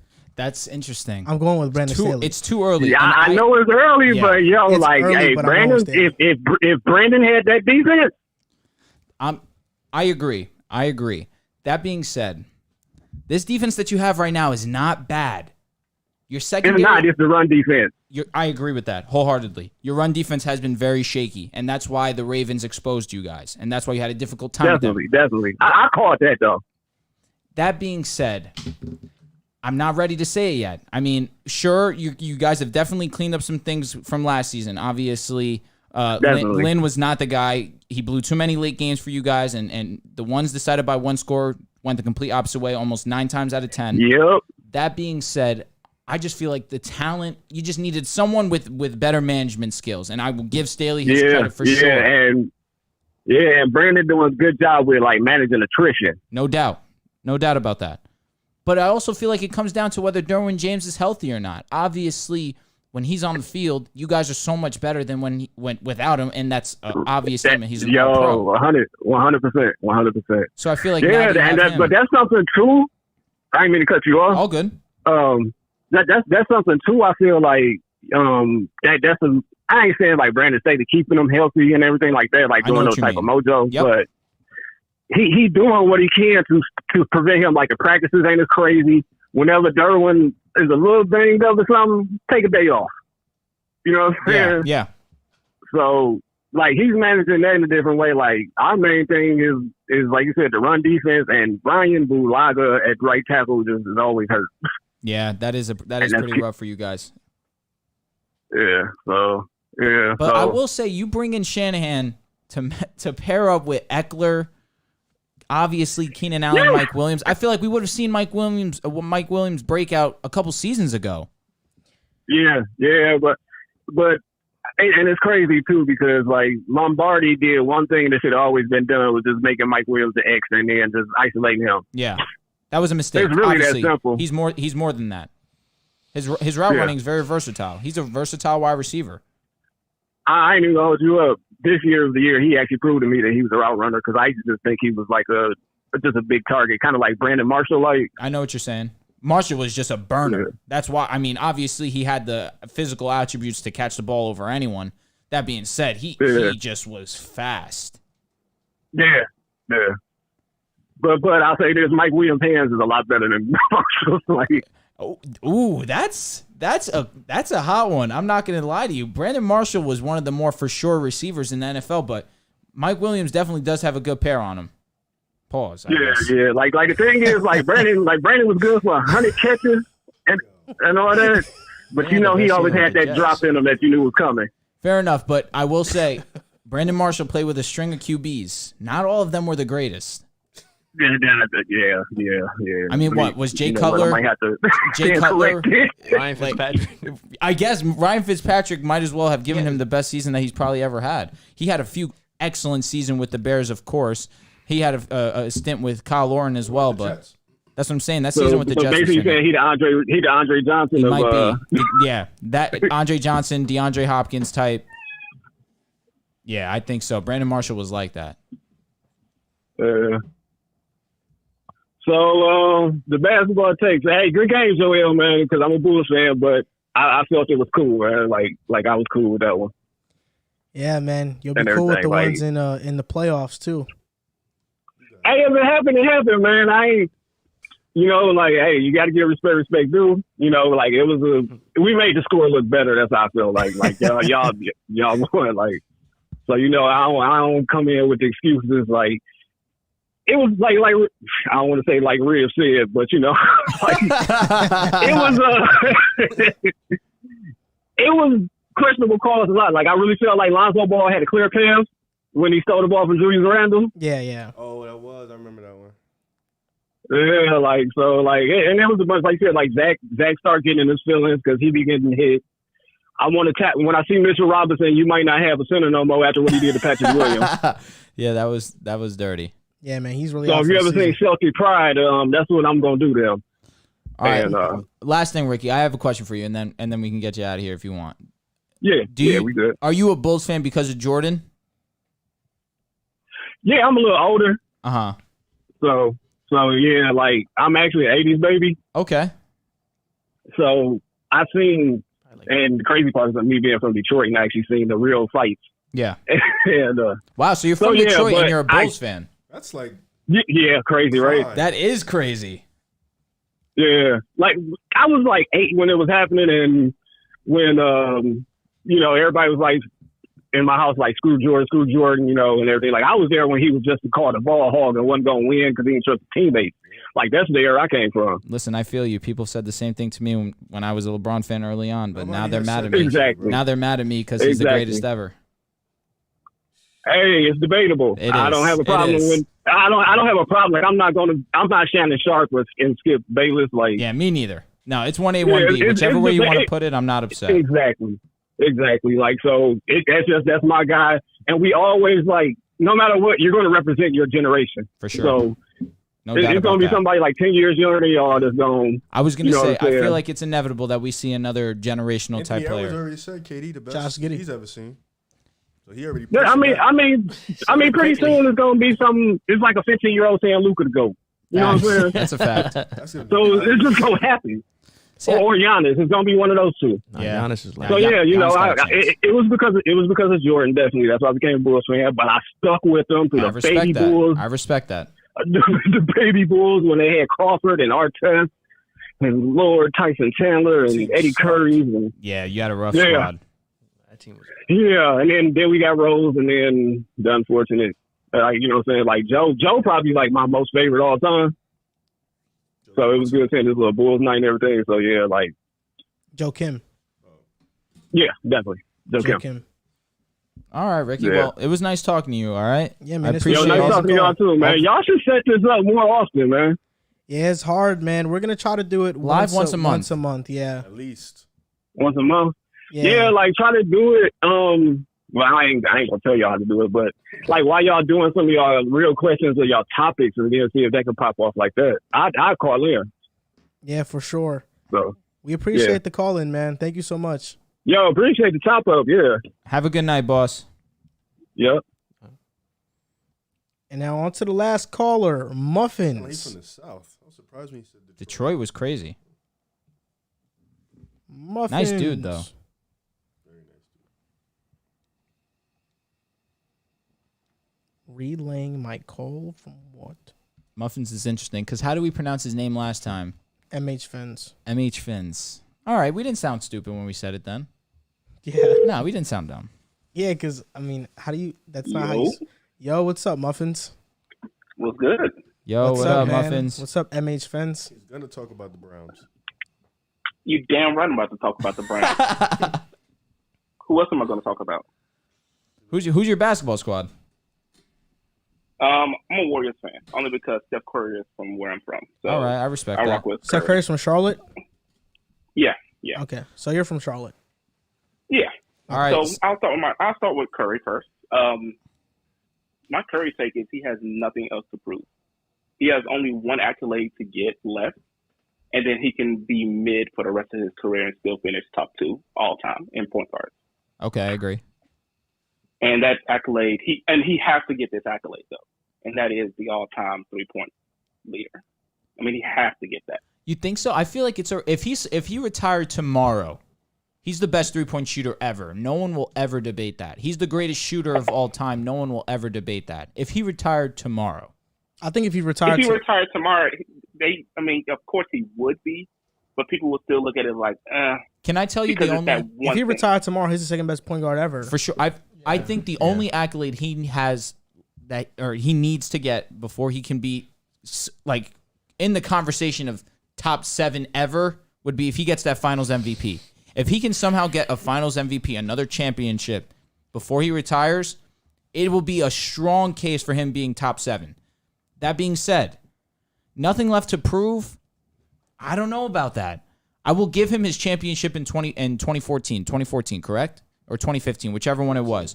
But even still, where he was the guy that was the best player on that team, didn't win Finals MVP, and Kyrie and Kevin Love were out. Then he gets KD. Obviously, that team was a cheat code. They had to win there. His moment to prove something to the world and the haters of Steph Curry like me, ex-hater, I'm past that, was to win that series against the Raptors. He had a chance to send that into OT with that three-pointer. He had decent space. For Steph Curry, that's a good shot, borderline great shot, and he bricked it. So if you watch a lot of Steph Curry, though, he misses a lot of those shots. But at the same time, he's Steph Curry. It's not surprising right now that he's going 0 for whatever in the fourth and overtime. It's not surprising to me at all because he goes on those long stretches where it's like, damn, I can't. I literally will stay off Reddit for as long as until he has a crazy game because that hate is so strong. And it's like people that don't watch it but just watch like the highlights are like, oh man, hey, he's choking this. It's like he does that a lot. Like he struggles shooting sometimes a lot. But people consider Curry one of the clutchest players ever. I've never been one of those people because I've seen it firsthand. That being said, exactly. I don't know if would you like if you had the last shot, right? You have KD or Curry. Who are you giving the ball to? That's easy. It's probably gonna be KD. Yeah, you got to give it to KD. We saw it in the 2017-2018 finals, Game 3, back-to-back years down the stretch. What makes you say that though?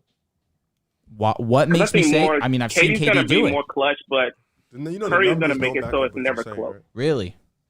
In the playoffs too?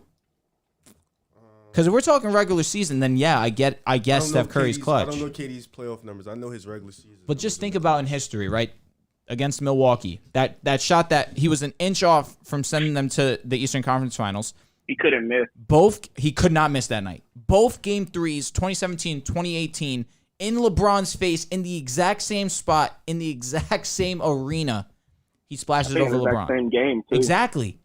When he Game 3. Game 3. When he's in the Warriors uniform in 2017, 2018, both times he hit that three in Cleveland to ice the game. So what about Game 6 against San Antonio? When they came to OKC in the fourth. He's had moments, but there's he's been had more moments than not that he hasn't stepped up to the plate. Because think about it, too. You're better off with Curry putting the game away in, like, the third quarter. I agree with that. Is putting it away in the fourth. Like, he's going to put it away early, so he never has to worry about that. But we've seen plenty of times when it's time for him to come clutch with a shot. I mean, he's giving it away because he's getting doubled across half court. No doubt. Before half court. So he's never going to get those shots. I think people call KD one of the clutchest players because of his size and ability to get any shot he wants. Move close to the mic. Because his size and ability to get any shots he wants. But at the same time, I think people forget that KD has some moments where he doesn't hit those shots, you know. Like, he does falter in those moments. Like, he's not the clutchest player. Like, if on his team, I would, like, Kyrie has shown the ability to be more clutcher at times. You know what I'm saying? So there's other players. I know what you're saying. Dame at a point has shown the ability to be more clutcher at times. So I think people just pick KD because of his size and ability to get anywhere he wants to get on the floor. Plus, he's 7 feet. But in reality, like, he's not always the clutchest player. He's just, you know, the best scorer in the league. So it's easy to say, oh, I want KD. But there's a few guys. Another thing I have about Curry. Another thing I have about Curry too is basketball 100% his life.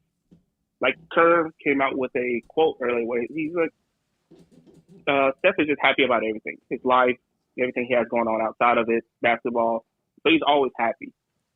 So it's like he doesn't have that super aggressive nature to him about the whole game of basketball. But like with KD and, you know, Giannis and certain players like that, that's all they live for.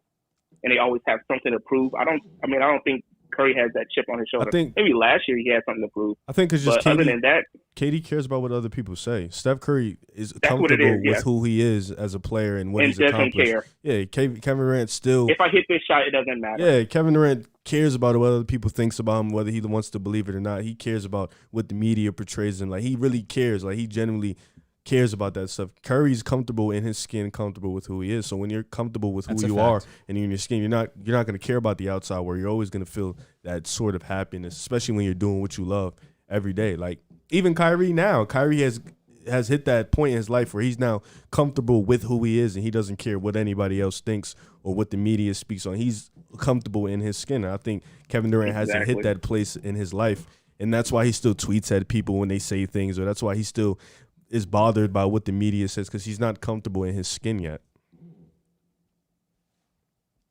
All right. I'm going to go on to my Browns take because I want you guys to be able to go home and enjoy the rest of your night.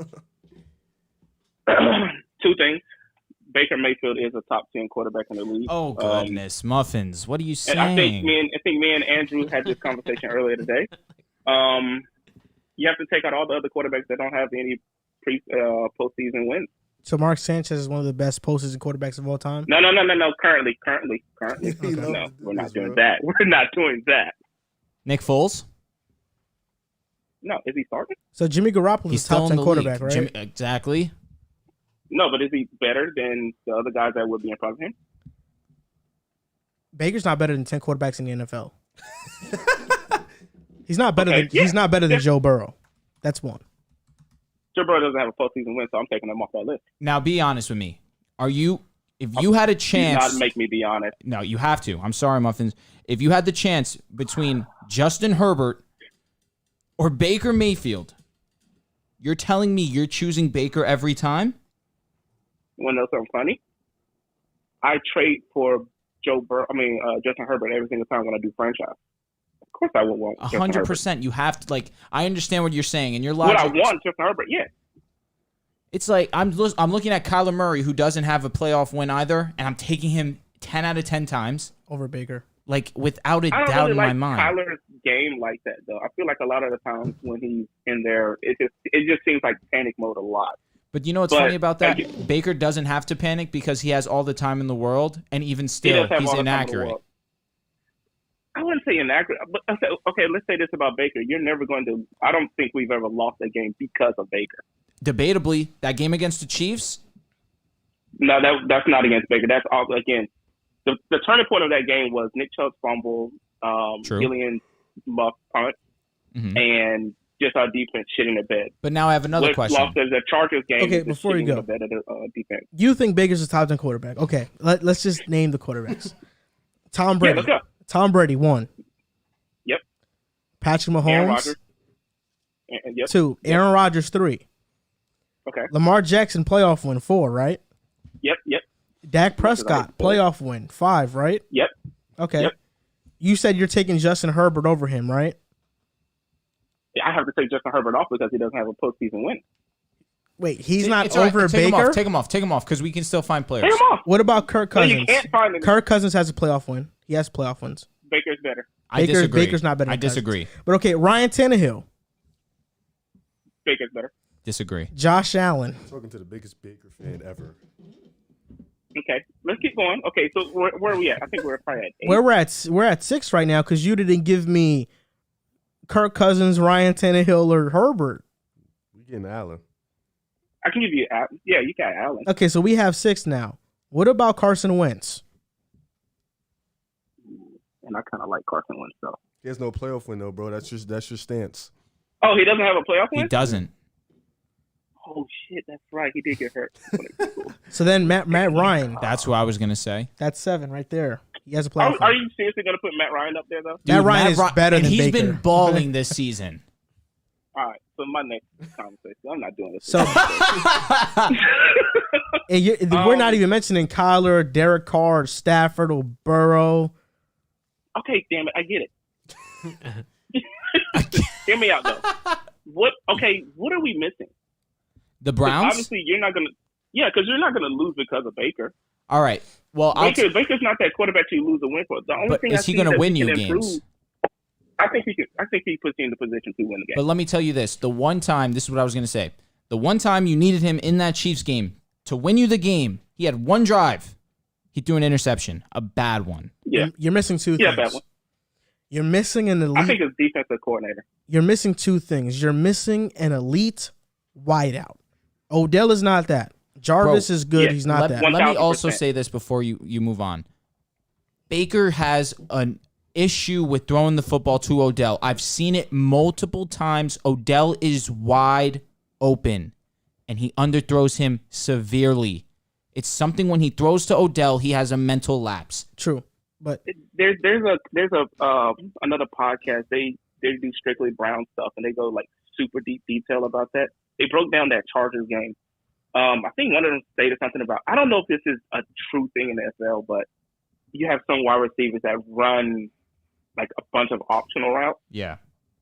And I think Odell is one of those ones where he has those optional routes where it's kind of like you're not 100% sure where he's going to be every single time. I don't think it's going to ever work between them two. I agree. You're also missing a defense. Secondary. It's still awful. I don't think our defensive coordinator is using John Johnson correctly. John Johnson played towards the middle linebackers a lot with the Rams. And he's only done that maybe, I think it was less than 30% this year.